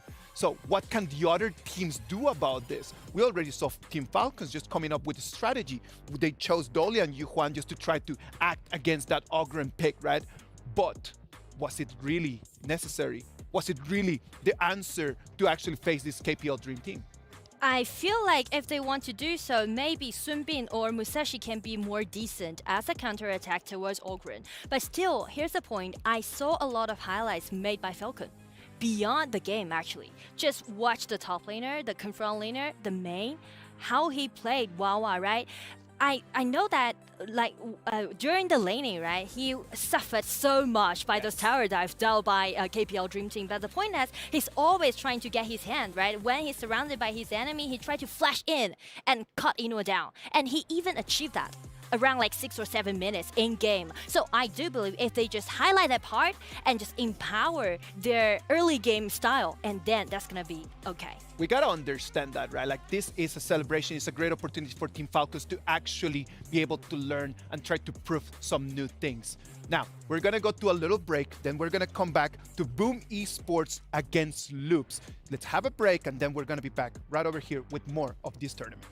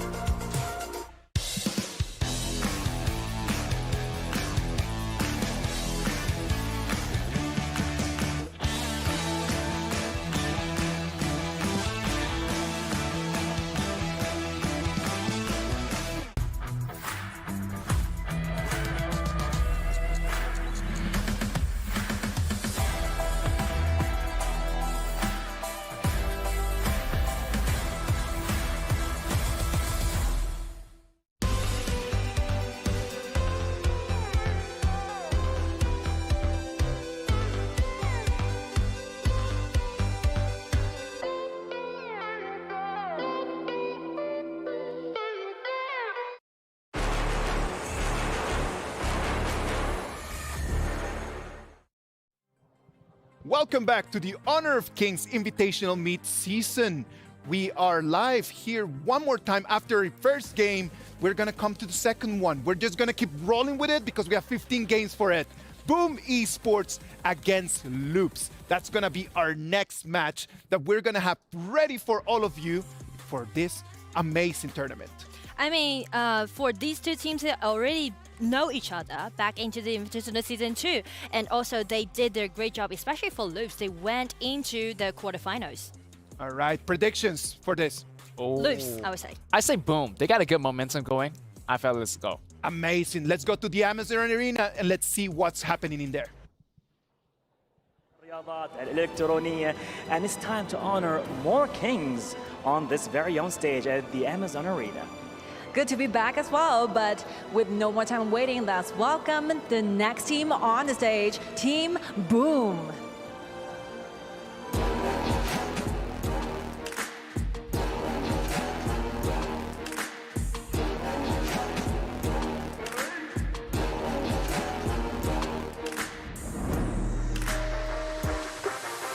I strongly believe that they're fully ready to go beyond their limits. I'm sure of that. Let's hear how loud is their boom against their competitors. Here you come right now, Loops Esports.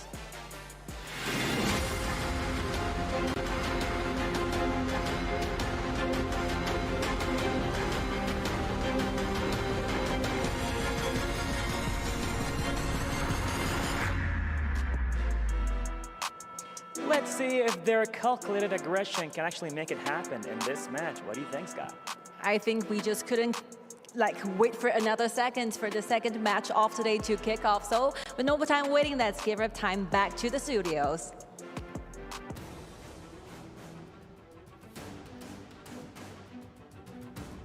Boom Esports and Loops. Let's wait and see what they can do. Boom Esports has had a very difficult way to make it all the way here to Riyadh, right? Like they just had a showdown a couple days ago to try to actually make it into this group stage. I feel like they just learned a lot from their journey back into the Invitational Season 2, and right now they're making their comebacks. Not even mentioned they are keeping the same lineup as they did in Season 2. Yeah, definitely. I feel like they got a good momentum going as they're coming back into this season. Also, you know, they got a second chance, so they do not want to play around anymore and then be learning all the way. So they're going to bring all they got into this match. It was a nice victory, 3-0 against their pairs of RRQ in that Southeast Asia just showdown. It was a good victory for them. Let's hope and see that they actually change things around and they're actually just a lot better. Loops, on the other hand, losing in semifinals in Season 2 Invitational against LGD Gaming, it was a very big bump on them. Well, let's wait and see and what they can do for us. Casters, take it away. Thank you, Isaac, and we're going to be back. Of course, we're going to keep it into Group B. We're going to continue on with this one. It's going to be Boom Esports, who had to claw their ways out of hell, and now they're going to go up against this Brazilian squad, Loops. Yeah, and this is going to be a big match because I like the hero pool on both ends, right? We have seen very interesting drafts from both of these teams in Season 2 Invitationals. The likes of the Kaiser, the likes of the Dun coming in from the side of Boom Esports. But not only that, Loops interest me a lot because they like picks like Luna, they like picks like Fang. And these are heroes that are very flashy, but they're really strong as well if you give them a good advantage in the early game. Yeah, and Loops was the third, fourth place in the Honor of Kings Invitational Season 2. They had a great showing, but then they ran into the wall. That is LGD, unfortunately, and the Malaysian squads kind of took them out, and they definitely want to bounce back. I think that this is a very strong team. They have the potential to do very, very well, but are they able to just kind of compete at this level and take out their first opponent, which is, of course, Boom Esports here? Yep, let's take a look at the drafts coming in once it's ready. But I think I want to just highlight on what Isaac mentioned earlier today, which is this is a perfect opportunity for teams to learn from each other, right? What's going to be the best draft? What's going to be the best strategy to execute to get our team into the grand finals? Right. And we're going to go into the draft. I mean, we're going to find out because there's going to be a lot of things that we understand how players, the tendencies, what they the picks that they tend to go with. I mean, Boom Esports had done their research, right? They ban out the Zhang Fei. This is definitely Mithy's #1 main. I think he was the second highest average KDA with 8, tied only to LGD Zhe. So, you know, attacking a player is a really smart play, especially in the draft here.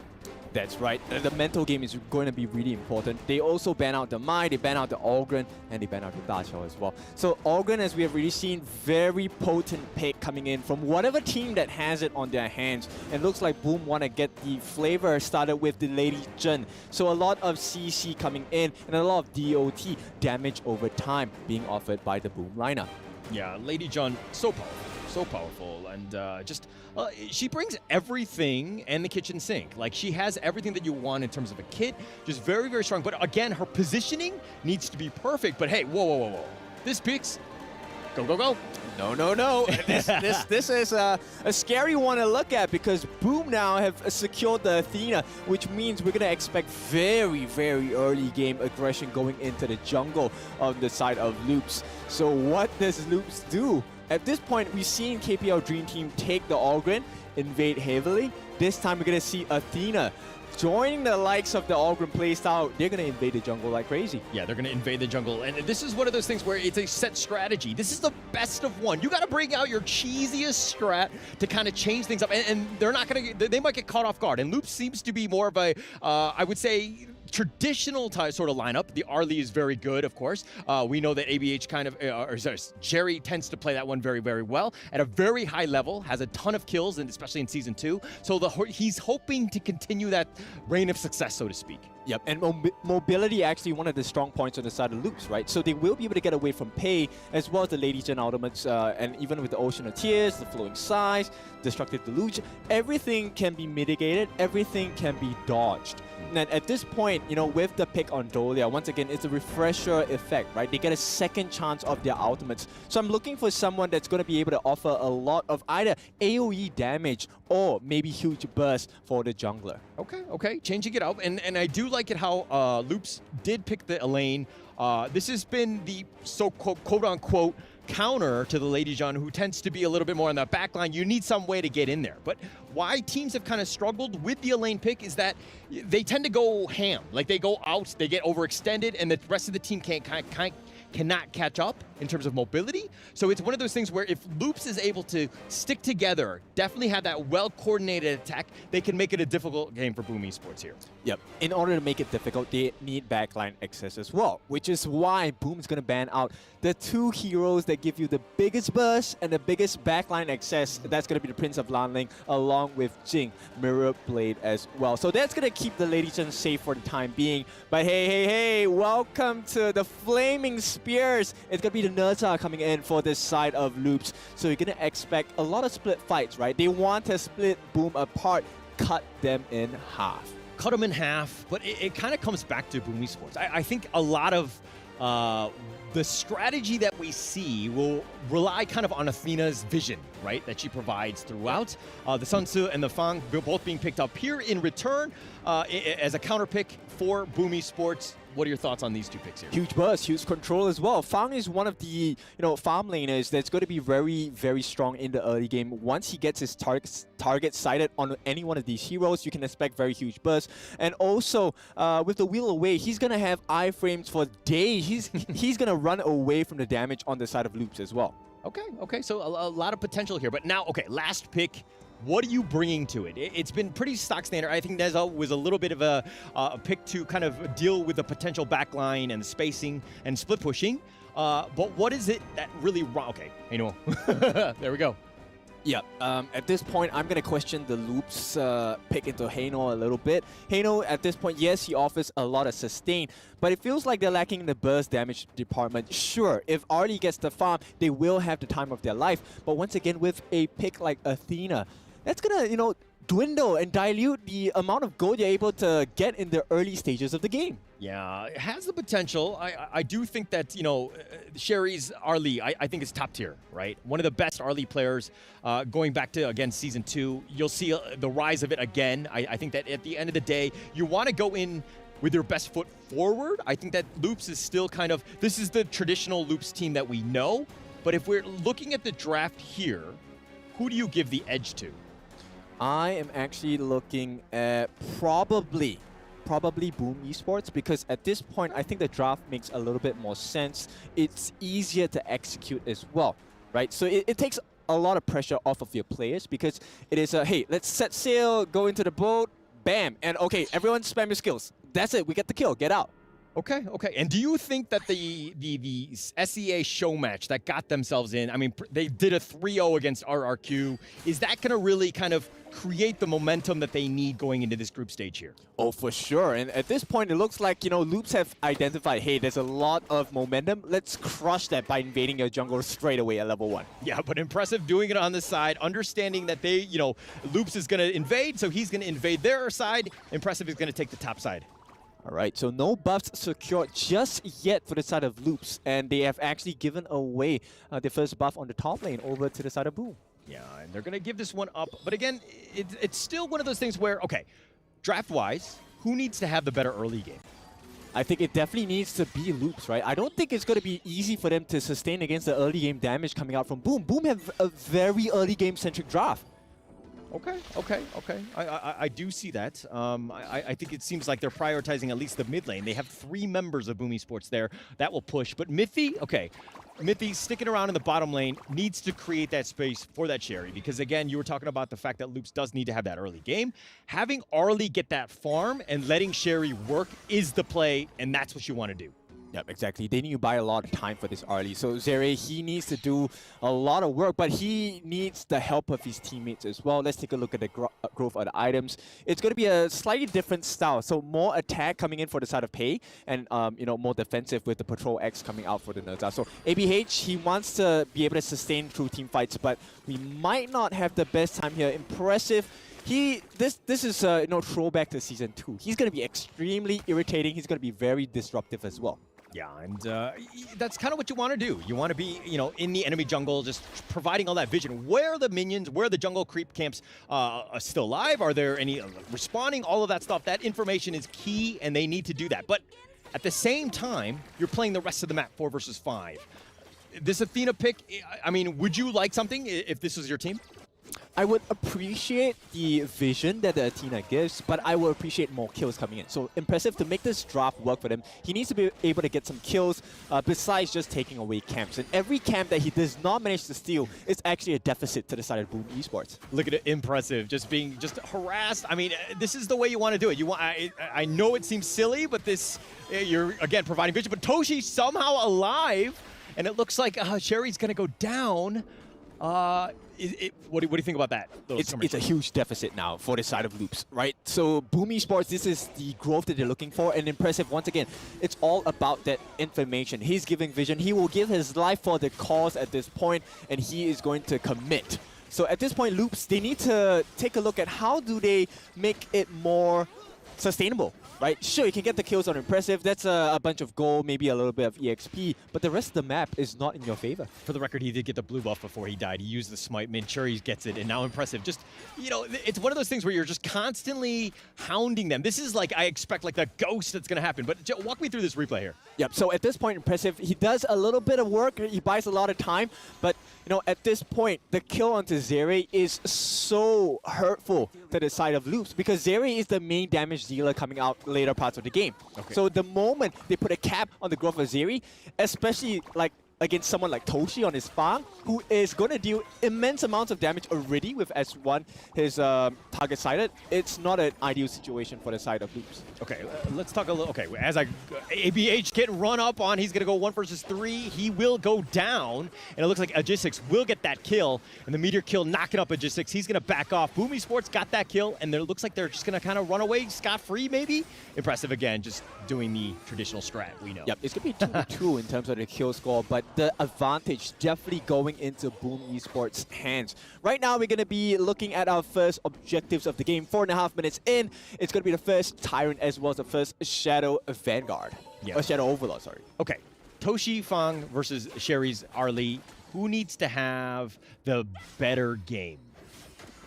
Better early game, excuse me. At this point, like I mentioned, I think Zeri needs a lot of time because at this point, unless the Maple Dance gets rid of the target sighted, it's not going to be ideal for the side of Loops. And as it stands now, impressive, right? Doing so much work once again for Boom Esports, buying so much time. Every single time he gets away, that's time bought. Time bought ABH with yet another kill. Impressive doing his job, right? And in that top T2, Agistix getting a little bit low. He Moonlight flashes, but the Death that Sunset chasing him down. Tempest wants it, not able to do it. He's going to dive under tower. He's going to go for this. Gets the Meteor kill, gets the kill, but he will die in return. Yep, that's a fair trade at this point. Boom are on a massive timer as well. They can play this very early game aggression, but how long can they do it for? It's not going to be, sustainable in the long run. Yeah, not sustainable. And, okay, we're going in this one. 5 versus 3. He's going to set sail. Maybe he gets the pick off. No, he's just going to move around, get to relocate, so to speak. Sherry does get the tower bottom. That's a pretty big spike for him. And again, we're seeing Sherry just kind of getting that farm. You were talking about how he needs to have that better game. He's already kind of in the lead. I mean, Loops is doing a good job. Yep, okay, so Doomsday, great. That's the first item that's necessary for the side of Arlie, right? But at this point, you have to bear in mind that Toshi gets the Meteor as well. He's going to have a lot of armor penetration. So he's going to add on to that burst potential. Right now, impressive 1v3, he does not care. This is what he needs to do. Yeah, it dies yet again. ABH is like, oh my gosh, this is like the cockroach that does not die. It's constantly coming back, haunting my dreams. Just let me cook in the kitchen, man. Yep, exactly. They're going to take the insect repellent at this point, but it's not really working too much because he is in their faces. So right now, Boom Esports, they have a lot of information. They know that there's the jungler in the blue buff. They also know that the lane, Tempest, is now busy. So this 2-on-1 is a potential kill. Yeah, 2-on-1 continuing on. But now in the top lane, Mithy making a play. We haven't seen too many roaming, rotation, so to speak. But Mithy going up in that one, and it looks like Sherry will take the top lane as well. But the Portal in the bottom lane, Tempest gets the meteor kill onto Miggy. He flashes away. He tries to go for this one. He's going to continue to fight, realizing he's in a bad spot, and it looks like he will eventually fall, and Tempest will get credit for that. Yep, that was a big play by the side of Loops. They actually made the target side of go to waste on the side of Toshi, and that's why they won the fight, right? Because there's no additional damage offered by the Fang. At this point, like I said, the timer is ticking, and Loops, they are getting in strides really, really soon. Yeah, and impressive, again, just being scurried away. Sherry and Mithy they want to farm in peace. Impressive not letting them. But again, the top T1 has been taken out, so you do have a little bit of space by Boom Esports. And again, it's just a matter of just dragging them away. Yes, you're bait, but it's continuing on with the strategy, and you know where they are. But here's a set sail. They do connect, and Mithy, he's going to take this one to the face. He's got the wave breaker. He does have that shield, and it looks like ABH, though, is going to chase this one. They're solo, and AJ6 goes down. Miggy's going to be down as well, and ABH on a killing spree. Skyfall with the binds and the fire tip spears, they are burning them alive. The time is up. Loops have hit their power spike, and this is a big shift in momentum. Yeah, and Impressive was a ghost form, so to speak. He saw all of it, not really much he could do. He's just watching it, seeing the people that are still alive. And again, it's very a difficult situation because he wants to fight, he wants to help, but he couldn't do much. And Boom Esports right now really got hit hard. I mean, this 10-3 lead that Loops has, they're definitely in the driver's seat here. Oh, for sure. And, the marker for this is actually when Mithy survives, right? With the wave breaker, with the heals as well, he was able to sustain through the fight. So he gets the heals onto the team, allows them to build so much space for Zeri to really just go crazy into the backlines as well. And with another ABH, that was perfect timing on the Skyfall. And, of course, with the bind, he's able to chase down multiple targets every now and then. And with the fire tip spear, with the burning damage, true damage, in fact, here comes the truth. Loops looking to take these BO1. Yeah, that was actually the timing. I mean, you mentioned it. I mean, it could not have been better, right? It's the fight was about to happen. It was 2 versus 2, and then all of a sudden, ABH coming out of left field, ensuring that they do secure those kills. But it looks like they've gotten Impressive. No, yeah, they do. Sherry will get credit for this one, and now they're going to back off. And again, Impressive on the bottom side. ABH diving deep. Does need to be a little bit careful, though. He was kind of on the wrong side of that one. Yep, almost. Here comes the backup. Oh, and Tempest wants to go for this one. They got Miggy, and they're going to look to continue on. The Death at Sunset. He chases Tempest, goes down, gets the meteor kill onto Logistics. Does kill him as well. And again, all they can do is watch.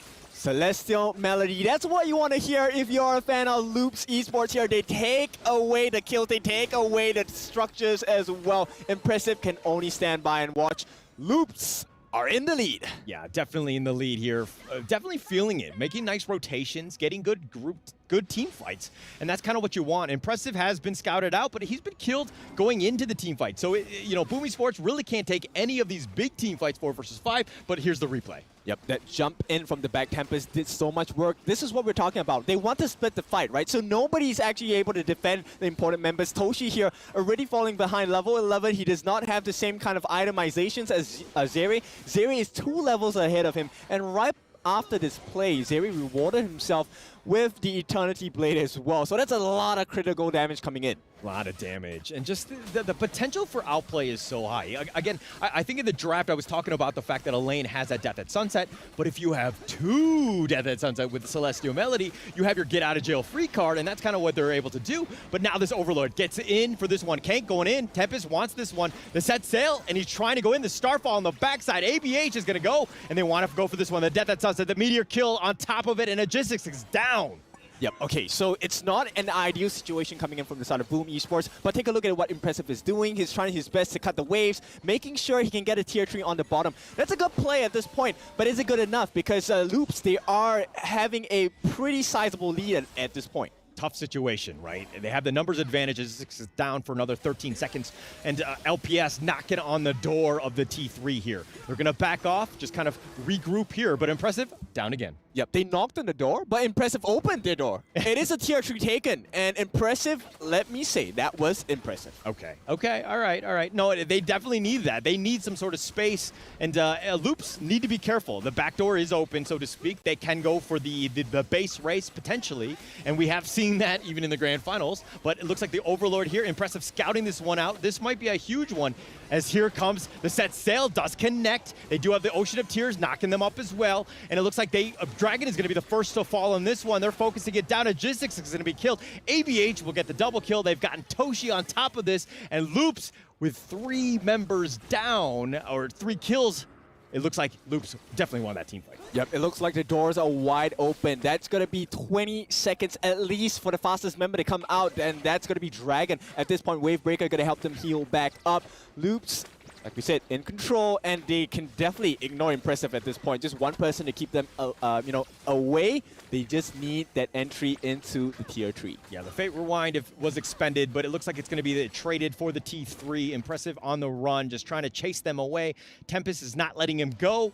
But at the same time, Loops right now just backing off, taking an Overlord. Perfect timing. Yeah, perfect timing indeed, and Mithy with the ultimate available as well. Celestial Melody, we could be looking at the potential end of the game once this Shadow Overlord is taken. Easy peasy. They've hit the 20 kill mark.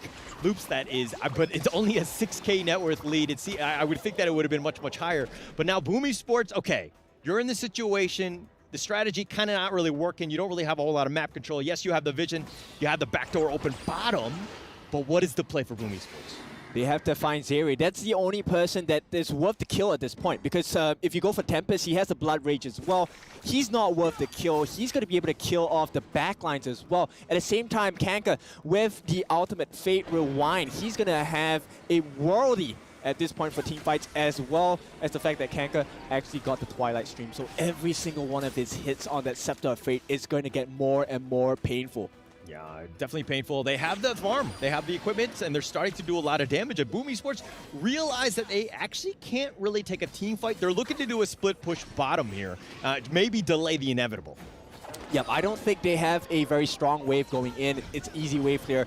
Skyfall committed. Oh, Skyfall, but he kind of, Dragon does get away from this. He did expend the flash, so he did get that, but the top T3 has been taken now. Loops Esport in full control. Yeah, that was a worthwhile trade, right? It doesn't matter if I burn out the Skyfall, you burn out the flash. Skyfall's cooldown way faster. Yeah, way faster. And I mean, it's one of those things where, Boom Esports like, he's coming at me. I got to run. I got to get to safety. And no real chance. Everybody backed off. Nobody was looking to defend that top T3. So now this is a situation where Boom Esports, yes, you have the bottom that is open, but it's, probably the next big objective after this Tyrant here by Loops. Yep, and that's the only pathway that Loops is left with to kind of put themselves in a much better position. So I think checkmate at this point, because Loops, they seem to have figured Boom Esports out. Yeah, and how do you deal with a death ball? This is what the right way. Skyfall going in for this. He's focusing it in. He wants to kill Toshi. And ABH actually has the damage. The rolling rate, Toshi is down the wheel away, not able to get to safety. But now Miggy's being chased. Loops are looking to just clean up all of the different lanes, protecting the lanes, and again, just pushing out all the different, the bottom lanes. Yep, and this is where you see ABH picking up this Nuts was really smart, because with this Skyfall, he's able to cancel out the set sail. You can't run. Yeah, nowhere to go, nowhere to hide. And it looks like Tempest chasing after him. Logistics is going to eat that death at Sunset. He's been Meteor killed as well, but, Tempest is the one that's low. And he does have to back up, but here come the reinforcements. They get the knock up. If he gets one kill and Dragon is down, ABH finds him, but Miggy is going to be killed as well. That's 3 members down. They're looking to take this, and they end the game, and Loops does it in style at 15 minutes. They've got 23 or 24 to 4.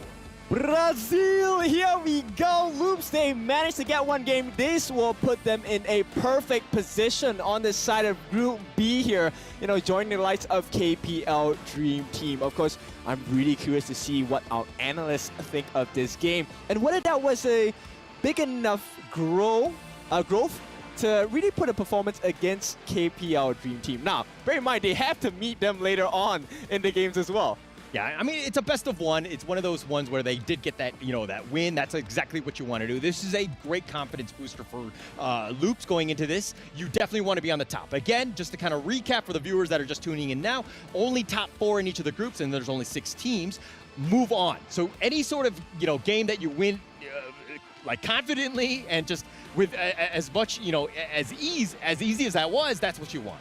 Yep, definitely. And I think, you know, Loops, one person I want to talk about is actually Kaiba, the coach. I think he feels very, very validated at this point. He was stressing over the games, you know, a couple nights ago, and it feels great to see another story being told. Kaiba now helping the team, giving them the best equipment.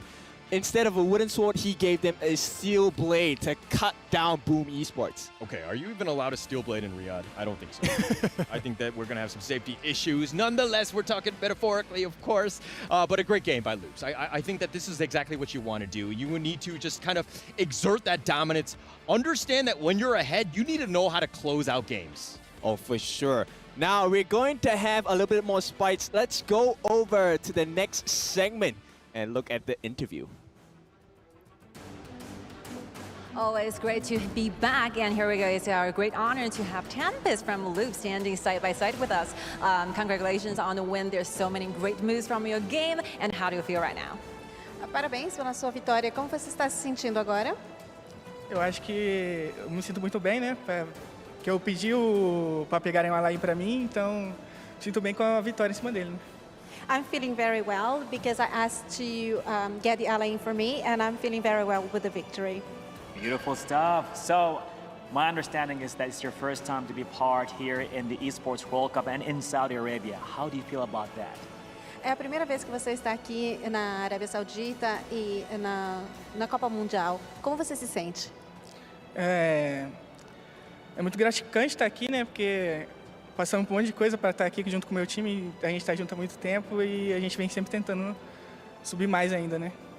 It's very gratifying to be here. We went through a lot with my team. We're always trying to, and it's really good to be here. And you made it happen. You made it happen. I'm sure you got some in-game questions going on. Yeah, let's talk about it more in-game, like executions. We've seen something amazing happen on the top lane where you're fighting 2 and ending up with taking down 1 as a result. That's super amazing. So how do you do this? A gente viu algo fantástico de vocês e teve uma questão que você estava contra 2 e acabou com 1. Como foi isso? Não entendi. Pode repetir? Você estava jogando e aí você estava contra 2 e acabou batendo em 1, terminando com 1. Como foi isso? É que ali eu estava contra 2, mas eu sabia que o meu time ia chegar, então por isso que eu falei para eles comprarem comigo, que eu sabia que eu ia ganhar. I knew that I was against 2 there, but I asked my team to help me, and we knew we were going to win. Amazing. Well, that is great. All the way, ladies and gentlemen, happening here at the Amazon Arena. And now we're going to toss it back to the studio. It's all yours. Yalla. Welcome back. Congratulations to Loops on that amazing victory. We know exactly that everyone was predicting on what was going to happen with this game, right? Like Loops against Boom Esports. We didn't know what was going to happen. It was really close. The audience predictions, of course, from STC Play right over there on your screen. What did you guys think about the game? I think that's a really nice game, and the best quality that Loops has is that they always perform better than the screens. Because I also talked to their coaches, and he's quite worried. Yes, you know? yes. But they are born to be under the spotlight. And the performance, amazing performance by Tempest on that Alain, bringing you some exciting news. We are launching an EWC exclusive skin, Heavenblade Alain. From August 2nd to August 8th, you can purchase this skin at a special offer price of 710 tokens instead of the full price of 888. What's even more exciting is that if you spend those tokens to purchase Heavenblade Alain through the in-game new skin event page, you have a chance to participate in the limited time tokens back. this is an amazing opportunity that you do not want to miss. Yeah. Amazing performance by Tempest and the Loops boys. And that, Elaine, what do you think about that hero get? Wow, the Elaine did such a well game that round. And is a really, really strong top laner. And also at the back of the game, he has a Blood Rage, which also allow him to tank more damage for the whole team, giving more space for Loops. And you know what, like Tempest back into the Season 2, he used Lien 3 times and he won all of them. So I do believe with a 100% winning rate, he's the best person to showcase with customized Lien skin in our EWC. That's totally true, and that skin is actually fire. I like that so skin. Cool, The effects of it is just amazing. The feeling that you get on your fingers when you're actually playing that hero, it's insane. Yeah, and I do like the thing that show up when he's using his ultimate. Look at the highlights right over here. Like at the beginning of the game, the truth is that Boom Esports had the upper hand. The Athena strat was actually working at the beginning, but it kind of just plateaued at the middle game. What do you think? I do like the Athena pick, but if you want to play this hero well as a support, there's two things that you need to remember all the time. First, take all of those jungles, all of those monsters on the other hand. And second, just provide the vision control, but try to enlarge the goal difference before 6 minutes. But as we can see, around 7 or 8 minutes, they still got even go. I love this one right over here. We thought that Loops was actually aiming to try to rush into that overload, but it was not. It was just an invitation for them to come and fight. It was just luring Boom Esports just to come in and try to get them. And get, they went back home with nothing in their hands. That's right, man. That was a trap there for Boom, and Boom took trap, and they went inside really, really hard. Thought they can get the dragon, but Loops did it again. They turned the game around, allows to go for the final push, and ended up winning the game. Amazing game from Loops. A good try from Boom Esports. I'm not gonna lie, like the Athena pick, I liked it a lot. But on the other side, like the way that Loops just reacted to that and was able to just in the middle of the game just to kind of level things out, it was amazing. And the thing how they do it definitely is related to Tempest, the top laner, the control laner, because he just stay in his lane and try to do the lane outplay his opponent. And talking about Tempest, he's going to be our match MVP on that lane. Look at that KDA, man. 10-1 and 5. Insane performance by Tempest on one of our favorite heroes at the moment. Yeah, I mean, they're kind of lost in the jungle, but Lin, Tempest just take the first blood and try to stabilize the pace of the game, and then he just outplay on the top lane and just let everything to be in control again by LPS. Yeah, I feel like, you know, Boom did really, really well in the beginning. I feel like their time was running out towards that 6, 7 minute mark. You know, their goal started to diminish a little bit until the goal equalized, then Loops came back. And that's exactly what I was talking to Nora. Like when we were watching the game, it was about that. It's just, as long as you have a gold advantage, the Athena pick, amazing. But in the moment that it's just like the same, it's even out, there's nothing. It's a 5v4. Yes, exactly.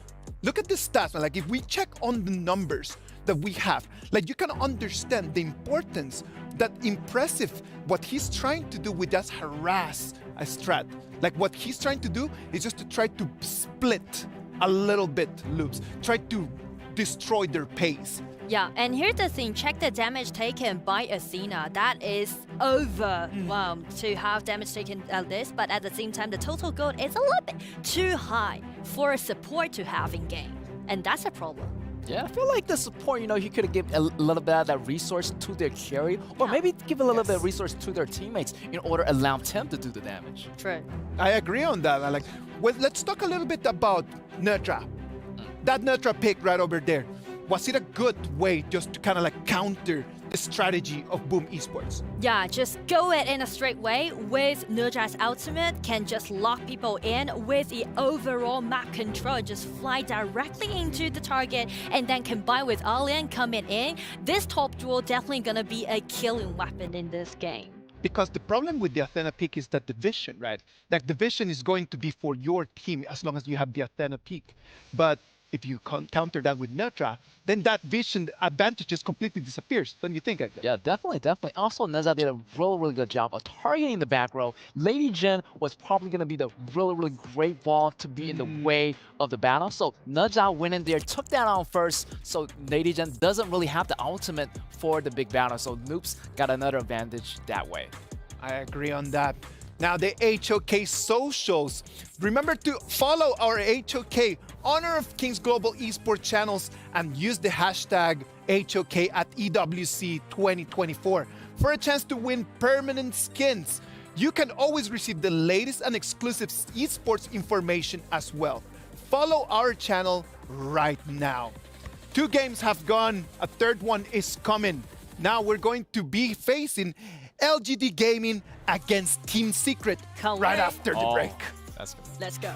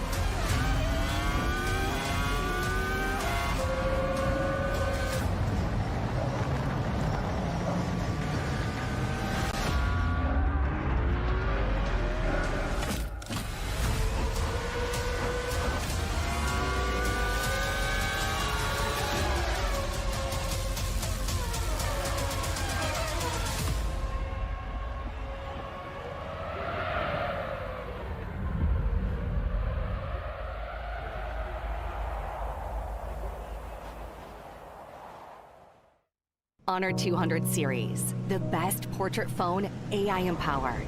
Studio level, AI portrait camera, 3 hardcore portrait modes. Color, vibrant and classic to capture portraits that truly stand out. AI empowered magic portal. Snapdragon 8S Gen 3 AI chipset. 5,200 milliampere per hours silicon carbon battery, 100 watt, Honor Supercharge. This is Honor 200 series.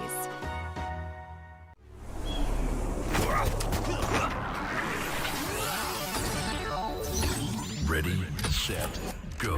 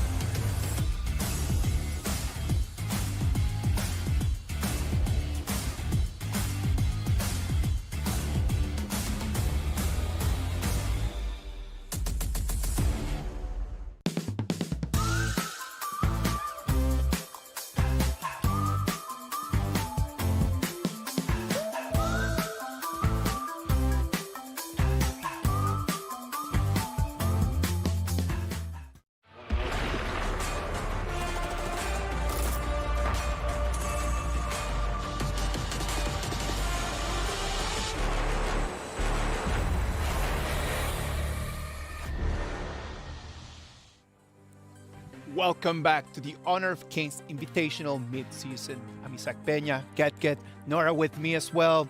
2 games gone. We're moving into the third one. We're going to have LGD Gaming against Team Secret. STC predictions. What do you guys think? I would say this is quite even matchup. It's so hard to choose. But I know. But for me, LGD? I gotta go with Team Secret, right? Okay, then I'll go for LGD. Okay. The birthday wish, do you remember? Yes. I feel like, yeah, the OGD got the birthday wish, but Team TS.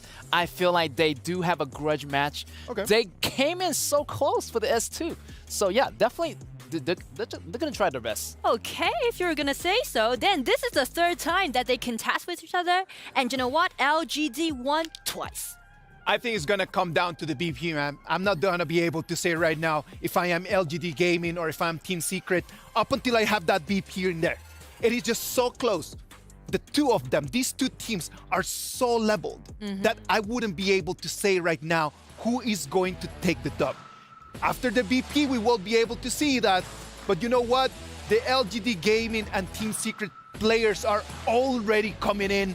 I know that the stiffness on their fingers right now is max.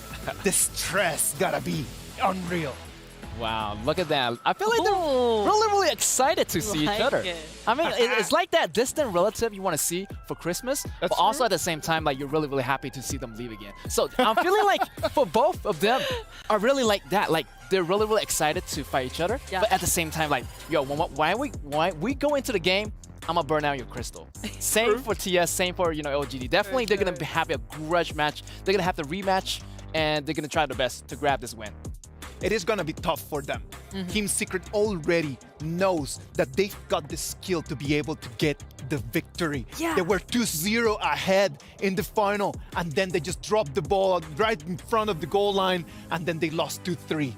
They were so close to get the trophy in Invitational Season 2, and that's the point that I'm going to highlight one hero in the draft. That will be the Dachao pick. Because TS won all of those Dachao picks back into Invitational Season 2, including the 2 games that they played in the final. As long as LGD just banned that Dachao away, and then LGD just make the comeback and grab the trophy. So do you think that this is going to be exactly the same thing right now? Do you think that LGD Gaming is literally not going to give out that Dachao in order just to repeat their winning key from the championship? What do you think? I feel like LGD does have a lot of options. I feel like they do know that Dachao is going to be a prevalent pick for the Team TS, but I figured they figure out another way to go around it. I mean, they've been training with the whole team for a very long time. They expect this Dachao combo to come through. So they have something to counter this, and that's going to be their secret weapon. They're not showing us right now, but in this game, maybe we're going to see it happen. Come on, man. Like, Team Secret needs to have something else right over there in their toolbox. If it is not going to be the Dachao, Nora, what do you think it's going to be? I think it's going to be the Dolia pick with the Kaiser. Dolia and Kaiser. All right. Amazing things are going to be happening right over here as we're going to have the repeat from the Season 2 Invitational Final. It is going to be Team Secret against LGD Gaming. I am looking forward for this. And I know that everyone in the Amazon Arena, it is really hyped up to really welcome these players. And I hope that everyone at home has already sitting there. Take it there. And back again to the Amazon Arena and ready to calling our warriors for this coming match. Sky, the honors is all yours. With the warmest welcome, let's give it a go with LGD Gaming. Welcome.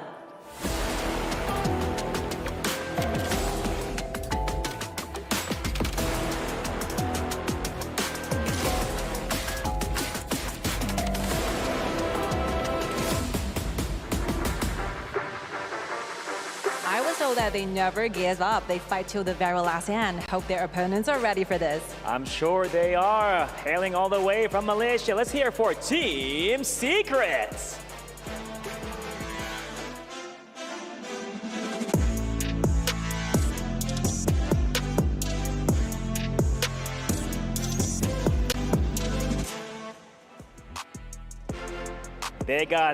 They got some legendary tactics taking place in this coming match, and we'll see what's gonna happen. More with our experts. What do you think? Of course, let the battle begin. It's our time back to the studios. And we are back, and we're gonna change things up. We're gonna go into Group A. This is gonna be 2 squads from Malaysia. They are no strangers. They met in the grand finals in the Season 2 Invitational. It's, of course, LGD versus Team Secret. Kindofu, who do you give the edge to going into this best of 1? Okay, let me give you the context before I give the truth bomb here, right? So in the Season 2 Grand Finals, LGD got caught with their pants down. Secret surprised them. And if we follow the same formula, I think Team Secret has the secret sauce to kind of give another surprise to Team LGD today. So I'm going to lean in with Team Secret. Okay. No, I do think that, you know, they had that potential, right? They got that 2-0 lead, then the reverse sweep happened to kind of keep everybody in the loop of what happened in that grand finals. It was actually very, very epic. But going into this one, I think best of one, you got to go for that, again, the cheesy one, just to kind of win out. I think that it would be very smart for Team Secret to come out with those sorts of strats. We go for the jugular. We want that artery to be spilled. We, cut and spilled. It's going to be a massive, massive win if they can do it. One of the things that we had seen in the grand finals was the confidence by TNX. Now, he was the one that gave out the 3-0, handprint on screen. And normally, when we take a look at esports games, that is the last thing you want to do because it never happens, right? So they got punished for it, and I think they have learned their lesson. But we don't count out LGD. You can't count out the champions of Season 2 Invitationals. Of course. When he did the 3-0, I was like, no, not till it's over. It was one of those moments where I'm like, oh, I know they jinxed it. I've seen this time and time again. Hey, win it out, then you can start celebrating. Throw up all the 3-0s that you want at that point. They had a huge advantage going into this one, but it's overconfidence, and LGD struck back. Yep, for sure. Sun here looking straight down into the cam. He's staring us down, guys. Now, we have friends from all over the world in the arena as well. Now, Sun, fully focused. He did not leave his eyes, shift his eyes from the camera at all. Looks like we are in for a spicy one here. I think Team Secret, they have something. Everyone's just looking at the cams. Yeah, everybody's just kind of chill. I think at the end of the day, it's still a best of one. You're still a group stage. It's not do or die right now. Obviously, it'd be a huge statement if you were to win out. Of course, I do feel like, LGD and Team Secret are probably the strongest teams in Group A. But any other, do you think that too, or what? We in full agreement, right? I concur. At this point, I think these two teams have the highest potential to pull off an upset against the KPL Dream Team as we merge the winners of both groups. So at this point, it really is, okay, this is a statement match for me. It's more of like, who is better? Who has a higher chance of actually upsetting KPL Dream Team and possibly taking out the entire competition and lifting that trophy at the end of the day. Now, foreshadowing, I voted for Team Secret to win the whole thing. You're wrong. Go on. Yep. I have been flamed right off the bat the moment I announced it, right? All over, the social media platforms, I have been getting some flack about, you fools. It is the KPL Dream Team taking the whole team. And I just have to say, everything starts with one step forward. Yeah, one step forward, but okay. Let's talk a little bit about progress here, right? I think LGD Gaming Malaysia, this is a team that does not lose, right? They only have lost games to Team Secret. So getting to that level, and we'll see how Group A plays out with the rest of today and tomorrow, but LGD, I think that this is their most formidable opponent going into at least day one.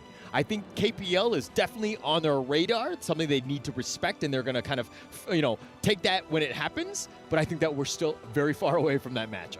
Well, just a little bit of information. Both of these teams actually went to a couple of overseas experiences, boot camps, to really just pick up the pace as well. So they have experience playing against KPL teams, so we might see, a monstrous evolution for both sides. And this is really exciting to me because, let's see, they have planted seeds for a couple of weeks now. Can we see the results? Do we see a tree? Do we see a fruit? Do we see, do we see barren wastelands?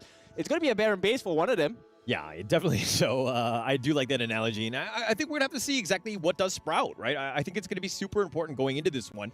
I think when you're talking about evolution, one thing that LGD cannot do is go down 0-2 in a series again, right? Playing from the back foot where it's do or die, you do not want to be in that situation. You definitely want to be on the reverse side where, hey, you could potentially do the fingers of the 3-0 and then maybe put yourself in that situation, but you want to be coming out from ahead.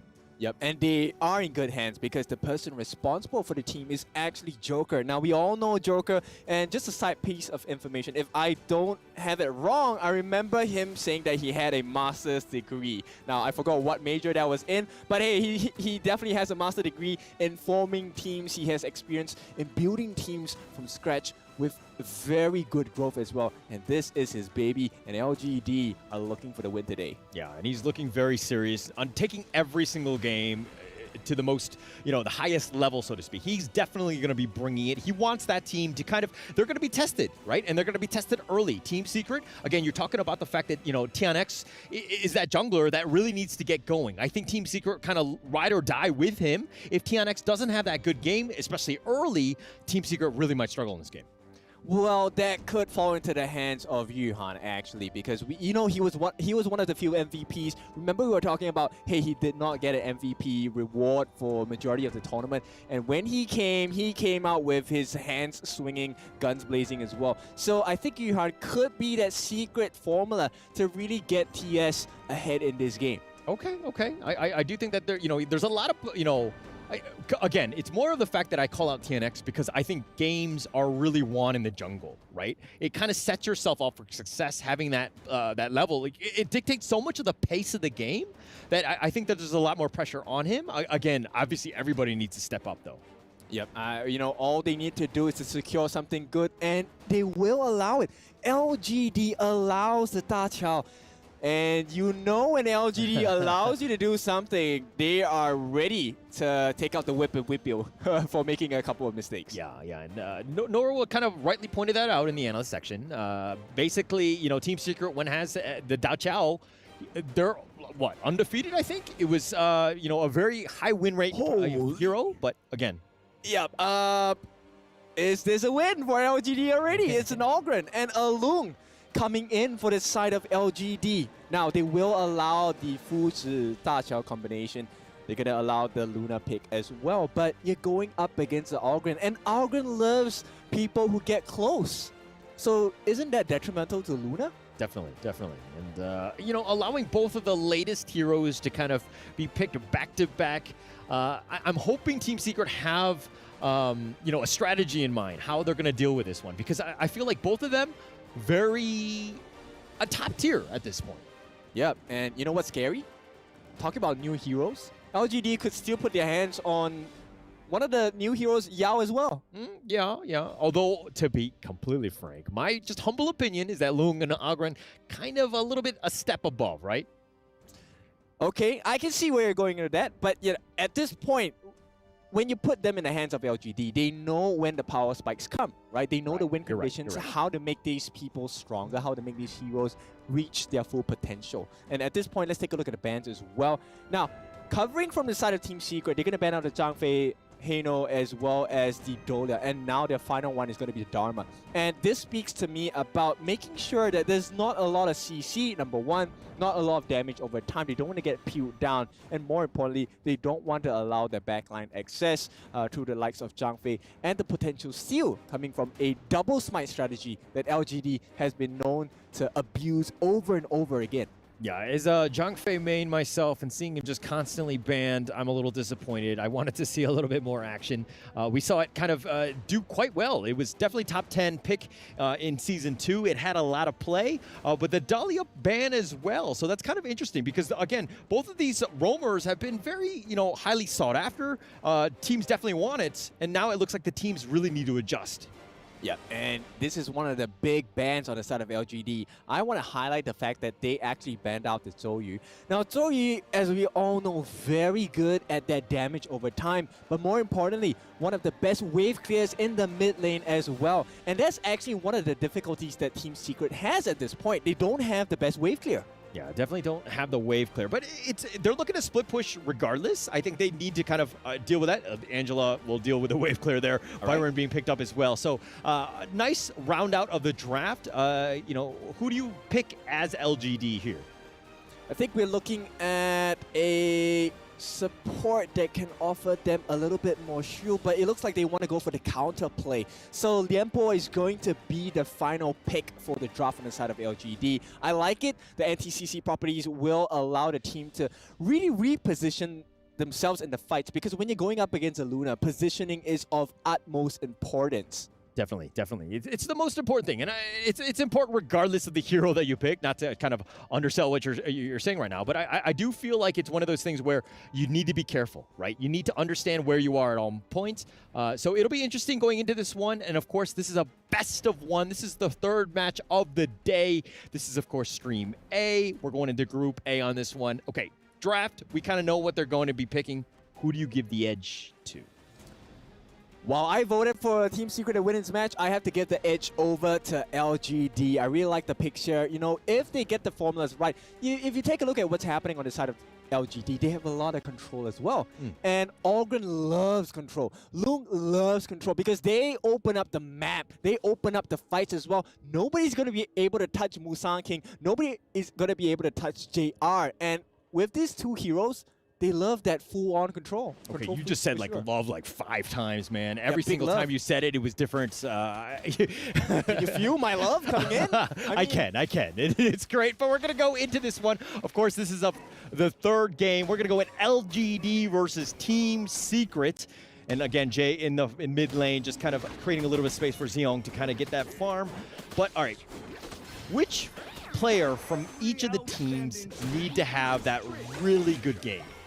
I think at this point, it has to be Team Secret, right? Because it's much easier to grow on the side of LGD. In order to grow on the side of Team Secret, you need to get the kills.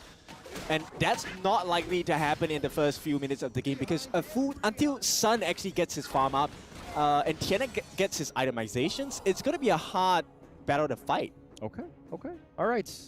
It looks like they're kind of, again, very neck and neck. You know, we talk about the match of the day. This is definitely my match of the day. I think that these are two evenly matched teams, and we're going to just see nothing but fireworks in this game. Oh, for sure. Right now, we're just lighting the fuse up, right? It's going to take a while before the fuse comes to the end, and we have the full-on explosion of rockets and whatnot. But you can see LGD, rightly so, very aggressive in the start. They do have some pressure coming in. Wait, if you're going to light the fuse now, how long is this fuse? I mean, the fireworks, they should be happening now, right? Well, for the side of LGD, it should be happening. But Team Secret, they know that this fuse is coming, right? So they're going to try and delay. They don't want to fight. They want to fight when it's a guaranteed win. So until it's a guaranteed win, then you're going to see them just sidestep, move a little bit more towards the back. And right now, it really is about smart trades, right? Can we get the perfect ROI? I'm going to invest a little bit of time into the lanes, get some farm, and I want to be rewarded with kills. Okay. And, okay, getting rewarded with kills, though. Sun on the Fuse, looking to, you know, get that corporal punishment onto Loong, JR. Is this the right counter pick? Are you comfortable with a Fuse as your farm laner? I'll be honest, it's a little bit greedy because they have to wait till the late game. And at this point, I believe once Sun gets his farm up, he will be able to melt out the members on the side of LGD. But the question is, will LGD allow that? Yeah. We're going to have to see. I mean, it's still very, very early. We're seeing just how much Jay is really just trying to prioritize that lane, trying to create some space for Loong to kind of get, you know, his farm. JR had just hit level 5, a little bit behind in terms of XP of Sun. I mean, it's pretty neck and neck still, but very, very close. Look at the net worth, neck and neck. Yeah, and this is a good position to be in for the side of Team Secret, right? Because if I'm on LGD, I'm expecting to have a huge lead at this point. Yeah. Okay. But TNX looking to invade. Again, we're talking about the fact that he needs to get that farm. I don't know who got that. Well, I did not see where did that green line go to, but it looks like it was went very to close. Sun King, so I think it should be a secure on the buff. A little bit of pressure applied, right, from the side of Team Secret, and right now, they're both dancing once again on knife's edge. This is what I like to see, right? Because in any moment, when the first blood comes through, you can definitely start to see a huge swing in momentum. Yeah, and both of these teams playing kind of cagey. Nothing really too out of the ordinary. They're not going for crazy gank attempts in any of the lanes. Everybody's playing kind of just stock standard, like in the lane, just playing defensive. I'll just take my creep wave. I will give a slight advantage to TNX now. He did manage to steal one camp, so he's going to have an EXP advantage. Small, but it could prove to be very detrimental going in for this first objective of the game. Yeah, every inch matters. Everything is just so important here. And it looks like TNX taking that Tyrant. That's a bit of a win for them. That's going to put them in. But now the Sea of Fate for Yuhan. Oh, he gets on it. He gets knocked back. And it looks like everybody's going in. TNX wants to go with the Whirlpool on the backside. TNX all the way up in the front. Doesn't need to be careful about Musan King, but Jay is going to go down. Shizhan will get the first blood. That is a huge fake out there, and they actually thought that they left. LGD was like, okay, we got it, we scared them away, but suddenly Team Secret comes back with the Eye of the Whirlpool.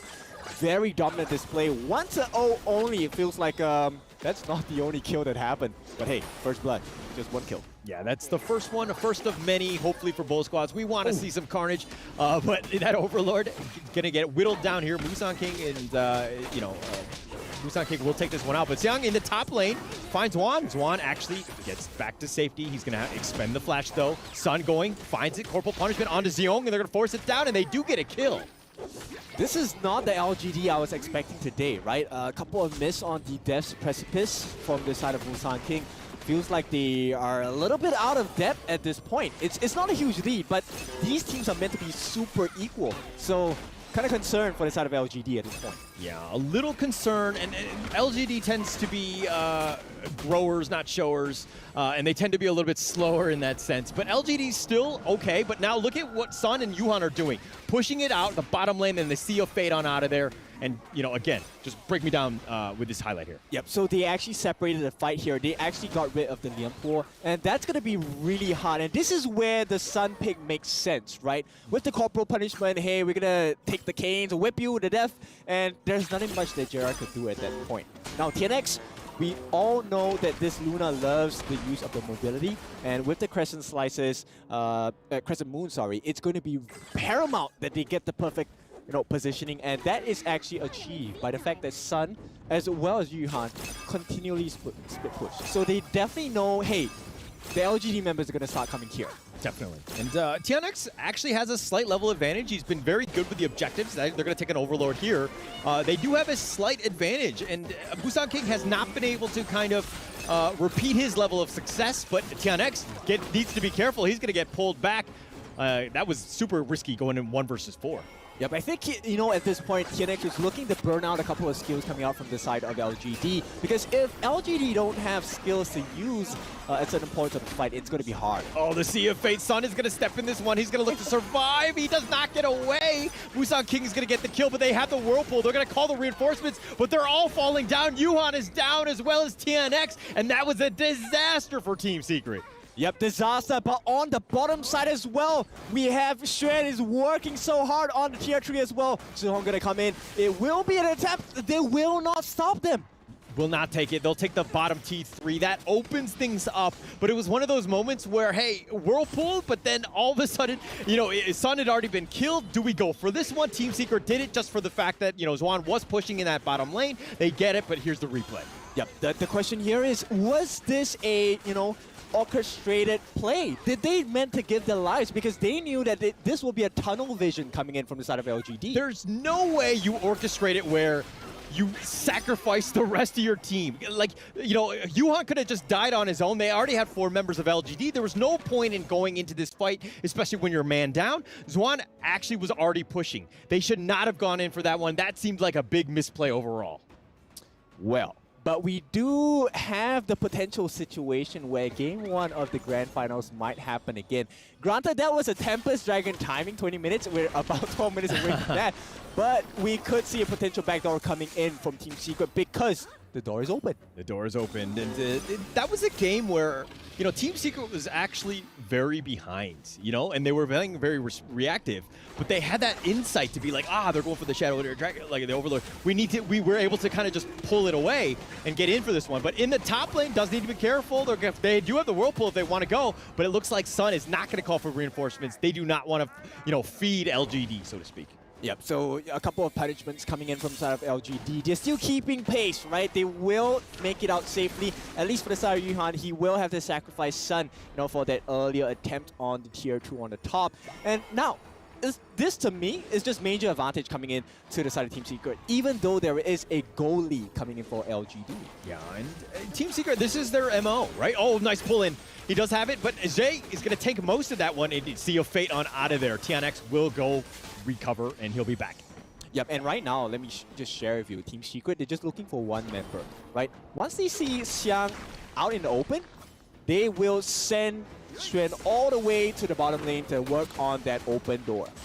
Yeah, no, you got to put the pressure on them, right? LGD want to group up. They want to stick to the lane. And being forced to kind of react because of the fact that the T3 bottom has been taken out, they need to deal with it. So essentially, you're kind of splitting them up, making LGD react to what you're doing on the map, and Team Secret playing it smart. They understand what they need to do. And again, this is a 1K net worth lead, but with Yuhan's Sea of Fate Whirlpool, you could make a potential play anywhere. TNX going in for this one. Zihang flashes back to safety. He's going to be focused. He's going to be killed. TNX will take this one. They're looking to turn this around, and they look to Sea of Fate will keep Shishan alive, but TNX in a bad spot. He's going to back off. He's going to be chased in, but here are the reinforcements. They do have it, but the infinite vastness, he goes in for this one. Shishan has been killed, and they do have Yuhan as well, and they're turning this around. Yuhan has been killed with the double kill, and it looks like Sun trying to turn this around, not able to do so. Triple kill going away with JR.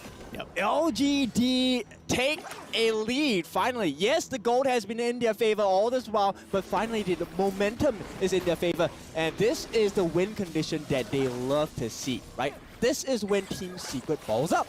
If you are in a bunch, that is the perfect situation for Musang King, and boy, did they capitalize on that. Yeah, they did it really well. That was a really good team fight. It was one of those moments where, you know, they see a fate on out, but then they come in with a whirlpool. You're like, who's going to go in? Are they going to go in? But again, here's the replay here. Yeah, and you know, JR on the backline just working on the Yuhan as well. So no more saves coming out for the team, and Sun is now left alone. So the moment, right, the tanks and the main damage dealers like Shishan, once they're out, there is no comeback factor for the side of Secret, right? They have to just deal the damage that LGD offers at this point, and we know the result of that. It's only happened like twice so far in this game, but it could be more prevalent as the game goes on. Yeah, and this is kind of where Team Secret are kind of comfortable with. I mean, understanding that this split push with the Yuhan Sun, they've just kind of, you know, forcing the issue, making the play happen. They can see a fate on out of there. They do have to get out of jail, assuming that they don't have that burst by LGD, but it's, again, they're comfortable, they understand what they need to do, but this net worth lead is starting to grow for LGD, and as a Team Secret fan, you gotta be a little uncomfortable. Yeah, but the LGD fans are definitely cheering them on. At this point, this is going to be a 11-minute overload, which means this is the shadow version, right? There's going to be a lot more damage, a lot more potency of the buff coming in. Yeah, and anytime LGD do an objective, Team Secret are like, all right, we're just going to continue to split push, make them force them out, make it uncomfortable for them so that they can't just take it willy-nilly. But Musang King will probably take this one. Should be no issues, especially at the 12-minute mark here. Yeah, play the map. That's the game plan for the side of Team Secret. You can see there's trying to limit the amount of vision and information that LGD gets, and so far it seems to be working out. But they themselves don't have that information. Yeah, they don't have much here. Sea of Fate, they're going to get on out of there, and they should be fine. Xiang and Jay showing themselves. They're going to look to push this. And again, anytime you push a lane, you got to watch your backside. You got to watch the other lane. What's happening there? LGD are starting to grow up. Here's 4 members, and they're just knocking on the door on this T2 as they take it down. Giant's grip already completed for the side of Musang King. He's going to be a tanky boy at this point, and they want to group up. They want Secret to group up and to get that fight in. They want it, but they're, you know, again, LGD playing it smart, sticking to objectives. They don't need to force anything. Of course, they need to kind of worry about the bottom, you know, that's being pushed out by Zhuan. But, you know, the Shadow Vanguard will deal with this one. Should not be too much of an issue, as it looks like they're going to push on this T3 here. Well, comeback may be completed at this point. Hang on. The Tremor Smash with a Chaos Cinder actually slowing down Musang King on the backside. It looks like they do have the stasis. He's going to stay alive for now, but Jay not as lucky. He's going to go down, and Sun all the way up in the front, trying to force the damage. Tian Zhuan going in for this one. Doesn't he be a little bit careful? He expended the flash, but now he's going to back off. Team Secret, they got 1 kill, and I think that's enough for Team Secret. I think it's impressive that Team Secret survived that, because right before this fight, Hong actually got the Splendor, which you know pointed out earlier, and JR had his hands on the Siege Breaker, one of the most highest damage available from itemizations, and still somehow they survived. Nobody died, right? Yeah, nobody died in that skirmish. Jay died. But other than that, I mean, you know, ults were expended, the Splendor was as well, so things to kind of keep note of. Like, Sun is still up in front, he's going to have to deal with this. Xiang in the top lane, and Yuhan does go down, but the Sea of Fate and the Whirlpool has been committed. They're really wanting to fight this. Musan King going in for this, the Infinite Vastness goes in. Musan King has already been killed. Now he's looking to turn this around. He does have the Ride the Wind as well, the Tremor Smash right on top of Sun, and JR is turning godlike. Sun just going in for this one, trying to do as much damage. Let Shisan run away. He's going to be the last one surviving. Yep, LGD saw the window and they broke right in here. Now is Shisan. He's going to be able to clear the wave, but he is one man. He's going to have to hold his own for the next, what, 10 seconds? But it's a Yuhan coming in. He's not going to help too much. Oh, Jay's going to just tank the base. He's just going to go for this one, but they're going to wait for the minions. They're going to go for the bottom. Shisan in the front, just trying to slow him down. Not able to do it. He got picked off, and it looks like LGD have done it as they win at the 14-minute mark. You know what this means for them. LGD, we're not going to do it once. We're going to do it twice, and this time on an even bigger stage. Even bigger stage. Of course, just the group stage. Very important. This is a huge confidence booster. They knew that Team Secret was going to be that formidable foe in their group, but the fact that they won that first game, they got to be feeling great going into the next one. For sure. Now, we have to take a look at the other side as well. I mean, Team Secret, they did really well, but once again, the Daqiao Fuzi strat punished by the side of LGD. And, you know, does this break your confidence as a team? Do you go with this strat again? I mean, it's a situation where you're like, this is our bread and butter, and the fact that LGD were able to kind of counter it and to kind of, you know, to beat it out, it's got to be a little demoralizing for Team Secret, right? They need to go back to the drawing board, understand that, hey, this is still a good strat. We can make it work. They were doing well. It's not like they were completely, you know, destroyed in this game, but it's one of those situations where, you know, we're going to have to go back to the drawing board. Yeah, for sure. Now, you know, really curious how the interview is going to be like. We're going to try and figure out what it's like for the side of maybe LGD and see how far do they want to progress in this competition before they take a look at KPL Dream Team. Let's have a look at the interview now. Another match and another win. With us here right now is Musan King. Congratulations. You had a lot of face-offs with Team Secrets. Now you're here in Saudi Arabia with another match and you had another win to your books. What's different this time? 首先呢，恭喜Musan King 选手获得本局比赛的胜利啊！因为我们和 Team Secret 也算是老对手了。那这一次在 EWC 会不会有一些全新的准备和不一样的准备呢？对我们来说是一般的，我们就平常心去打这场比赛。I think honestly for us it's a general game. We wanted to keep everything simple, everything smooth like we did before. All right. Yeah, amazing mentality, right? I guess, and right now, pretty much as they've been here several times and doing the game over and over, especially at the turf, they're so familiar with, especially with Honor of Kings. But I know you have a lot of in-game questions. Of course. So actually, Team Secret is doing so well with their Daqiao and Foods, the composition. They gave you such a hard time during the mid-game with that split push strategy. So how do you solve this? 其实对手呢，今天拿到Daqiao跟父子的组合，那他们中期呢也频繁的通过带线牵制的方式。来拖延比赛的时间，那你们当时是怎么样处理这个局间的事情的呢？我只能说我们的辅助卡圈太厉害了，每次都把老夫子卡得死死的。All right, I think amazing performance by our support because he can create a lot of problems for Fuzi so that we can win in the actual team fights. And we look forward for more matches taking place in this Invitational. I guess it's time to go to the studio again. Okay, 3, 2, 1, yalla. Take it away. Congratulations to LGD Gaming taking the victory in their match against Team Secret. That was a really good performance. By far, my favorite match of the day right now. Me too. I mean, same. And though that Musan King is acting really cool, like, okay, we're just doing normal things. Yeah. But you can see the reaction of his teammates just spoil how excited they are because they just broke the unbreakable Daqiao strategy from TS. You gotta understand that, like, for a lot of people that do not know the history between LGD Gaming and Team Secret, the moment that they gave the Tatsia away for Team Secret to have, everyone thought like, what are they doing? What is happening in here? A lot of question marks in the air. Get, what was your feeling when you just saw that Tatsia was available? I feel like LGD kind of did that on purpose, to be honest. I feel like they know how to counter dash out. They know how to counter dash out. I feel like even from the very beginning, they have the previous experience with TS in the grand final in Season 2. So in this match, they did it really, really perfectly. Their support did a really, really good job bringing in all the bombs to bring that dash out strategy down.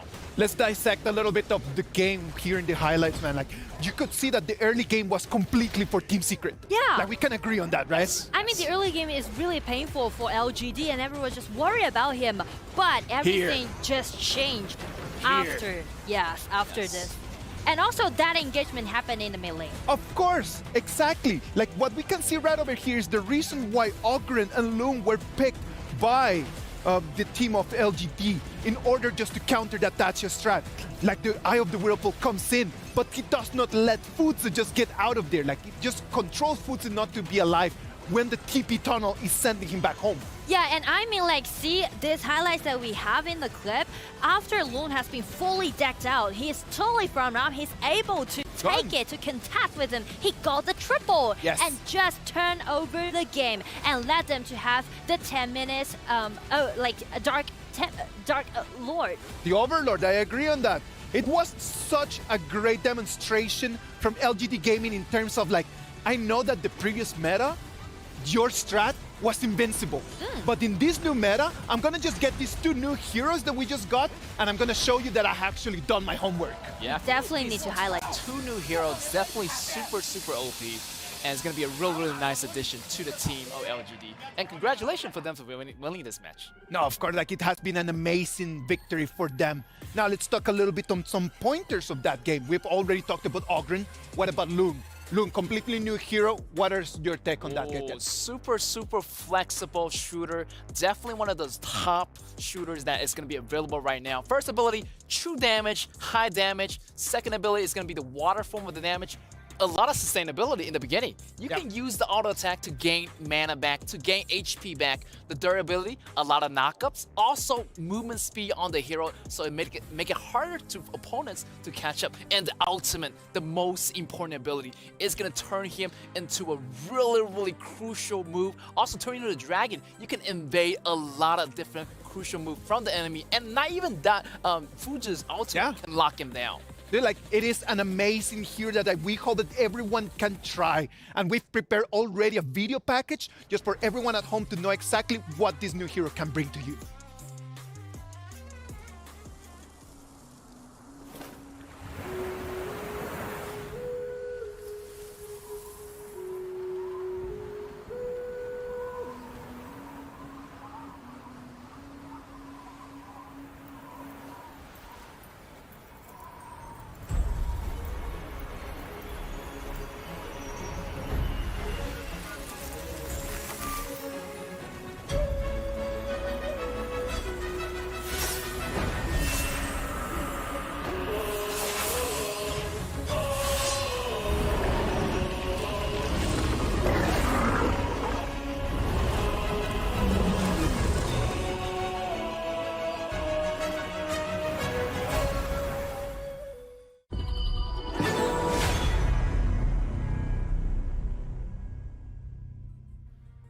I am so excited, and I need to go back home and just get in game and just play some Loom, because after this video and after this performance, I am really really want to get in there. And also, I can see the talents that those players has, because we know that Ogren and also Lone is just being newly launched in this patch, and you can see how well they played with those heroes, right? Pure talents. Yes. You know what? Like, we know exactly that it was a team effort for LGD Gaming to actually win, but someone needed to take that MVP.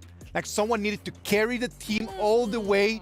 Musang King told us that he believes that his support was the best, and I want to agree with him. That Liempo is the match MVP. Joe is going to collect that MVP, put it in his pocket, because without him, the whole strat would have fallen apart. True. I mean, like, the way how you're going to counterattack Dachao strategy is that you need to predict the next movement that your opponents might take. And also, speaking to the team fight, I really want to highlight his ultimate, because he needs to smash on the ground 3 times, but only the 3rd smash will allow them to knock them up and just cut them down from the Dachao's elevator, the teleportation. The timing that you need to have, right? Like, it's 4 seconds countdown for Dachao's second ability. You do not need just to completely immediately just drop in there. Like, you just need to kind of like just get the gaps so you can actually get the right moment. Exactly, and that's the mechanics that we can see, you know, the detailed movement that they are using, they're piloting this Limpo. Amazing performance by all of them, Get. Yeah, definitely Limpo has to do all the heavy liftings for LGD. Also, that moment that's so well calculated. He's doing the tanking, he's doing the vision control, he's doing the knockup, and it's perfectly done, and the team wasn't able to do it without him. Like, I agree on terms of that. Like, sometimes what you want from your support is just someone that can come in, suck in some damage, get you some initiation. The vision is vital if you actually want to be able to initiate the fights. And the way that Chua played this, I hope that everyone at home can really take notes and really try to play the game later on. And I really like this game. So far, this is the best game right now in EWC. Do you agree? Yeah, I agree. Definitely. Right? So many things just be contained into this one game. All of those operations that they did, the mechanics that they did, just like a lot for us to digest in this one game. Amazing game. 5v13 in terms of kills. I want to talk about that in terms of kills right now that we can analyze a little bit of the number game. Sure. LGD wanted to fight. Team Secret wanted to stall. Like, they really wanted to run away and try to push the game to 20. They really needed the game to get to 20 for them to actually turn things around. Yeah. But the thing is that the only initiator from TS composition is Fuzi, right? So the thing is that LGD is trying to let Ogren or Loom using his ultimate or use that Limpo smash, try to get a void about the initiator and try to do a lot of counterattack against Fuzi. Just look at the damage taken by Musang King. 62,000 he's taking. Like, he's sucking in so much damage, almost the same as Chua. Yeah, exactly. And you can see the vision control and also how tanky they are being those engagements and try to build up quite like a comfortable setting for Loon to do all of those happen. Yeah, for me, I feel like I was a little bit worried about LGD in the beginning. TS was doing so well. I mean, TS was in the zone. You see that Fuzi took out that Lady Jin so fast, and everything's going so well, but the shifting point was that jungle fight in the red area of the LGD where Limpo lock this Dachao up and allows the whole team to go in for the cleanup. So that was a turning point for the entire game for me. So from that point on, LGD would have a smooth sailing from that point on. All right, guys, this has been a very exciting game. Let's right now just think with very cool heads. The previous meta just told us that Dachao and Fuzi, it was the pick. It was just the strat that you needed to do if you really wanted to go. New patch, new tournaments. Do you guys think that that strat is still going to be that strong as what we had before? I would say for TS still gonna be a strong pick because LGD know how to play Loon, the new hero. But I'm not sure that whether other teams can do so well in game by using that Lianpo and this Oregon and Ogren and also the Loon. So still, it's gonna be a powerful pick for TS again. Okay, so we can agree on the fact that it's gonna be a powerful pick for TS. Is it gonna be a powerful pick for every other team as well? What do you think, Edwin? I feel like it's gonna be another powerful pick for other team as well because this composition has been in the game for a very, very long time. This strategy is very well known, also in the KPO region as well. So I don't think that is gonna be a trouble for other team to use as well. And to a new addition to the new heroes that we just joined in. Just too many heroes to ban right now. We got Lady Jun, we got Loon, we got Ogren. So many heroes, so many available strategies. So not even really one that's really matter. I feel like they can use any strategy, the new hero strategy, or they can go with the old-fashioned Dachao and Fuji strategy. Old-fashioned Dachao and Fuji strategy is still going to be online. Yes. What would have just changed in terms of the BP in order to give Team Secret a little bit of bigger advantage? We were talking while the BP was happening about your thoughts on what could have been a little bit different in terms of bans and picks? I would say they ban away Hano and Zhangfei first, right? Yes. For the first phase. It's because they are worried about Hano will be the one to be the tankiest person on the opponent's draft. And also Zhangfei, by using his ultimate, he can easily just blow everyone away and just push them back. True. I would say take Long instead of Hano as the first ban when they're playing against LGD. Yeah. But if they're playing against other teams, I would say Hano and Zhangfei will be the most suitable one to be at the first phase. So you believe that they should have just picked that instead of actually banning it away? Yeah, that's also going to be a nice solution. Okay. What do you think, Eket? I feel like that's going to be the same for me. I had to agree with Nora here, and definitely her analysis of the game was so deep. And going into the predictions, even predicting that Angela was going to be a really great yeah, I like that one. against Ogren. That was a gigantic flex from Nora. True. I said so. Yes. And the reason why I named Angela in that draft is because Angela can do so good burst out damage in the early game and not just prioritize the mid lane, but also can be a nice counter attack against Ogren. Just keep the distance and also do those burst of damage, kill him instantly. But the problem is that once you're using Angela, the combo needs to mate in a quite decent way. Once Fuzu break the ultimate and bounce someone in his ultimate, Angela needs to be there. And that's a problem. You need to catch up with Fuzu's pace, right? Directly throw out your stat and make the insta-kill. If you can't do that, you're be in the deficit during the engagement. You only got one chance. A very big gamble right over there with that True. Angela, right? Is it a everything or nothing? Well, right now, before we move on to the next games, right now we're going to present you one more video explaining Ogren, this new hero that is available for everyone. Watch it and then tell us over there what you think. The one who would control fate must be heartless. Raise the axe of God to smite all. Only then bless the people of Yimeng.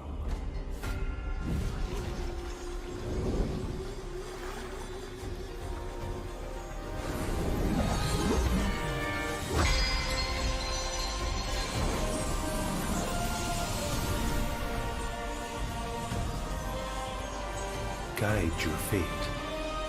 The cycle of rebirth.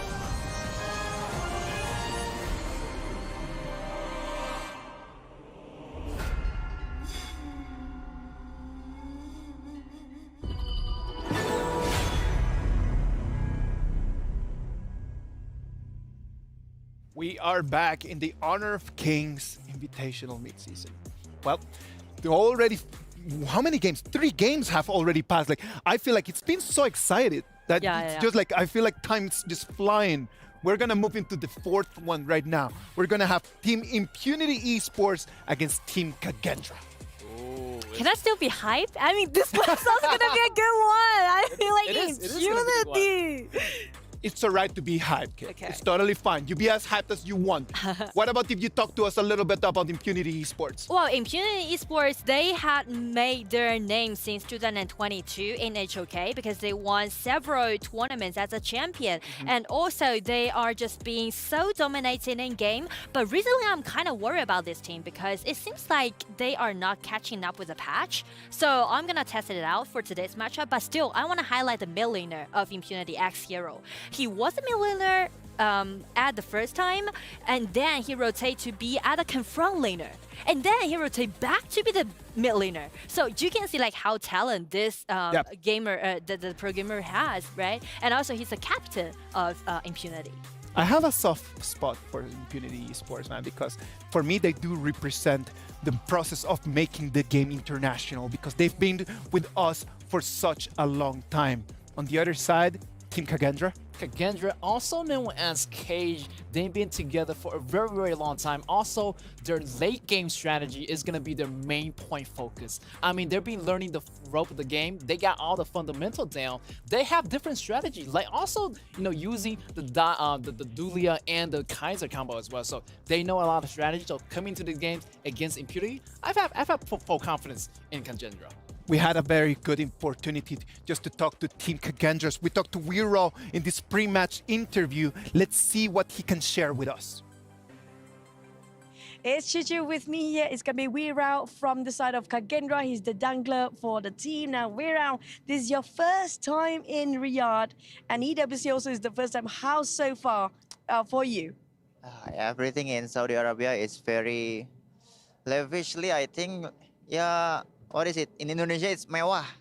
Luxury. Luxury. Wow. What do you think? What is the most favorite of all this luxury you've been through? I think especially the food. Maybe because the hotel is very expensive.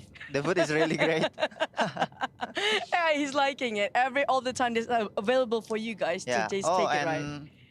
And even the hotel prepared sajada for us to pray. Ah, yes, I love it too. For Muslims, we do have the prayer mat that's being prepared as well. Now, okay, we had such a great time here in EWC in Riyadh, but when it comes to the games, how's the preparation for you guys, Kagendra, to come here in EWC?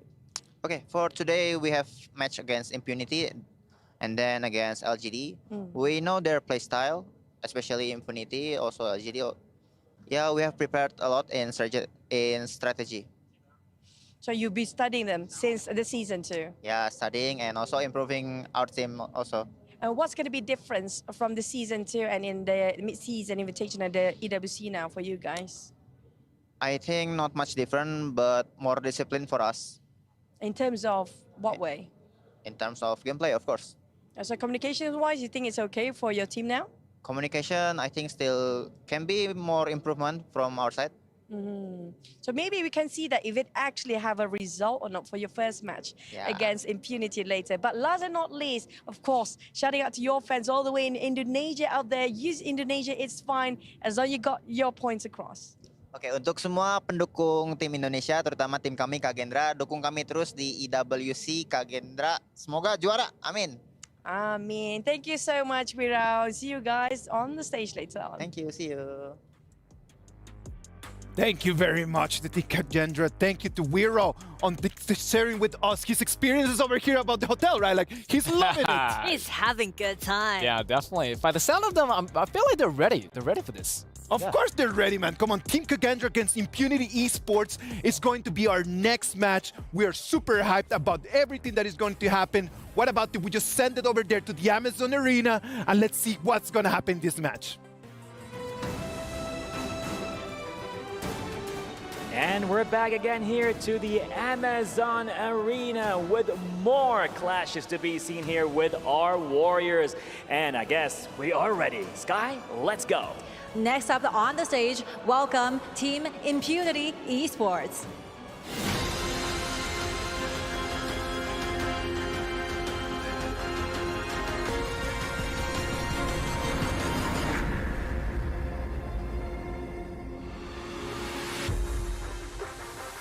They strive from failure, they rise up again and reborn from the ashes. That's how good they are. Ooh, reborn from ashes. Let's see what's gonna happen right now as they're gonna go against their competition. Hailing all the way from Indonesia, let's hear it for Kagendra.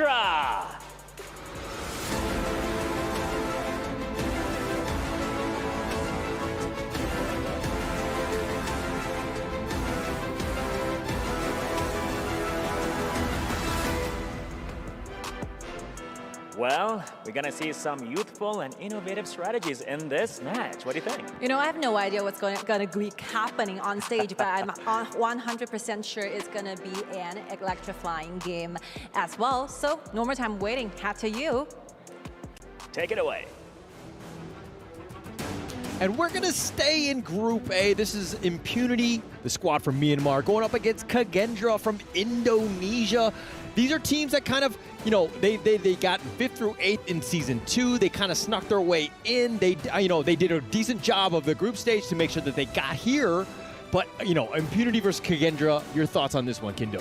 I think it could be Kagendra taking a win against Impunity. Now, we all know Impunity has had a long history from 2022. And, you know, Kagendra kind of burst onto the scene very recently as of late. But I think, you know, the Kages, they might have that special sauce to kind of edge it out over Impunity. Now, of course, I think I have been taking a look at the performance thus far, especially in Season 2. I think they have what it takes to really, you know, bring the A game. Now, once again, some of the things that we we have to take a look at is that the coach for Kagendra is actually one of the youngest coaches amongst all the teams in Season 2. And I think he brings a lot of fresh perspective and a lot of creativity into the draft as well. Yeah, age is just a number, let's be honest here. But getting your team on board, again, coaching is one of those things where, you know, anyone can do it if they know how to kind of manage a team. Getting the team on the same page is very important here. And let's see if they are on the same page. Let's head into the draft now. This Loong pick by Impunity. Your thoughts on that as a first pick? I think Loong as a first pick, it keeps it very open, right? It's now Kage. It looks like they want to ignore this Loong pick altogether, right? It's going to be the Mai Shiranui along with the Dolia. Now, this is reminiscent of Season 2 Invitationals once again, right? They're looking for that Mai Shiranui who's going to be played by Senku here. Now, I have to say, Senku really impressed me in Season 2. I can expect, and I think we should all expect, that he's going to be really aggressive on this Mai, because if this Mai is not aggressive, it's Impunity's game. Yeah, definitely. And, I like the Loong pick, especially first. I think Zhao Lin is the guy you really want to prioritize. Zhao Lin had the second highest average kills throughout the entire Season 2 Invitational. So this is a guy that really knows how to take the team and put it on its back. He's kind of rounded it off with the Dune and the Lady Jun here, kind of going into this one. But Kagendra, Mai, you talked about it. The Dolia, very top-tier roamer that everybody kind of wants. It's great with the Celestial Melody, but Kaiser, we haven't seen it today. This is the first pick that we saw. It did have quite a presence in Season 2. It's very tanky and someone you need to deal with. Yeah, so at this point, I want to bring us back into the Loong pick. You're asking me about it. Right now, it's really... Does 0-0 get the kind of farm lane that he wants? Because right now, both teams have... the draft is really clear, right? We're just going to put a shield in front. And at this point, whoever shields breaks first is going to get punished. Okay, all right. It's always about breaking the shields, though. There's no, no? What, breaking? Yeah, that's the only way. Okay. All right. But no, I think it's apt, right? I think, okay, now as Kagendra, though, who are you looking to kind of counter pick against the Loong? Like, what is the best laning hero for you? I actually absolutely love a Marco Polo going up against Loong, simply because you get to play the range game, right? You get to play the positioning game.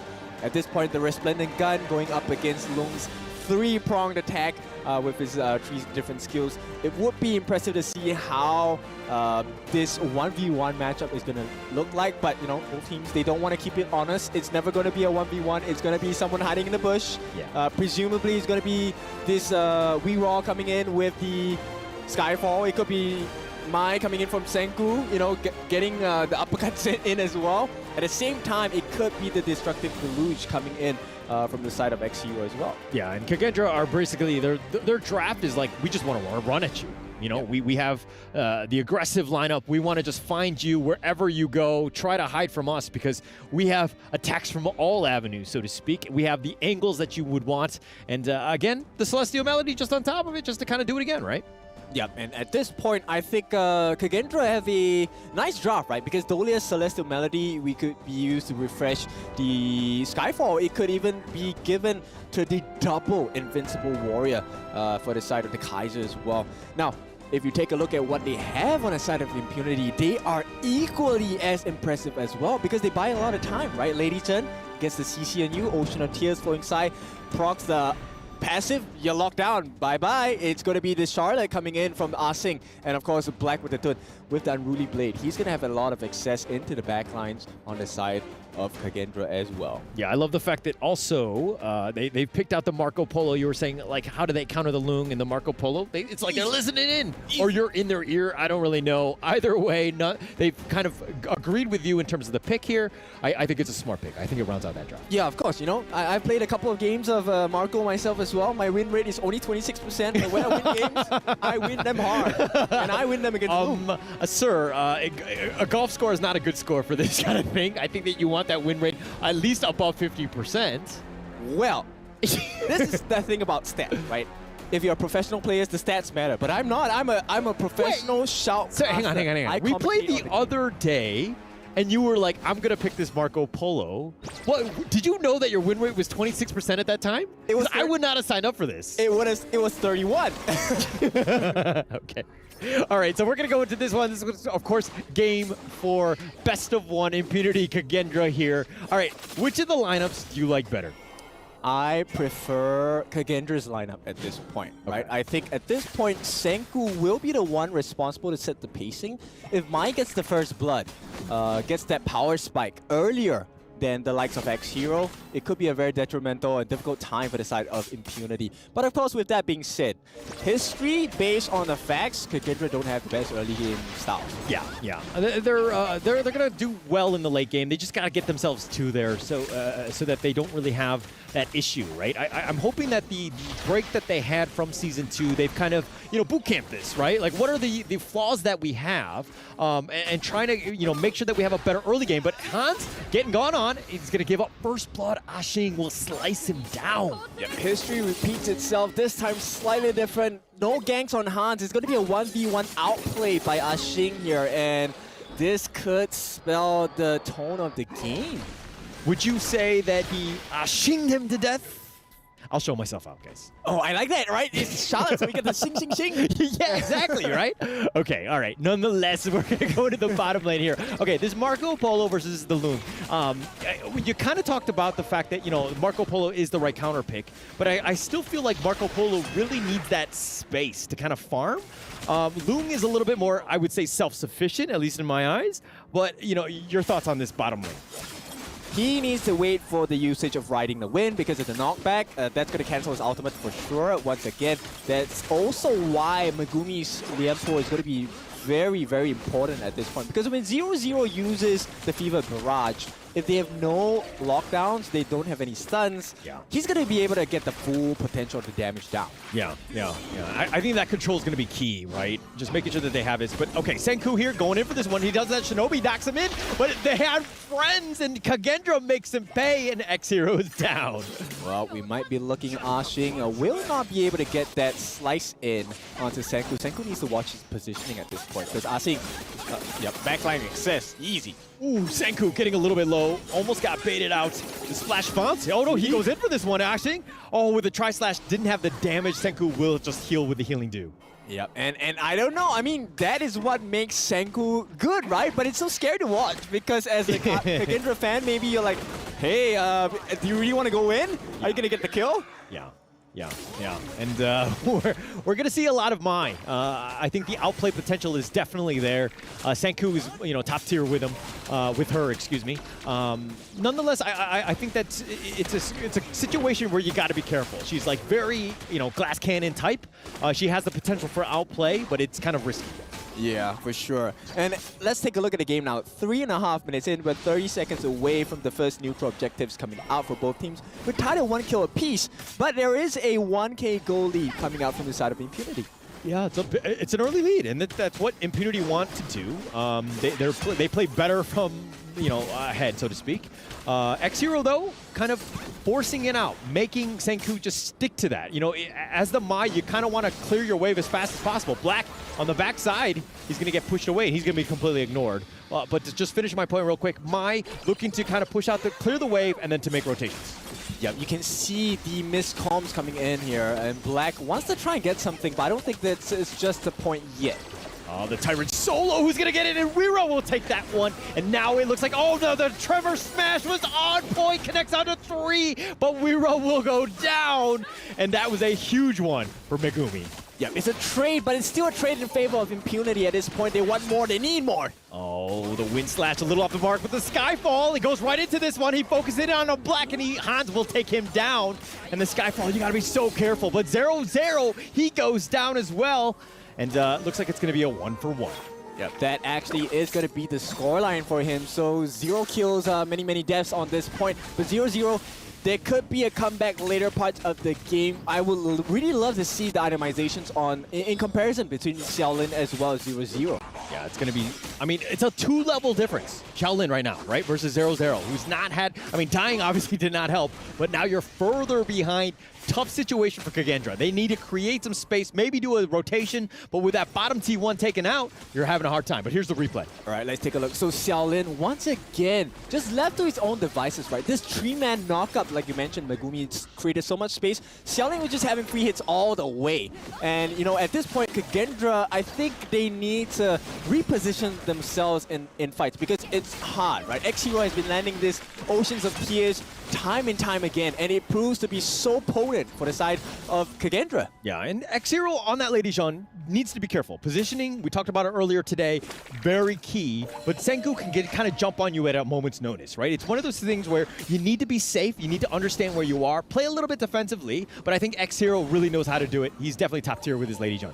Yeah, he's able to plan out that, you know, that first icicle coming out from the passive for the Ocean of Tears as well. But it looks like Kagendra, once again, being pressured all over again by Impunity. This is where the experience comes in. The Myanmar boys looking so strong. Yeah, looking very strong. And in the top lane, Han so low. Ashing not able to get that finishing touch. Does get it in the end, and Ashing is kind of rolling in that top lane. Yep, continuing with the Xings here. It's going to be 4-2, as it's going to be a 2,000 gold lead as well. Yeah, and it looks like it's going to turn into an Overlord. You've turned your kills, you've converted into objectives, and Impunity playing this one to the T, understanding what they need to do. They've got a 3K net worth lead, invading the enemy jungle, making it very uncomfortable for Kagendra to even leave the lane. Yep, this is, you know what? This is the second time I've seen them attack the 4 camp, and nobody has made any attempt to stop that just yet from Kagendra. So they're losing in these little trades. It might not seem like much, but you can see the result of it, right? That's like 2,500 gold ahead for the side of Impunity. Yeah, okay. All right. Yeah. Okay, but Megumi getting forced here with the Resplendent Revolver doing some damage. The Ocean of Tears bouncing around. Movers will eat most of that one. But Impunity, again, just taking the lane. Wind Slash does actually connect onto Senku, who just gets under the tower. Yeah, so it's not looking too great for the side of Kagendra, but Impunity, I feel like they aren't exactly pushing and, you know, making sure that the pressure is getting to the side of Kagendra. Yeah, and they're going to wait in the wings. They're going to play things a little bit slower at this point. Get Weira a little bit more time. He's behind in terms of, you know, levels, experience, as well as the net worth. Weira needs that farm, and they're trying to prioritize him, trying to get in. But Senku, here's the attack. They do have the Shinobi pushing him back. X-Hero is going to be killed. You talk about positioning, but hey, when you get forced into this one, they'll just eat you up. Yeah, Celestial Melody now dropped down onto reroll, which means he has Invincible Warrior once again. So we might be looking at a fight coming out from Kagendra. They're willing to take one more. Yeah, willing to take it, but I don't think that they're going to find the right avenue of attack on this one. Kagendra's still sticking around. Reroll will go for the flank, wait in the bushes. They find Black, who scouts it out.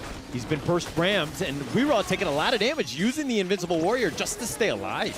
Yeah, that's unfortunate, but that's really smart from the side of Impunity, right? And this puts them in the perfect position to capitalize this. They get the free Tyrant, and this is the 8.5-minute Tyrant. So they will have enough time to work through the debuff for their Primal Bond before they start working on that 10-minute Shadow Overlord. Oof, oof, oof. And I mean, Impunity playing that really smart.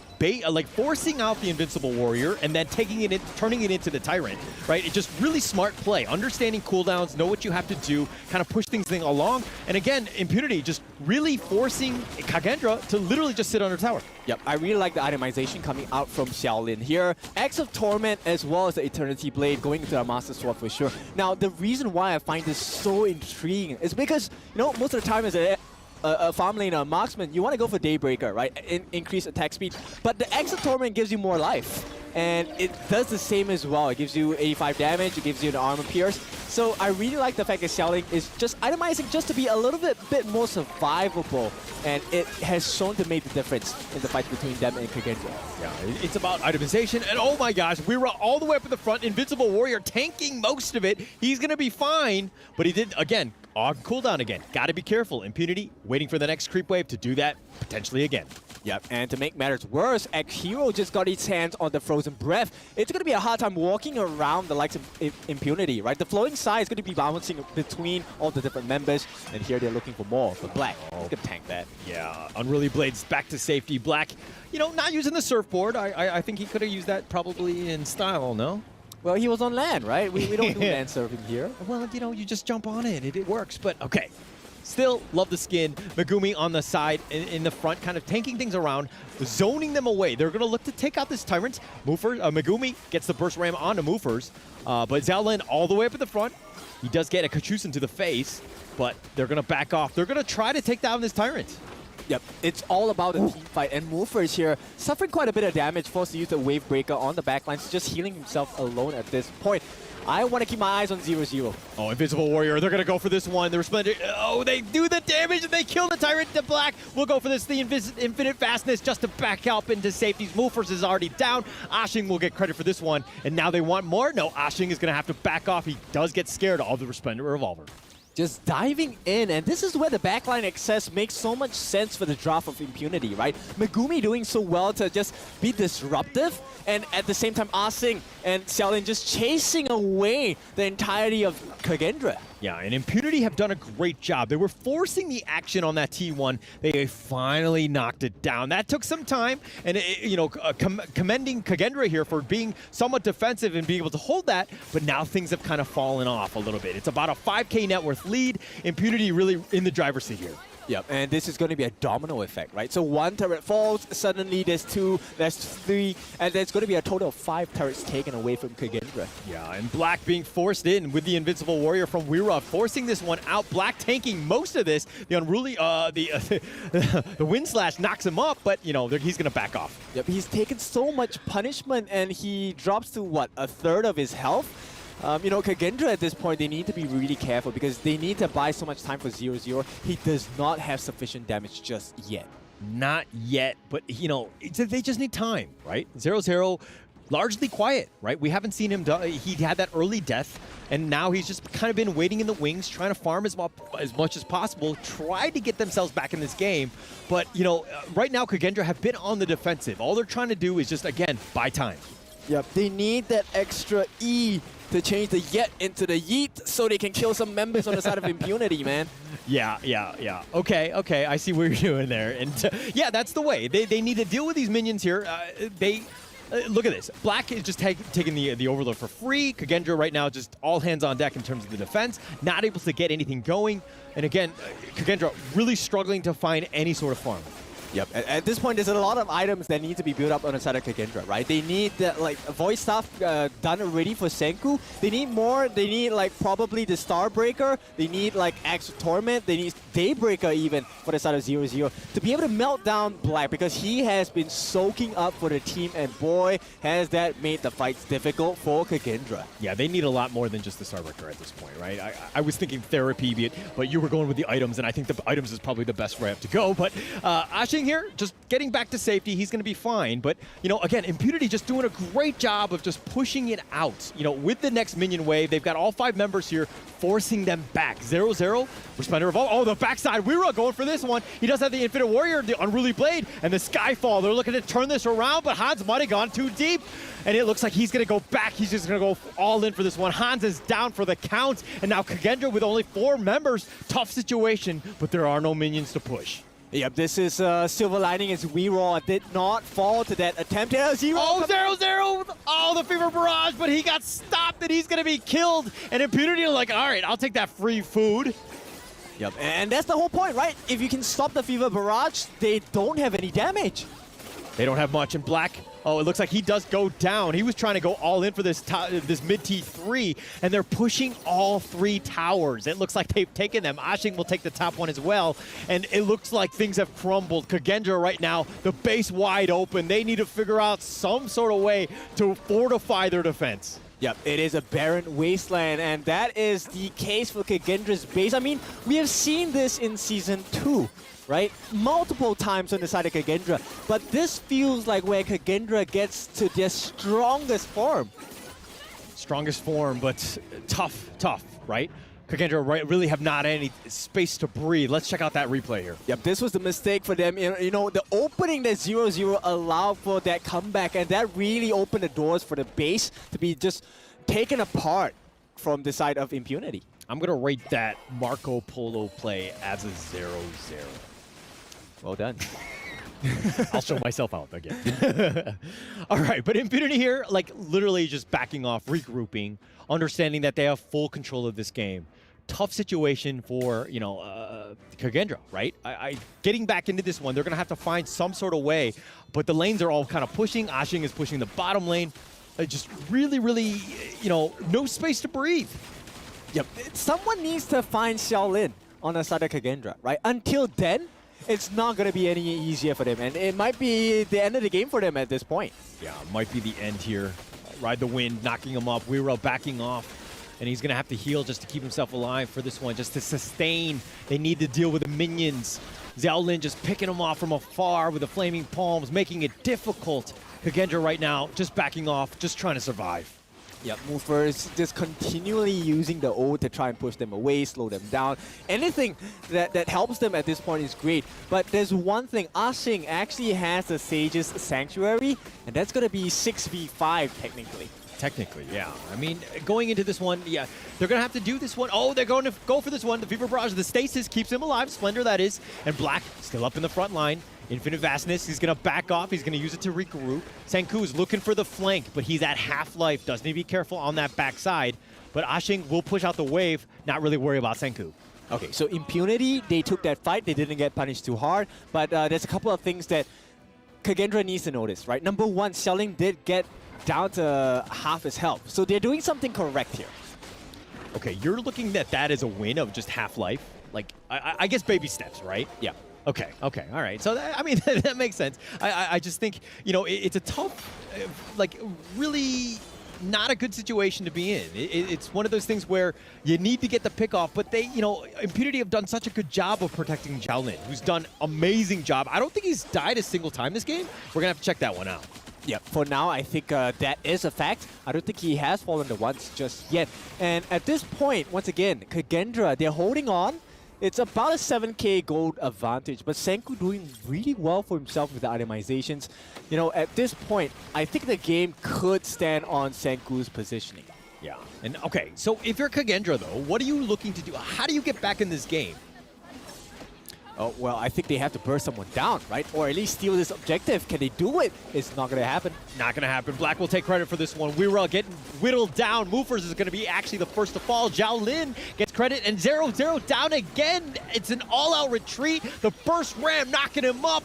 We're can't even get back into the base. He's going to be focused here with that wind slash, not slowing him down. But on the backside, Ashing continuing to fight. You talked about the Sage of Splendor, and that's going to be the expended one. Senku is down. The base is wide open, and it looks like they're going to close the house, pad that KDA, maybe get Hans. No, they're going to take the base, and Impunity win 11-4.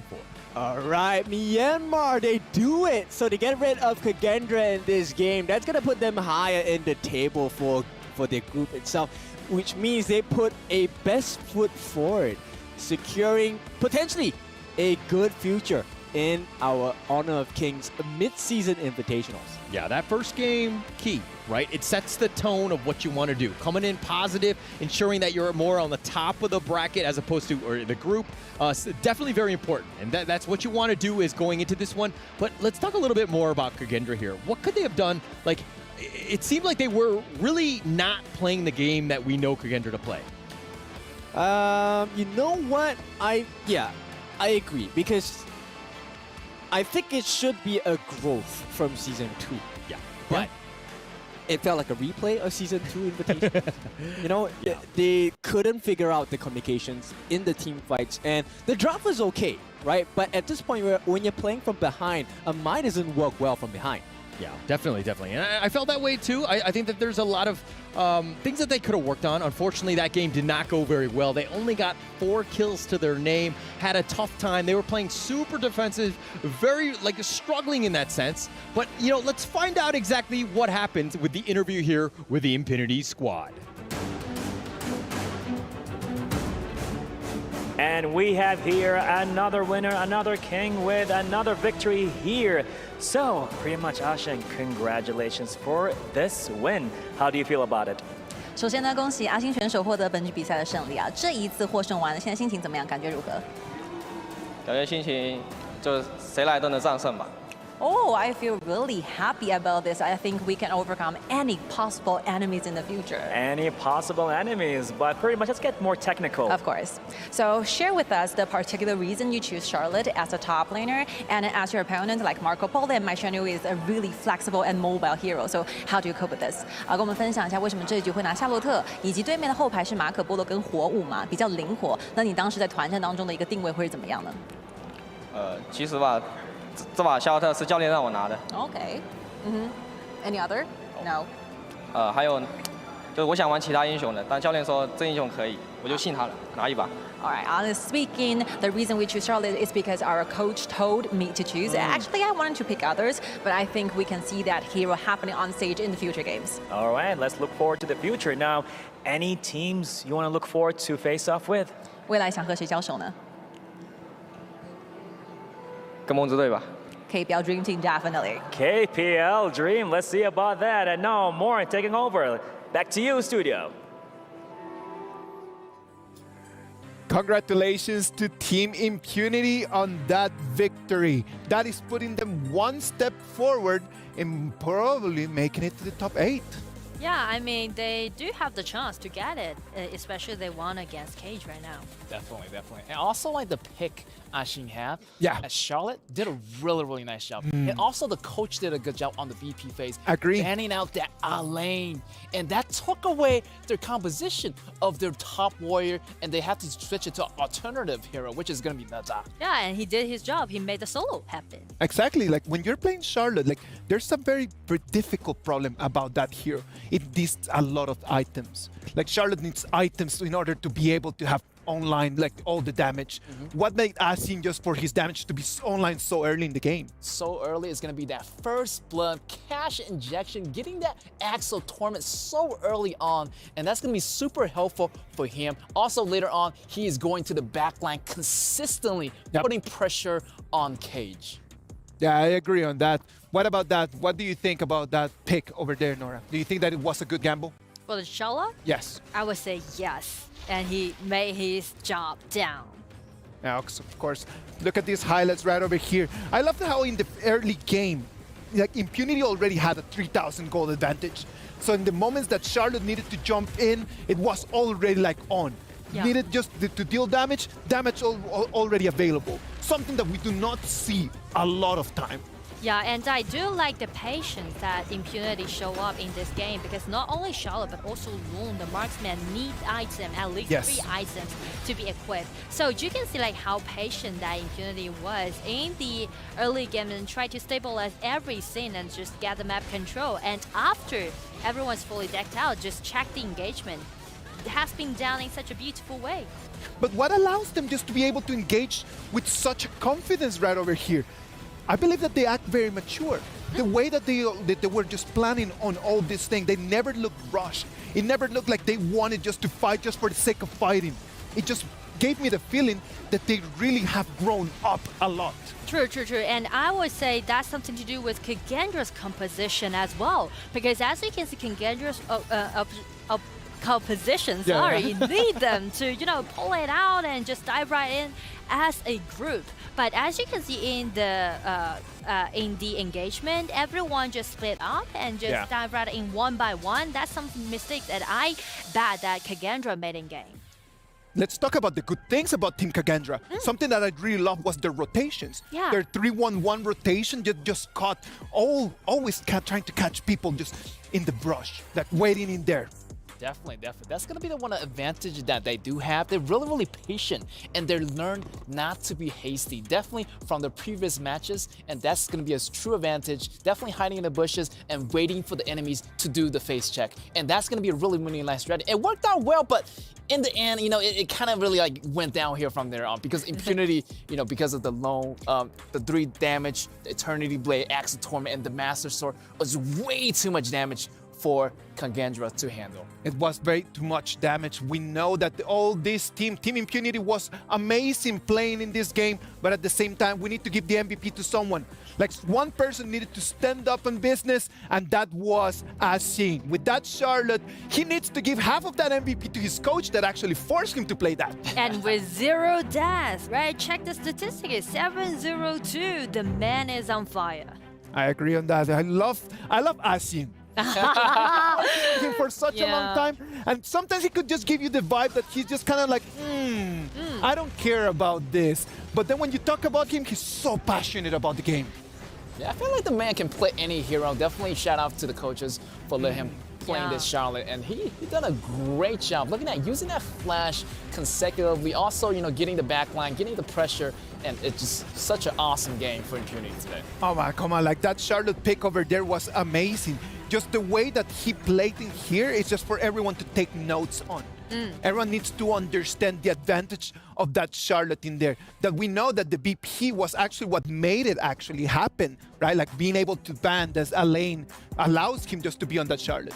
Yeah, also the mechanics that he showed up is that Charlotte really relies a lot on his cooldown reduction in the early game, up to like 30%. It might be the standard for this Charlotte to be, able to do a lot of damage. But you can see in the solos on the top, he did it without the 30% of cooldown reduction. He just made it. So that's why I was so amazed by his performance in game. No, I'm loving this. On the other side, Team Kagendra, someone needed just to stand up and try to really carry the team. They got the Kaiser, they got the Dolia, the Marco Polo, that was a very good pick.